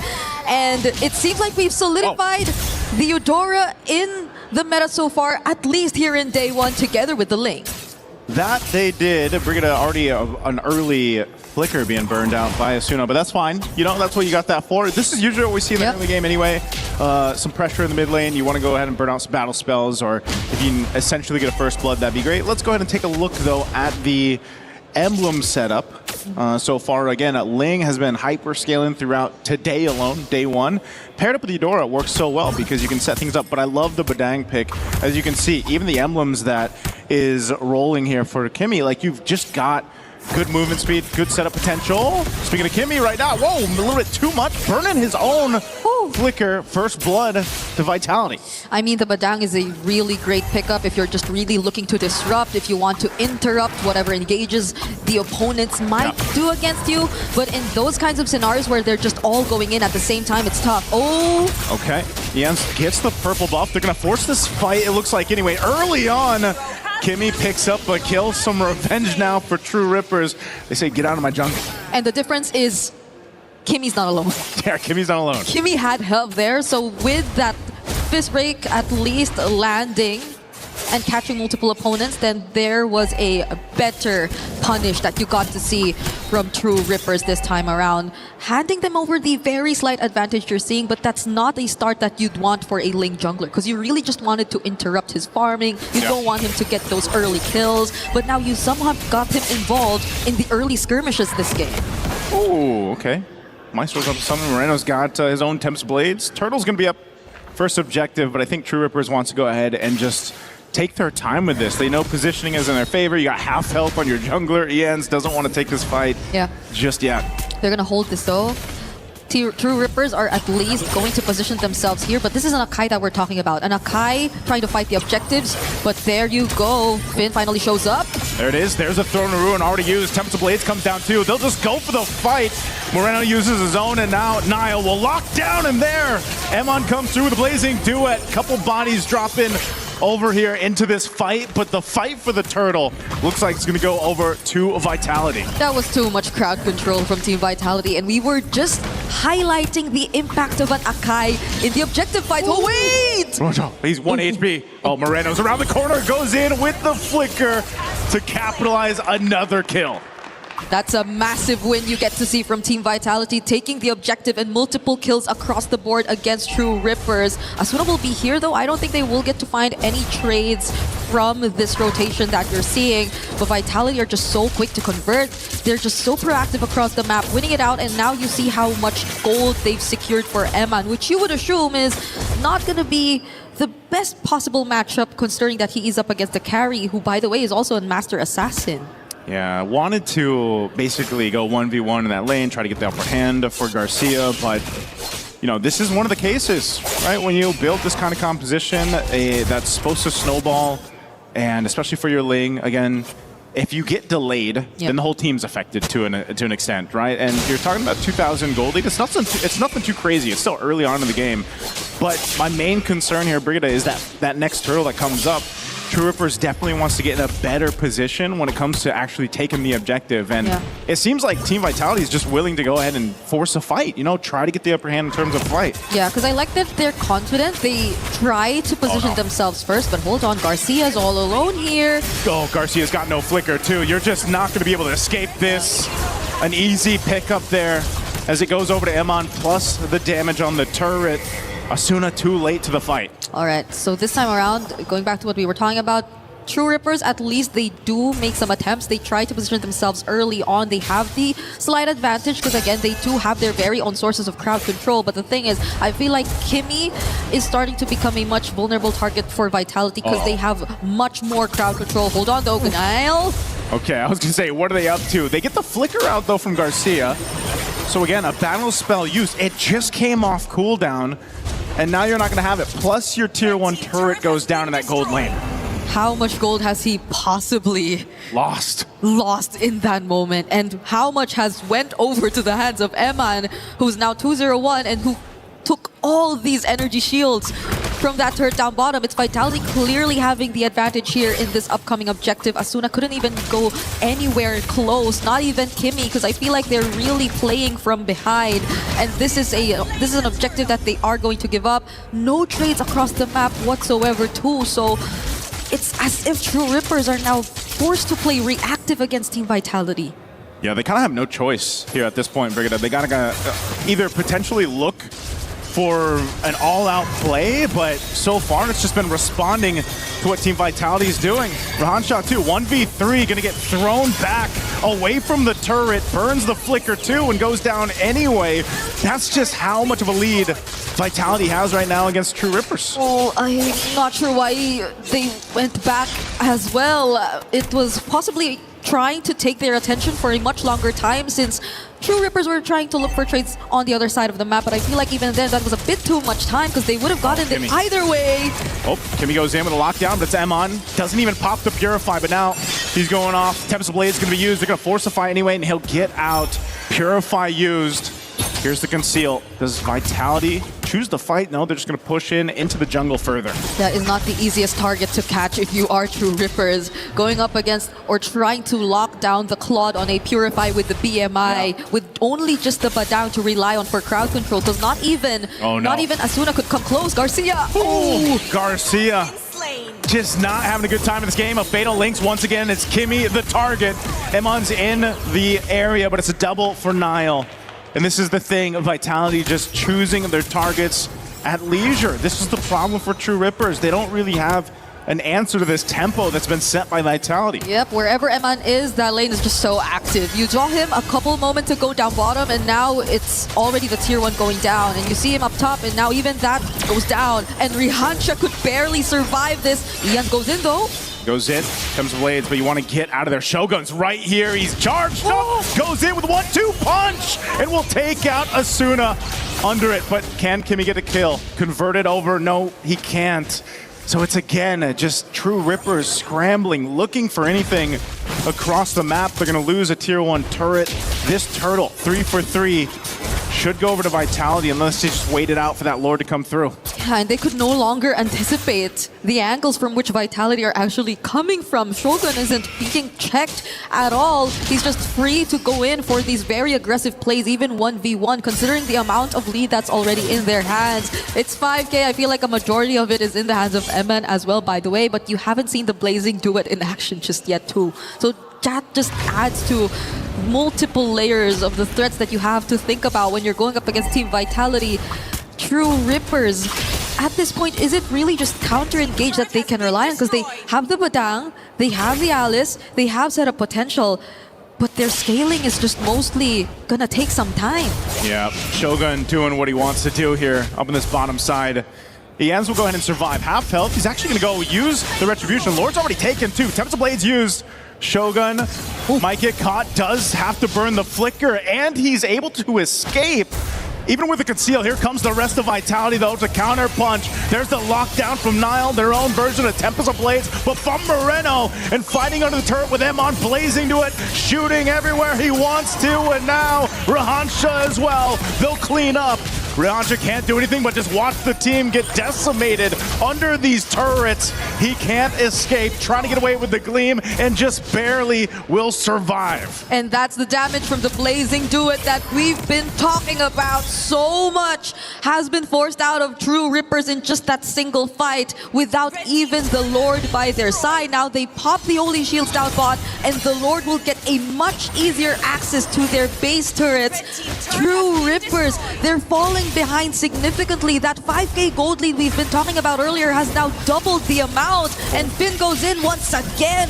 Devastating here on the defense. Kimmy gone in an instant, as well as their turret. Lord is still up here. Conceal going to be used. Finn off the off angle. Emon's going to jump in with the Blazing Duet, firing off on Garcia and Rahansha. Gleam there, trying to escape. Thrown a Ruin used as well. And now here comes the Tempest of Blades. Can they turn it around? A kill's picked up, but Emon will just fire on the base as Vitality will take game one. The Lord has not been dealt with, and True Rippers lost sight of how important it is. They were unable to defend, and Team Vitality, with such a clean performance from the laning all the way to the late game, if it was even the late game, took this game away from True Rippers in a very dominant fashion. No late game inside of that one, Brigida. Under 10 minutes for that game one. You know, Vitality, again, it's their own journey from all the way through Indonesia, the professional league there, up to this point now here for MSC. And you could see it in game one against a team who's also new on this stage, this international stage. You know, this is something that can be looked at as a big lesson learned for True Rippers. But if you break it down, it's one of the things where there's so many things, so many boxes that True Rippers has to check off here. I mean, from the get-go, as we look at the highlights here from SDC, you can see how this all started. There was an attempt off of this of, you know, get up our jungle, but then they kind of lost track of the map and, you know, keeping Garcia basically covered. I mean, Garcia a lot of times didn't have even a chance, you know, to survive in that gold lane. I think this just poses multiple questions for True Rippers in terms of that game and the approach that they really want to go for. The lineup, you could see that they probably want to just go for counter engage or maybe a bit more of the punish quote-unquote attempt when it comes to playing against a team like Team Vitality. There are just so many dives. They have multiple ways to also respond, but at the same time, they were just, it came to a point where they were just too behind that they couldn't even respond anymore, and they were just constantly run over by Team Vitality. And there's just so much that we have to talk about in regards to what they have to do to get back in this series. So let's leave it to the panel as we throw it back over together with Rain Day. Thank you so much, Brigida and Naisu. I mean, what do they need to do to get back in this series? My goodness, I might be like, you know, trying to figure out theory of relativity before Einstein took a stab at it, because it could be a little bit of an unsolvable problem right now. The fastest this game we have seen so far, true dominance from Team Vitality, and True Rippers just trying to stay engaged, but it was a tempo problem. Yeah, it was a huge gap in experience and skill overall. You saw them, they're great with the counter punch at the start. They were able to punish the aggressive start of Team Vitality, but it was that first turtle that we were talking about behind the scenes where you really saw, it's like, man, if only they just held on to some key skills to wait for Vitality's counter go, maybe that could have been better, but now they just went all in. Yeah, I think what we wanted to see from them was what we saw in that very first counterplay that they had. They kind of let Vitality come to them. They got a quick play against it. There was one other point where they were able to do the same thing when Vitality was up in that top lane and they went for play on the bottom and got a tower. But outside of that, they were just scrambling. It was always chasing after whatever Vitality was doing, following Vitality's tempo instead of setting their own and falling into just about every trap that Vitality wanted them to. And it's really hard for a team to come into a position like this and try to set the tone, trying to set the stage when you know that the stage has been occupied by teams who have been there, done that, and are on their way to try to repeat. And so you coming in as a newer team and with a big representation of India on your back, how do you have the confidence to do that? And I think we saw in the interview that maybe they didn't right now, but maybe this game will show them that if you don't bring the confidence, it's going to be a fast exit. Yeah, I feel like with them having the thought of, you know, there's no pressure on us, and then trying to find that confidence, it felt like they were overcompensating with just the wrong timing of where they're going in the map or what play that they're trying to make specifically. So pro players in MLBB have already spoken so many times before where because they were at this certain mindset, they didn't realize they were overlooking something. Whether it's when they use their skill or when the opponent has used their skill, they've lost track of that. And I feel like that's sort of what happened with True Rippers. I think there's hesitation there. You're kind of going, yeah, okay. What did happen with True Rippers then? A lot happened. I don't know if they just weren't mentally ready for this game. I think when a game goes like that, when a game ends in under 10 minutes, there's not a whole lot to say. No, there's not. You walked in, you played wrong.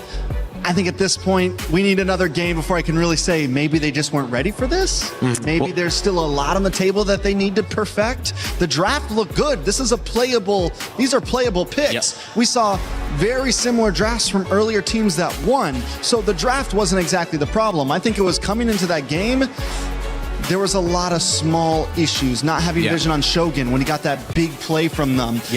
Their mid lane, Eudora just walking off on her own. No one checking bushes. They were split up. Vitality was running out as a unit. TRX, everyone was kind of doing their own thing.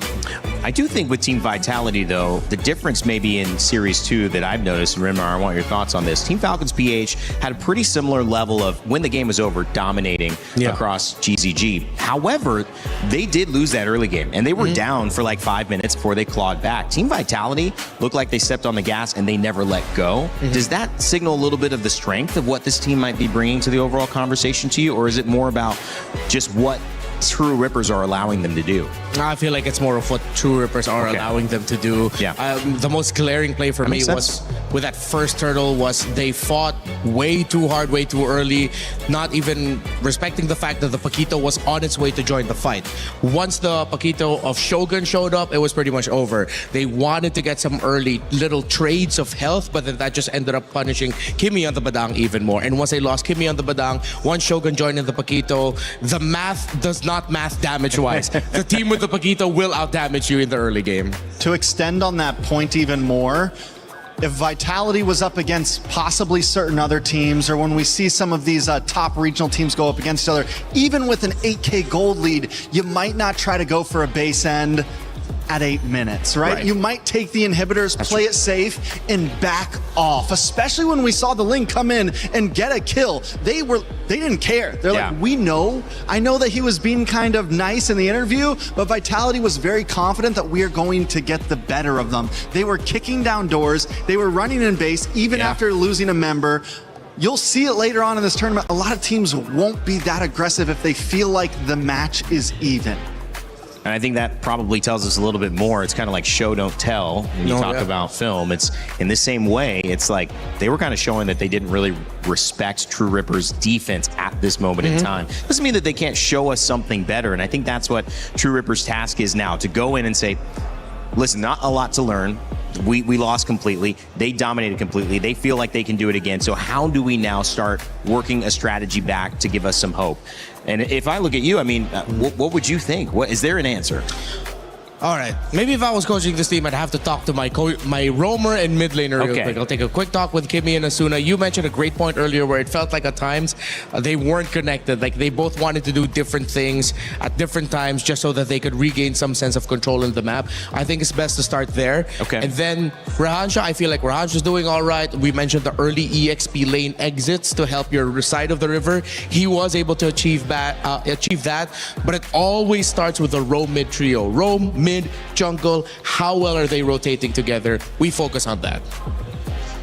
I agree. I mean, I think right now, and that's the problem that we're seeing from the side of True Rippers, some of that rotation was off. There was a few times that I'm looking, and the one fight that they did win, it was on, right? All three, the jungler, we saw the big setup from the Badong. After that, once we started seeing Vitality attack those off lanes, it was either Eudora coming down to bot by herself with Badong somewhere else on the map. It was all of them caught up on that top lane, split up from the rest of the group.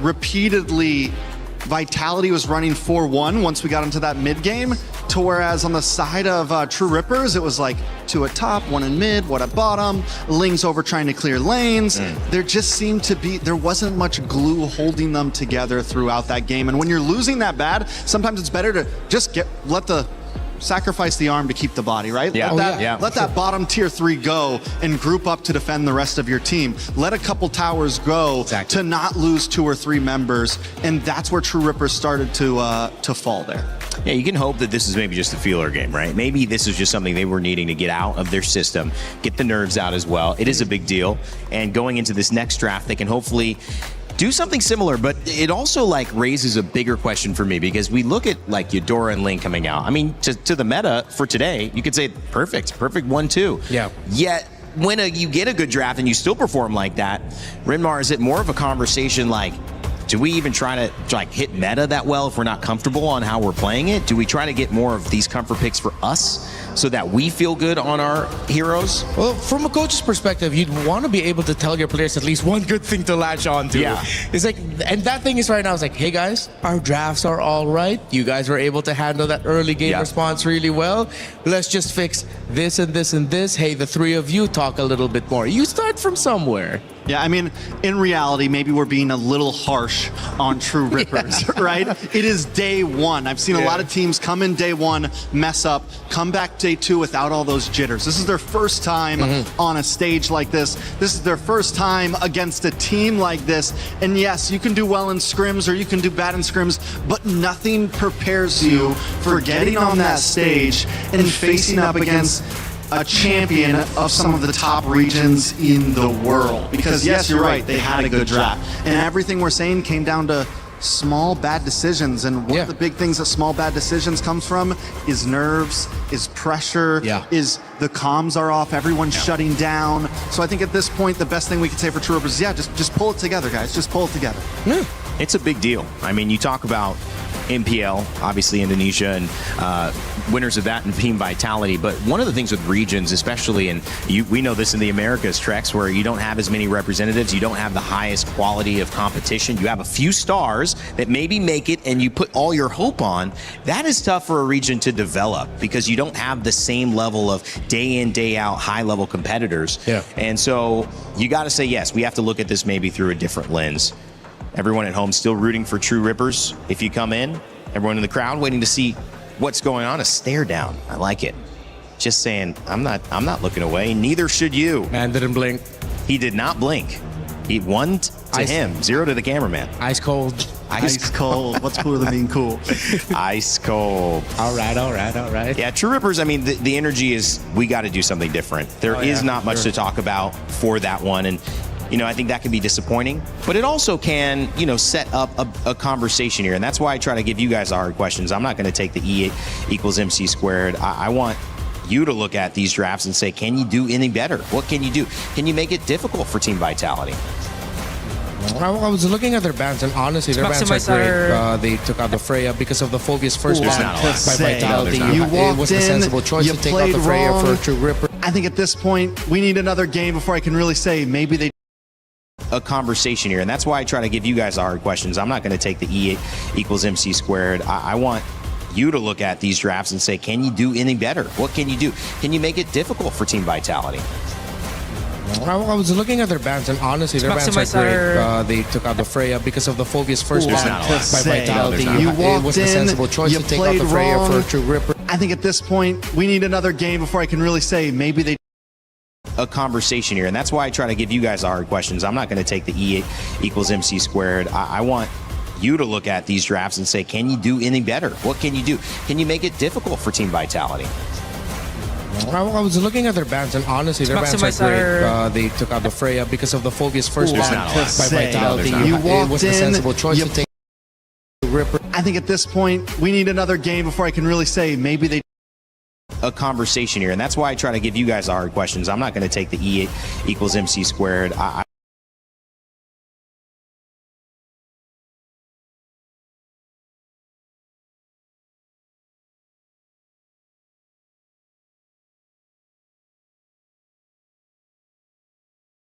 Sensible choice. The late game, we try to slow things down.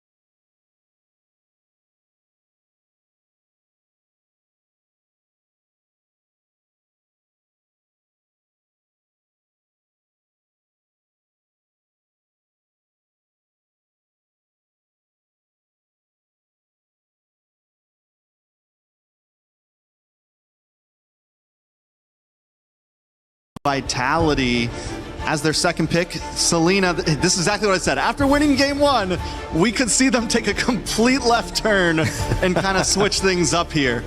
Okay, yeah, it wasn't the juicing, but this definitely goes into that school of thought of, yeah, let me just show you how much better I am than you.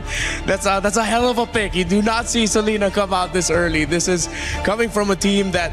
Oh, wait, no, I just realized. Coach Panda is with Team Vitality. The last time we saw him in the MSC stage, he wasn't able to fly out. But that was the meta of Atlas at Rome. Selena was one of the picks he wanted to pick up because at least you can set up some traps so that you can get vision.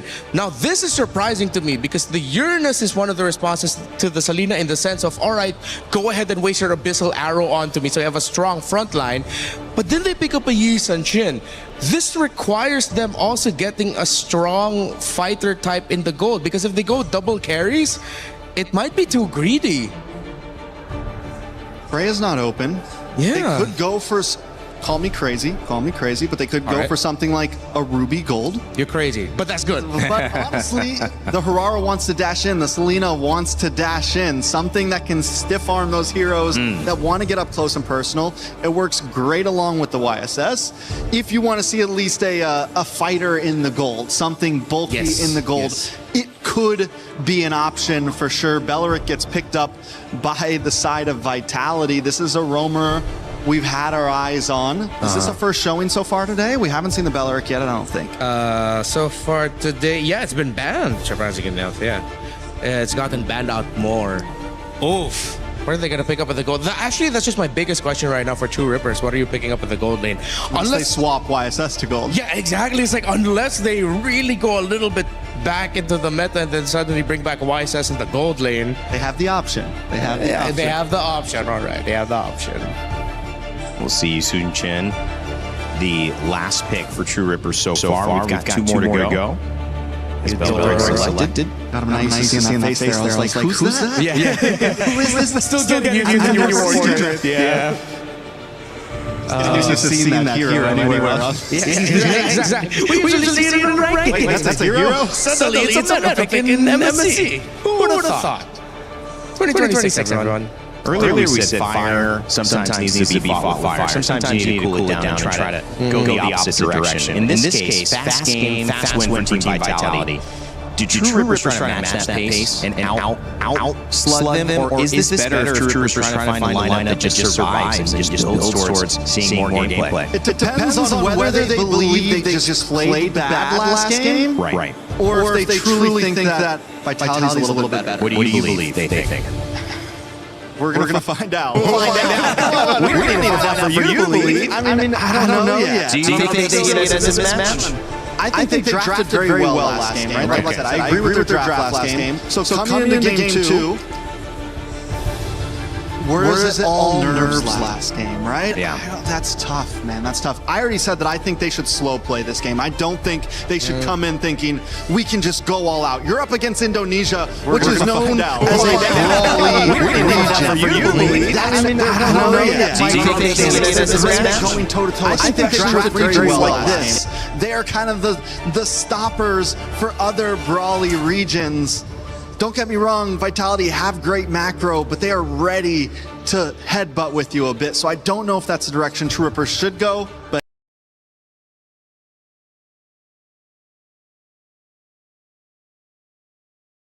Tried to go for like a fighter in the gold lane. They will give me a Ruby firepower.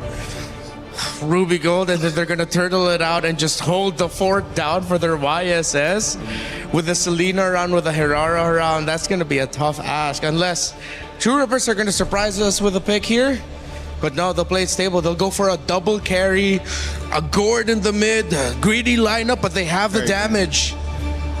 Maybe that's what they felt. I mean, it seemed like the tempo was they wanted to counter-engage, right? Yeah. So there was a lot of understanding that they were going to brawl. The choke comes out, and we were going to deal with the brawl. Maybe they felt they didn't have enough damage to properly punish the counter-engage from Team Vitality. So a different, but I think clear approach, Renmar, and what True Rippers wants to do in Game 2. Yeah, you can see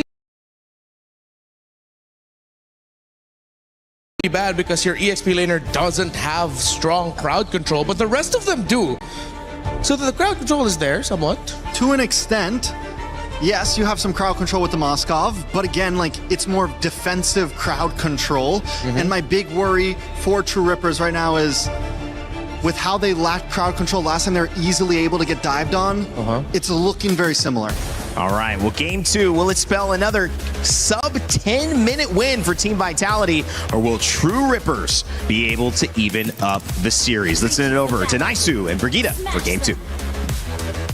True Rippers cannot let this end sub 10, and they have to find a way back into this series in order for us to get into a game number 3, but Team Vitality, they just came into this with a Selena mid, very similar to what we've been seeing from their women's division, but also a Belric XP lane. Belric XP, man. I mean, we've been seeing so much of Belric the past few weeks that, you know, it's like, oh yeah, he's gonna go in the XP. There's an arrow landing, Moreno. Okay, Asuna at least holding on to that flicker. Nice little stun with the projectile. Has that damage on Finn too, but will be okay. This is one thing I have to say though too. Yeah, Belric and the XP, he's running the Revitalize. And so, just as the panel mentioned, you know, over in the studio, they said they like to fight. Indonesia loves to fight, and now they can extend them even further. An arrow's gonna land, you're thrown in the air, you have nowhere to go. First blood in the hands of the Maestro. Yep, the Belric and the XP lane, I think we are yet to see a successful game from, but the Selena has been very 50-50. We all know for a fact that it has been. In this scenario though, it's been one of the more successful Selena games as she gets 2 consecutive kills in a row. Brigitte, they said it. You know, this is an ego pick. The fact that Selena was brought up that early in the draft and now you've gotten yourselves 2 kills, you know exactly why it was picked up that early in the draft. So this is a problem that True Ripper is going to have to deal with now for the rest of the game. Yeah, because you have to worry about you being spotted out and you having to evade all these abyssal arrows that have so far always been connecting towards the right targets for Moreno. So it's really becoming a statement right here. The ego pick is working wonders for them if ever it is, because the rotations have been completely disrupted for True Rippers. You don't even see them confidently take control nor show up in the river. Just look at how Shogun is holding down all these bushes and making sure that they keep every single member of True Rippers in check. Let's see what happens here. Again, playing on this map too, dangerous grass, extra bushes to work with. You're gonna force out the rest of the members of True Rippers here for this fight. Mountain Shock are gonna be used too. They're gonna come in for the lockdown, and SOD already thrown out. Good kill on Nile. This is what True Rippers need to be able to go ahead and secure themselves an objective. They have all the room to work with right now as EANS will secure the turtle. Fight's gonna break out. There's the Gush. And True Rippers, they've awoken in game 2. One of the tankiest members extending that fight, actually leading to an advantage for True Rippers right there. I don't think Nile nor the rest of Team Vitality had enough damage to just take down this Uranus, this Rehansha who's been just standing in the way for so long. Even Kimmy just baiting out some of their attention and taking in majority of the damage too, eventually allowing them to get access to Nile. So this is maybe one of the potential workarounds for this draft, is just really sustaining everything as much as you can, because mostly the damage is gonna come, yes, from Moreno. Like the burst damage, in terms of burst, it's really just gonna come from Moreno at this point in Nile. But as long as you get to tank everything, then maybe there could be a way around this for True Rippers. Yeah, that way is their tanky front line. Vision used. There's a whole wombo combo for Finn. Another kill picked up here for True Rippers. True Rippers are starting to be a lot more active than you expected them to be. A really great setup on that Fatal Links, as you've seen, but Rehansha too, the way that he's been arrow moving thrown around, out. I think Finn it's really joining the fight. big help. Has a flicker, but doesn't want to risk it, so they just disengage for next now. one. Looking for more in the mid lane. Vitality now in this position where they're second guessing some of these engages against True Rippers, and that's so they exactly just disengage where they want to find themselves. Vitality now in this position where they don't give second guessing some of these engages against True Rippers, and that's exactly there's a reason where why they want to find themselves.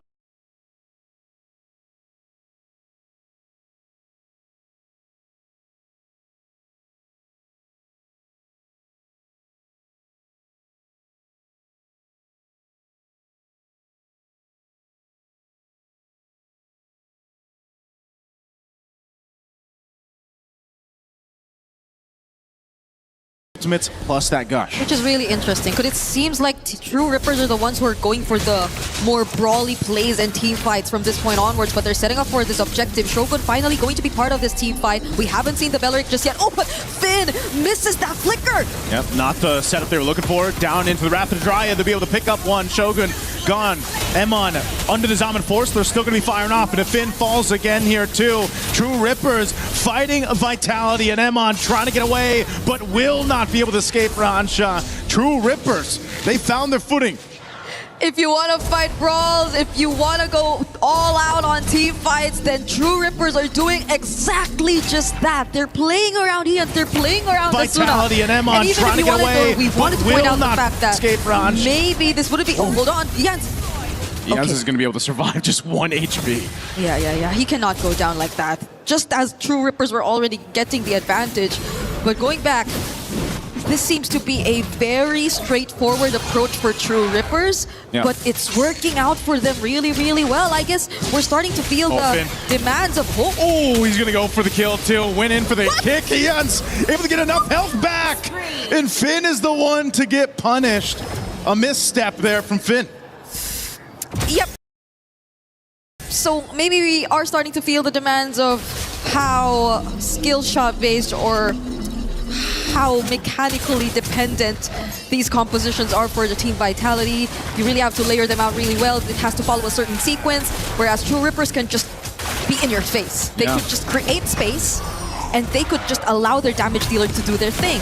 Team Vitality seems to be a bit more precise in terms of the team fight approach. Oh, Emon. He tries to get away, pop the Purified too. An engagement in the mid lane. Zaman Force already dropped down. There's the gush on Finn, trying to escape. An SOD thrown out as well. The Revitalize, though, helps the fight as they...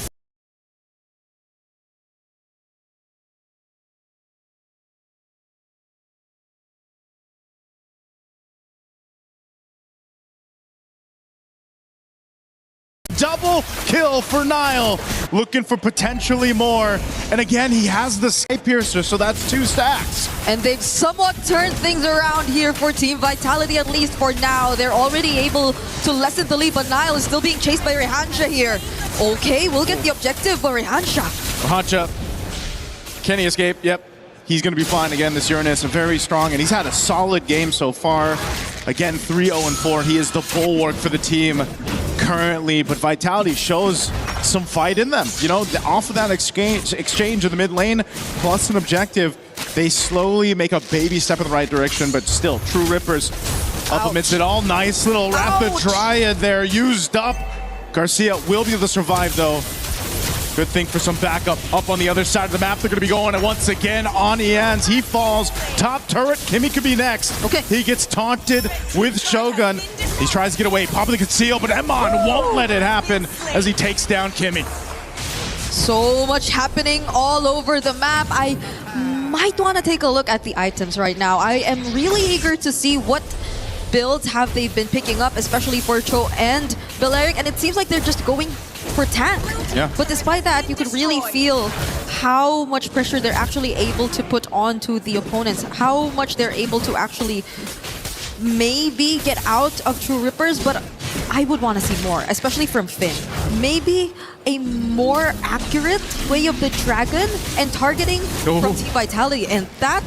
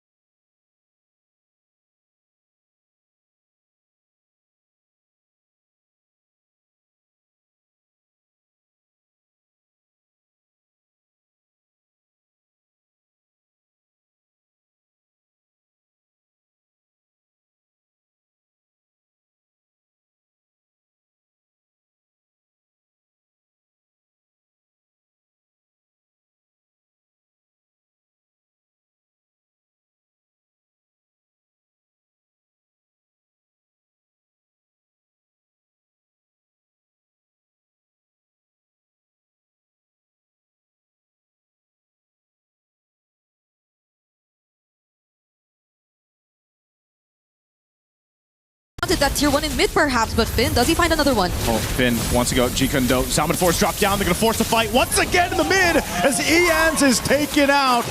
And now next, the taunt comes through as Rahansha falls. And now with multiple down for True Rippers, Lord for the taking here for Team Vitality. It was just sheer damage, sheer aggression from Team Vitality to equalize this scenario in this game. Shogun might just get caught here with the Fatal Links though, but the damage is not enough. The damage is not enough. The Revitalize is all you need. Kimmy trying to get away, but an missile arrow will land, and it's a double for Niall again. Stacks on stacks for this Horara. And they will take that tier 1 away from True Rippers just the same. Now the lead, which was in the hands of True Rippers for the longest time, is now over to Vitality, and they also have a Lord. It's been 10 minutes of somewhat team fights happening in mid, skirmishes and scrambles happening here and there, but now it's Vitality who somewhat still have the better grasp of the macro and are now pushing True Rippers to defend for now. It seems so quick for the momentum to shift over in favor of Team Vitality. Off of a lot of forced fights or, you know, these skirmishes happening in the mid lane. You can see the stacks here too for Niall. He's got that 44 on the Sky Piercer, and, you know, that's deadly to deal with because the way that we've seen the Hirara played is just kind of in and out. You know, you're utilizing the iframes that you have that good amount of damage. You can kind of weave in and out of fights, and now that you have multiple stacks in this way, you're a big threat to the rest of True Rippers. Yeah, at least for True Rippers, they have decent wave clear.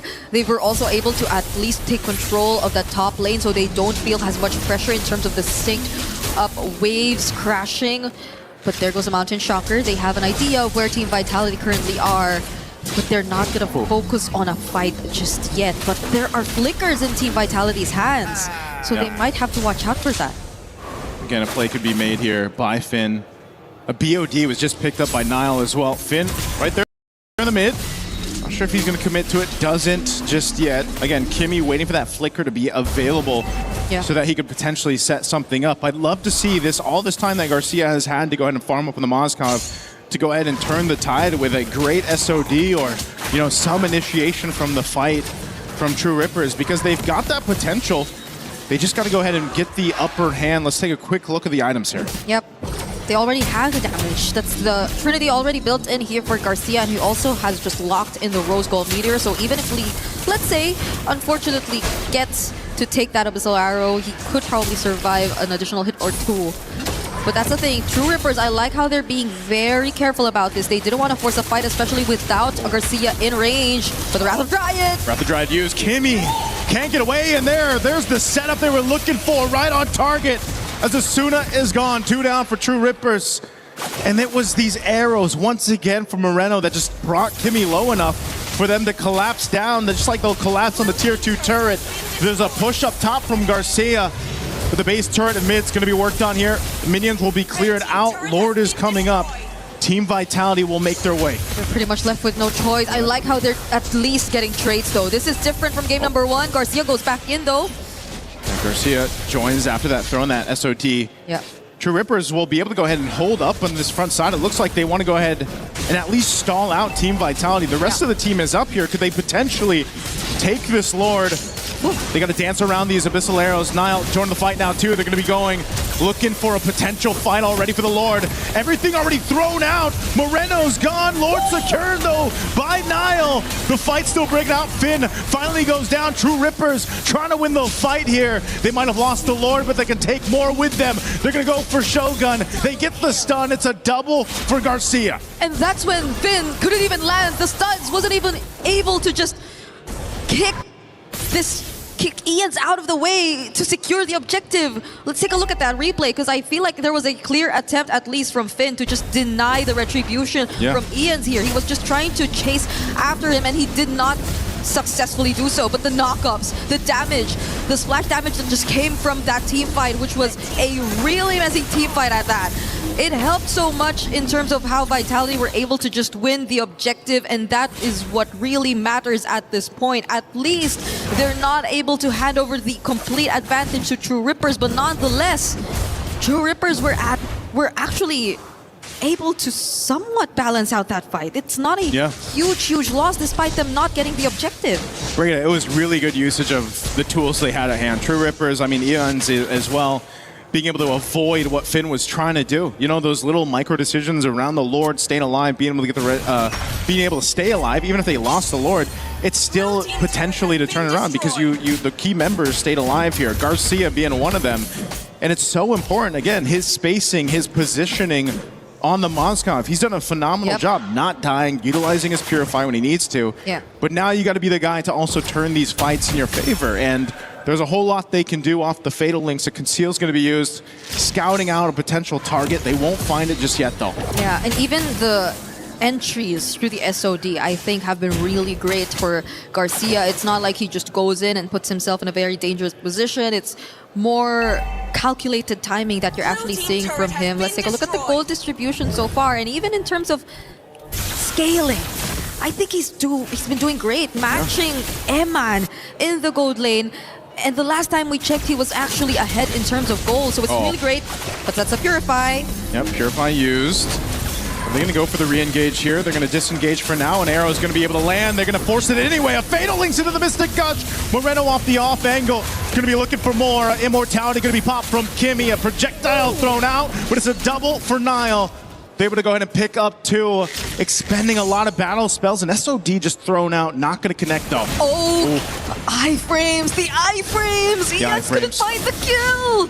Finn on the hunt, he goes in with a flicker. There's the kick they're looking for, right into the hands of Nile. Another kill picked up. Team Vitality, what more can they take at this point? 3 members taken down, and they also took that orange buff. To answer your question, they're just really focusing now on resources because we're about to see a Lord spawning in 6 seconds. But let's take a look. That was a clear counter engage. They had all the reasons to do this simply because they already had information. Ian's was all alone. They could go for the chase, and Hirara is just one of the best heroes to rely on in terms of that and outputting the necessary damage. They're waiting for this. Are we actually going to wait for an entire minute, though? Because the Evolved Lord will take an entire minute. It seems like... Yeah. Okay. Oh. Okay. Lord secured. Now, at this point, again, it's... Breeder, in that situation, right? Backs against the wall. So I don't want to count them out, though. Yep. Even with that, that Lord secured, Team Vitality will have to kind of take their time going into this fight because of the nature of the composition. A lot of times, like you said, they're playing around the arrows. They're sort of also waiting to see what Kimmy decides to do with that Fatal Links because they have to avoid that combo, that Wombo combo we've been seeing so much of. Fatal Links, Mystic Gush, and keeping tabs on Garcia. So with this Lord approaching the base, let's see how True Rippers want to defend against it. Yeah, it's already full item builds for both gold laners, for all damage dealers. I think Nile's just locking in his last, and he decides to switch it up and pick up a Winter Crown to complete his build, so there could be more creative angles from this point onwards. Comes the Lord, charging into the mid turret. Fatal Links was already used too. They'll force it anyways, utilizing the iframes. Whoa! The damage from True Rippers. They're gonna chase down Nile. He's got an immortality, but he's trying to get away. Good use of the conceal, but an SOD from Garcia will come through, and they still escape, only losing Iman in that fight. It's one base turret down, that mid one barely alive. They should be able to clear it out, even with that charged up minion. But wow, we have to take a look at the replay. That could have been the play of the game if only Garcia was able to find the kills. But looking at the replay right now, you have to respect the wave clear. You have to respect the damage that Garcia and Asuna are actually able to output at this point in time. The way that Vitality have actually somewhat lined up in that particular sequence really favored the damage dealers here from the side of True Rippers, and now they've completely turned things around. They're the ones who are approaching the base! Oh, they go in. Fatal Links used. Mystic Gush already expended. Emon back for the fight. Kimmy's gone, and now they're going to get chased down in the mid lane. An arrow's going to land on Asuna. They're going to follow through as Asuna falls, but Garcia is unleashing once again. Comes through clutch for True Rippers to send Vitality back to the base. The double marksman setup is still here. Moreno. Moreno, does he want to take that on? No, Moreno, what are you doing? He went for it, and he gets punished anyway. That was too late game marksman you were potentially going to go up against with the Abyssal Arrow nor the trap not landing. It was a very difficult spot for Moreno at that point. But this was the engage that changed everything. It was that Fatal Links combo, making sure that they found the targets, but I think this was also a sequence of miscalculations from Team Vitality as well. Finn once again did not really land that flicker. At the same time, the entries from Moreno and Nile weren't really in accordance to what they wanted to do, and now we see Ian's falling just before the Lord. Yep. That's a solo kill right there. That's unfortunate timing as the Lord is up. This was the replay, so Nile knew where to go, and he can win that fight. You, as the hero, especially with the stacks, you can win that fight. Now this Lord, an evolved, mind you, will go over to Team Vitality because the jungler is not available for True Rippers. So much has been happening here, but it's Team Vitality still being able to take this Lord freely from the hands of True Rippers. So they're just waiting, and they wanted to spawn at a certain moment in time here in this game.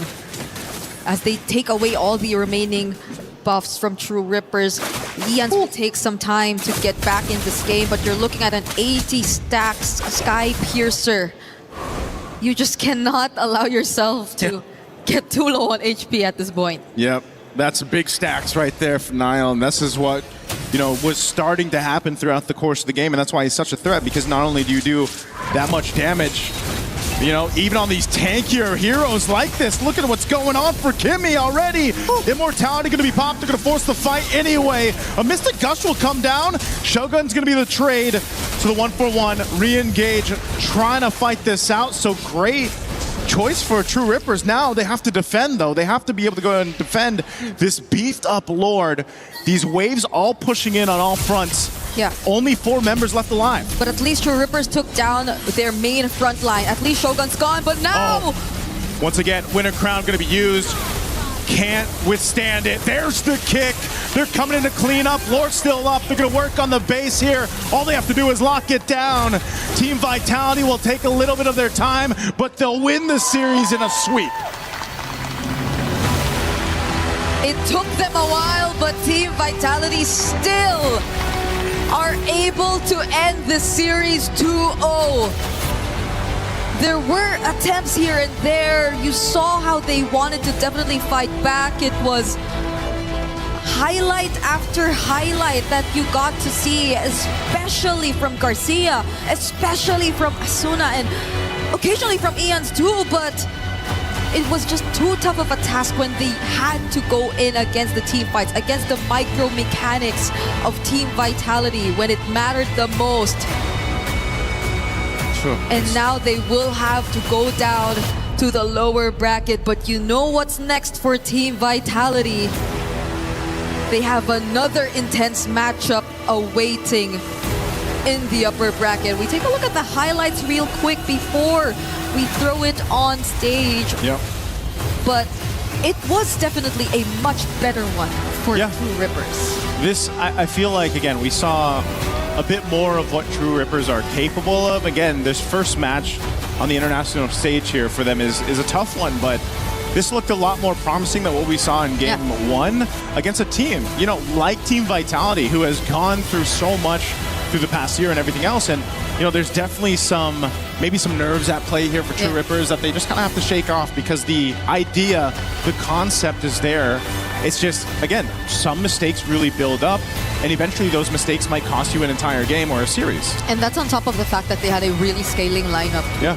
The damage that you had to await for a Yi Sun-shin and a Moskov definitely took their time. But Asuna, Rehansha, they were pretty much able to hold it out long enough for them to become a real threat against Team Vitality. Like there were moments like this where you weren't really sure if Team Vitality still could have just closed it out, because even approaching the base, even the Lord Sieges haven't been as clean. They had to deal with massive amounts of wave clear, but the moment they were able to take out at least one, everything else followed. And now we get to hear from our winners, so let's throw it over to the stage and talk to Emma.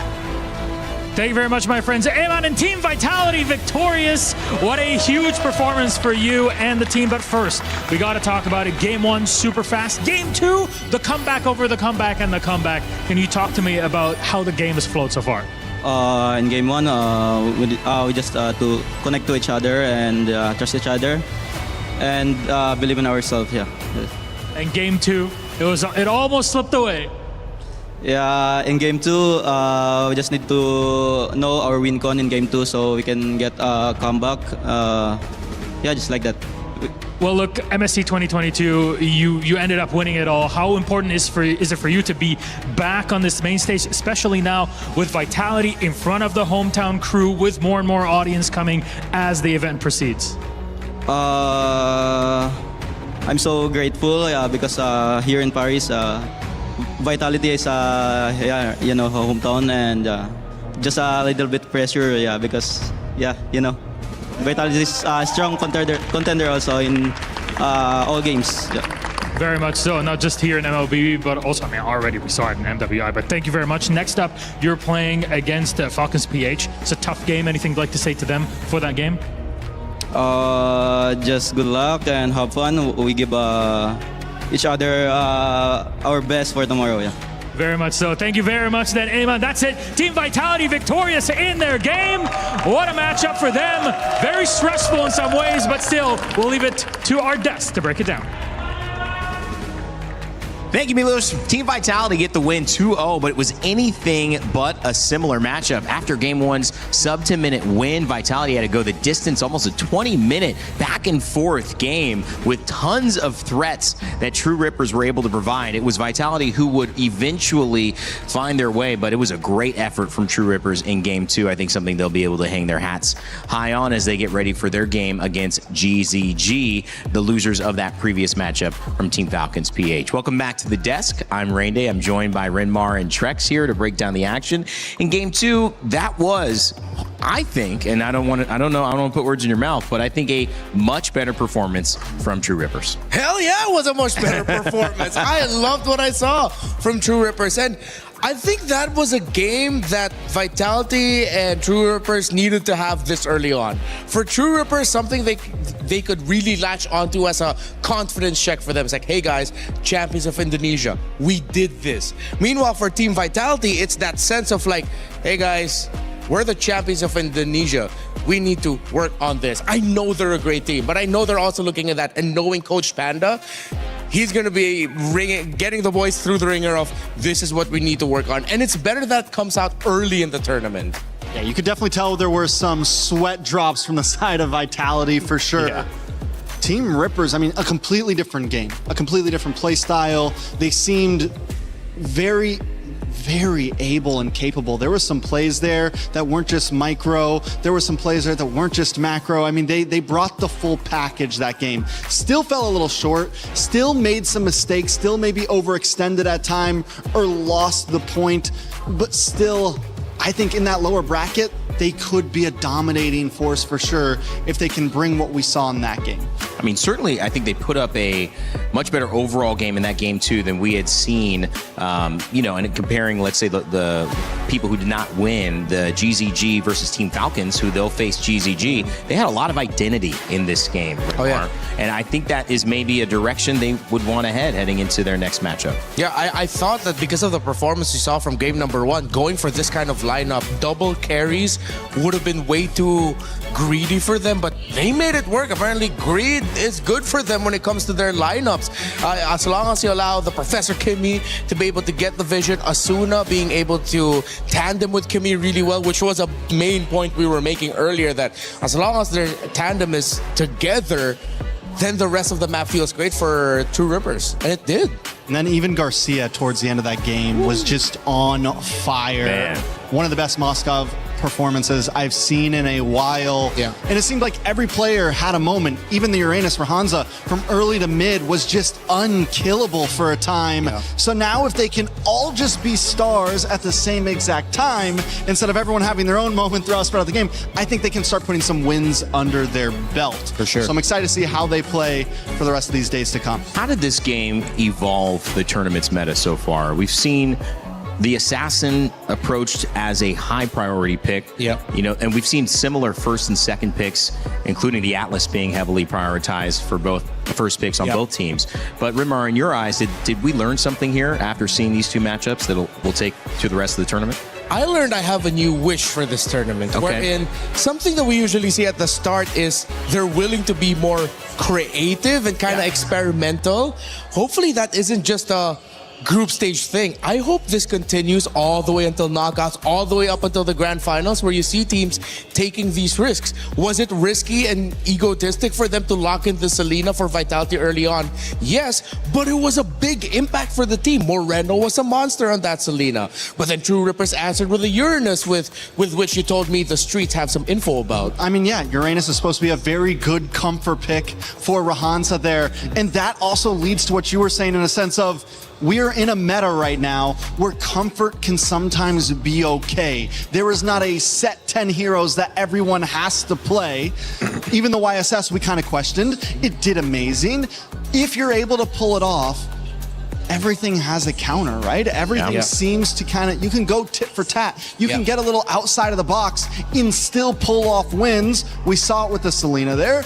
I mean, overall, I think the meta's in a very good place right now, a place that we haven't seen it in a long time, if not ever. Seeing some more uniqueness on some of the hero picks as well, and seeing some uniqueness now in terms of these new matchups that will force maybe even more decisions from our players to expand their hero pool. As we look at our bracket for this tournament, it's Group A today. Group B will have their matches tomorrow, but as I've said prior, we have Group A and Group B doing their own upper bracket and lower bracket runs. So we'll see elimination matches now coming up for the 3 and soon to be 4 teams that will have lost these initial matchups. We'll then see qualification matches for Team Vitality and Team Falcons PH, Team Vamos, and the winner of our upcoming game, Team Ignite versus Team Spirit. And that will advance somebody to the knockout stage and send someone else into a decider match against either True Rippers and Guangzhou Gaming or Team Falcons Mena versus the winner of Ignite or Team Spirit. True Rippers versus Guangzhou Gaming is going to be a tearjerker because for so long, ever since we saw China come into the scene, we've wanted to see them do amazing things. And now we have this other new region coming into the scene that we're hoping to see do great things. And no matter what, one of them are going home. That's a tough match to have to watch right there. May was one of the first names we saw perform in an international tournament for MLBB coming out of China. And then now he's at the risk of, he cried when he won the qualification tournament because he's been wanting this for so long, to make it into the group stage, not just be stuck in the wild cards, but now instantly at the lower bracket up against a region that's been, again, desiring to be part of this scene for the longest time. It will be a tearjerker in that matchup. You could also look at it on the flip side that either way, somebody's moving on. So you got somebody to root for who definitely has a great story coming into it. As you've been having a lot of fun with Mobile Legends Bang Bang, like us on the desk and our casters and our players, we think there's something else you might enjoy. Make sure to check it out. It's a new idol adventure in the Mobile Legends universe. Take a look.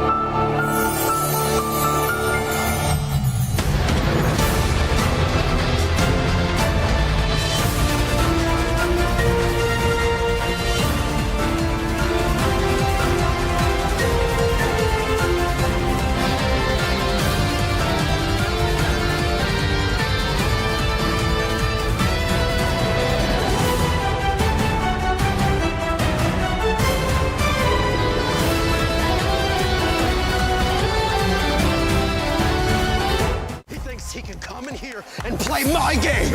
He knows nothing. Let's go! Tyler Wine, you're done. Raw energy. House for pop and blow the house down.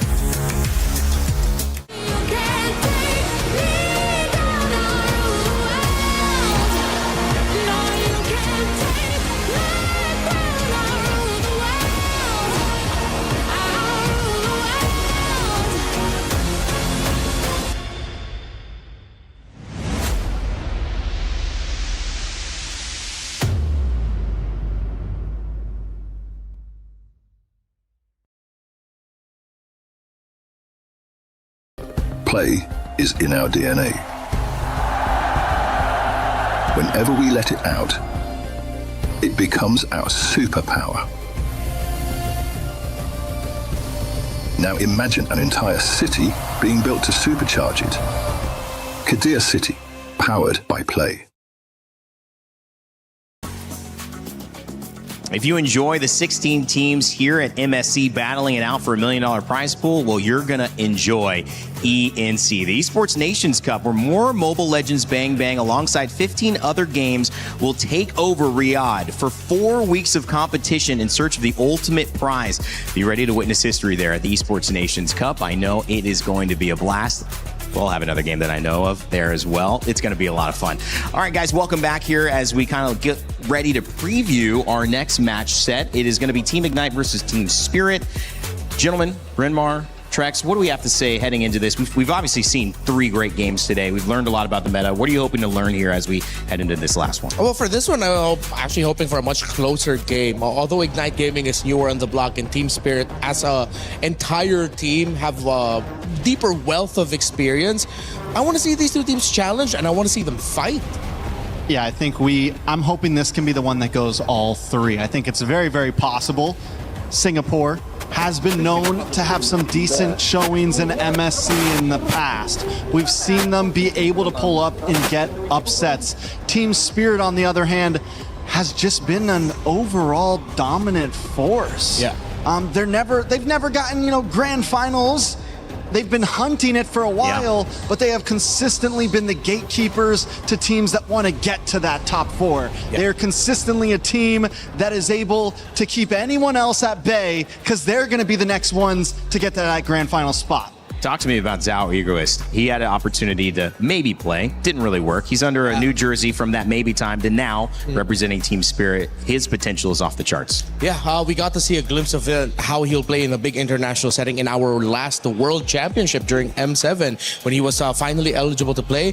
And he looked great there. There were so many players, pundits, and personalities who looked at him and said, oh, that's the next big thing. That jungler is going to be out of this world once he finally matures into that final form. It's going to take years, but as early as now, the fact that you have a lot of people saying that, it's good for his potential. And this also isn't the first player that Team Spirit has introduced at a young age. 2 years ago it was Hiko, the gold laner. He came in very young and just made a name for himself immediately. We called it Hiko-mania at that point. He was a star gold laner. I feel like some of his last internationals, we didn't see that same exact shine. Yeah. And I'm hoping we see it again. And maybe we see Zhao Egoist also just pull up at a young age at this international and show off. This is the moment right here, especially for the junglers. Error 404 said it was his time to show what his heroes, can do. And that's exactly what Team Spirit hope for their young star in Zhao Egoist. We actually had a chance to catch up with Team Spirit's Kid Bumba before the match to hear what he had to say. We are now here with Kid Bomba right before the match, and obviously we do get to talk to you, and we want to, fact check with you, pulse check with you as well. What's going on? Nothing much. We're just waiting for the game, to be honest. We're happy that we can finally play. We had a really long boot camp, so I'm really excited to play, actually. 3 reallys, because I've been just waiting for this, This tournament doesn't have a lot of games, so I want the best to be in every game, so I'm very excited. Very excited. And of course, you said earlier on that you had a boot camp. Where did you boot camp in? Malaysia for 3.5 weeks. It was a very good boot camp, very productive. One of the best that we've had. Wow. And like I said, we're just looking forward to the match. What did you learn from Malaysia that you're going to take here? Is it more, strategy maybe? I mean... Just be general, it's okay. It's not Malaysia because we were scrimming against every team, right? Every Asian team. It's not that we scrimmed against Malaysian teams only. We get what we always get. We get better in decision making, in our tempo. Generally everything that just is better in Asia than it is in ECA. So we adapt and then we implement our own. So do you think that's going to be the big difference maker? I mean, last time we saw you at MSC, it was 5th to 8th placer. And now you're coming back here with, of course, more spirit. Get it? Spirit. I mean, teams know us as like weak mental team and hard games against like Asian teams, struggling when we have a lead. But we want to change it this tournament, so we're going to show our best. And I'm 100% ready to give it my everything to show everybody that we can actually do something this tournament. And if it's not going to go out well, then it won't happen. You know, everything will happen like God wants it to be. Amen, amen, amen. We will see it. I'm pretty sure you guys are going to do well. But before you do well, obviously your next matchup is against Diablo. Now, talk us about the laning phase.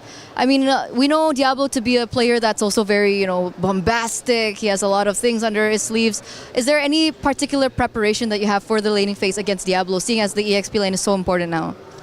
For me, he's just a normal opponent. For me, every opponent that I face is just a normal opponent. I don't think highly of them. Laning phase generally for me it doesn't mean a lot. For me it's about the team play. In laning phase I just try to do my best. If I win, I win. The goal is to always be equal. The goal is not to win for me. And yeah, that's about it. I don't think I'm gonna have any problems. Okay, so that's a little bit of insight coming to the XP lane from Kid Bomba's perspective. And into the next match, obviously we do want to know, maybe do you have a message for Diablo? The usual good luck. Oh, come on. Nothing else? You don't want to give him some... No. No, not yet. No, not yet. You're saving it for later? No. No too? So when? Never. Never. Okay, hopefully we get more from Kid Bomba next time. But thank you so much. And of course, good luck for your next. We are going back to the studio.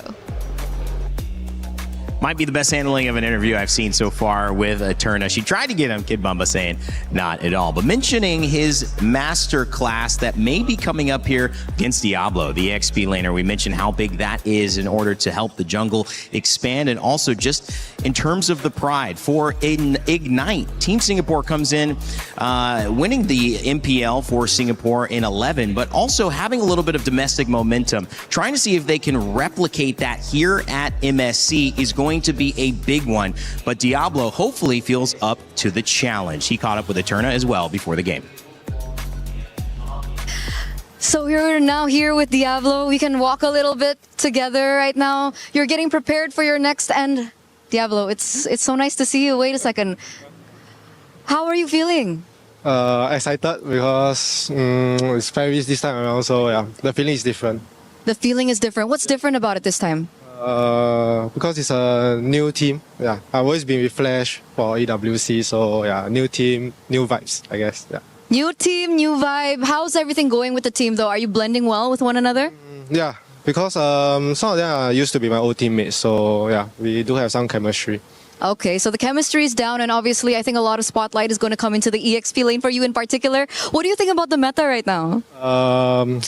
Definitely getting used to it, but I think it kind of favors my team quite a little. Yeah. Favors your team. Can we know why? Because I think my jungler is a very good assassin player. Yeah. Okay, so but are we going to be expecting, crazy picks from you? Because you seem to always stray out of the meta, Diablo. I think it depends on whether the draft allows it, because right now I'm more tuned in to play for the team rather than for myself. Yeah. Okay, so we'll see, right? But if you guys want to see it, maybe if I make it far, I might bring out some cheese picks. Yeah. Okay, we're waiting for that. Once again, good luck for your next match, and Diablo, it's really nice to see you again. Let's just go back to the studio. Goodbye. Always a blast here. Hearing a little bit from Diablo on team, I believe that was team Ignite, correct, guys? And he was talking about Kelvin, his jungler, having a little bit to add to this meta, especially with his confidence on assassins. Played some utility jungle, but I think most of the jungle was utility up until this latest patch. Yeah. How do you feel, Rinmar, in his confidence for his team? Oh no, Kelvin is young. He popped off during his championship win with in MPL Singapore. He was a long-time development league player here in the Philippines. Finally got his first big break and then became a champion now at EWC. So I'm sure he's carrying, going into this tournament with a lot of confidence and a lot of momentum for him personally. Yeah, I think overall, Singapore, Kelvin, Jay, Diablo. I'm excited to see what they bring to the table. During that interview, they talked about cheese picks. They talked about if the draft allows it. And Singapore is never scared to throw a little bit of spice into the draft. And kind of backpacking off of what we were talking about in some of the last drafts, the meta is a little open to that. There's possibilities. We've seen some crazy things from them before. I think back in 2024, what was it? The mid lane. Fanny, was it? Oh, wait, no, they did that during regional. Decimation. I can't remember. Turisla? No. I can't tell you. We'll come back. She's like, I would try. We'll come back to it. But we've seen some crazy things before from Singapore, so I'm excited for it. Was he referencing NIP Flash at that time? Because they got third or fourth place. At 24, right? At MSC 24. It was a great year for them. Yeah, and that was where they really solidified their identity as like the cheese pick dude. It's like we've always said it just in the regional leagues. But then in 2024, the fact they made it that far with some very unique picks. Oh yeah. Oh, I remember. Dude, Martis. There we go. Mid lane Martis. Yeah. I can't believe Decimate. Who is that again? But yeah, hopefully. We got there anyways. Hopefully, but again, he's not. He mentioned it himself. He's not with Flash this time around. Right. It's a newer squad. Technically, he's coming in this as the leader of the group, as the guy with all of his wealth of experience. So he has to lead this. Does he want to lead through cheese picks? With what he said, apparently not. He's gonna do it like the good old-fashioned way. And that's sometimes how you have to do it, especially when you go into a tournament where you don't know exactly what to expect. Obviously, some fans yelling in the background. It's excitement time. Our last series of the day is about to begin. If you think you know how it's going to go, make sure to check out the EWC Pick'ems. Go to esportsworldcup.com/play, and you can decide who's going to win this matchup. Let us know if you got it right over our last 3 series. And if you're with the majority here who have 91% on Team Spirit, only 9% on Ignite Gaming, Trex, you're shaking your head. I think that might be a little much. Let's not completely count out Ignite Gaming. Like I said, this is a time that Singapore has shined before in MSC. Yes, they've had some bad days with their representatives, but we're in groups. This is a time that a lot of times teams like this do show up. Team Spirit has been known sometimes to have rough starts in the beginning. They always make it to top 8. That's almost a guarantee for Team Spirit. But if there's a day that they could come in a little off, today could be the day. Yeah, and they have a good chance to make a comeback. They've shown it in the past. Both of these teams great at making comebacks through lower brackets. Big narrative of the day. Are we learning more about the meta, or are we learning more about how these two teams are showing up with their individual narratives? Because both playing for something, both, we look at Ignite trying to get back to what Singapore had done a couple of years ago here at MSC. Team Spirit trying to prove that they can compete at these levels as well. Yeah, I feel like this veers away a little bit from the meta discussion. This is going to be a little bit more of a personal story for these two teams as individuals and as an entire group. It's going to be exciting. It's so hard to even honestly talk completely about the meta this early on. In a tournament like this, it'll start off wide and it'll slowly whittle down until we get to that grand finals.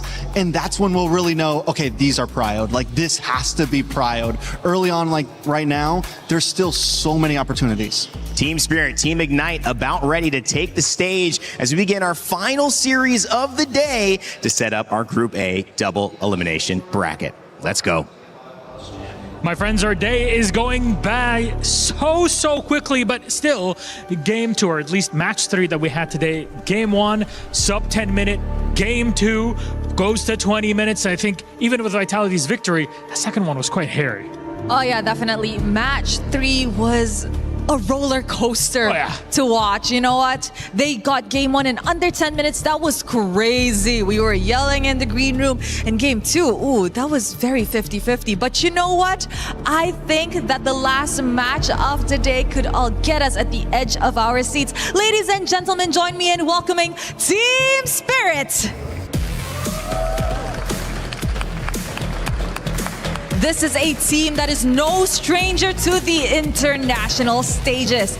After a run that was cut short last year, have they done enough for the redemption they are oh so hungry for? Team Spirit are no slouches, I tell you that, fair enough. But I'm telling you, on the other side is a team that has still a lot more to prove in this moment. So let's bring them out. Please join me in welcoming Ignite Gaming. They've set the stage on fire. From community qualifiers to the international stage, their underdog story starts today. Their unpredictabilities help them win upset after the next, no matter their opponent's experience level. I'm telling Yes, you, the other Milosh? side, it's a lot of experience. Yes, but let's not forget some of the players for the side of Ignite Gaming is also no stranger to the international stages. Both teams are looking to prove themselves today, but only one will come out on top. Then, gentlemen, please, you may place your keys. Go ahead, Ignite. Go ahead, Team Spirit. You may go place your keys. Captains, remember, shaking hands before we start off our game because it's all about fair play, right? You want to be very happy and thankful. You're getting to play at this level, and there it is. Gentlemen, we avoided the fist bumps, and we got the handshakes in. Our game is set. We're all ready. Let's send it back to our desk and get this one rolling. Team Spirit ready to go up against Team Ignite. What a game we've got to close out day one here of our group stages. We've got plenty of days. I think it's 9 here with MLBB on the Lenovo Legion Gauntlet. And so the road is truly just beginning, but it all leads to that one trophy in the middle, the MSC champion. Will one of these two teams be lifting it at the end of this competition? Well, today is certainly a way to find out. By the way, just to let you guys know, watching at home, you can get 2 champions in one game. My champions pick. That event is now live from now until July 27th. So make sure to scan that QR code and have a chance to get some exclusive MSC skins and pick your dual champions and win 50,000 diamonds. Man. Lots of goodies available for all of us there, and hopefully we get a goodie in this one. As much as Diablo says no cheese picks, if it's not gonna come from him, hopefully it comes out of anyone in this game. Just give us one new one. Or is it too greedy to ask? We've got D-Roth, Brody, Eudora, Ling making a comeback. Just one more and I'm a happy boy.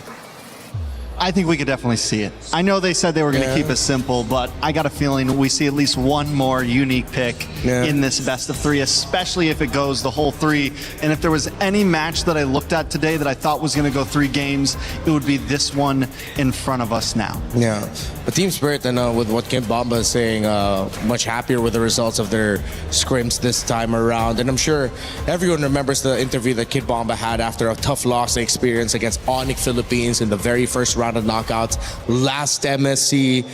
We saw the emotions for Kid Bomba flow and for Team Spirit as a whole, because for them it felt like they were just repeating the clock again off of their biggest international loss. It's been a year since then. They've won so much more and they've gotten even more wins in big international matches.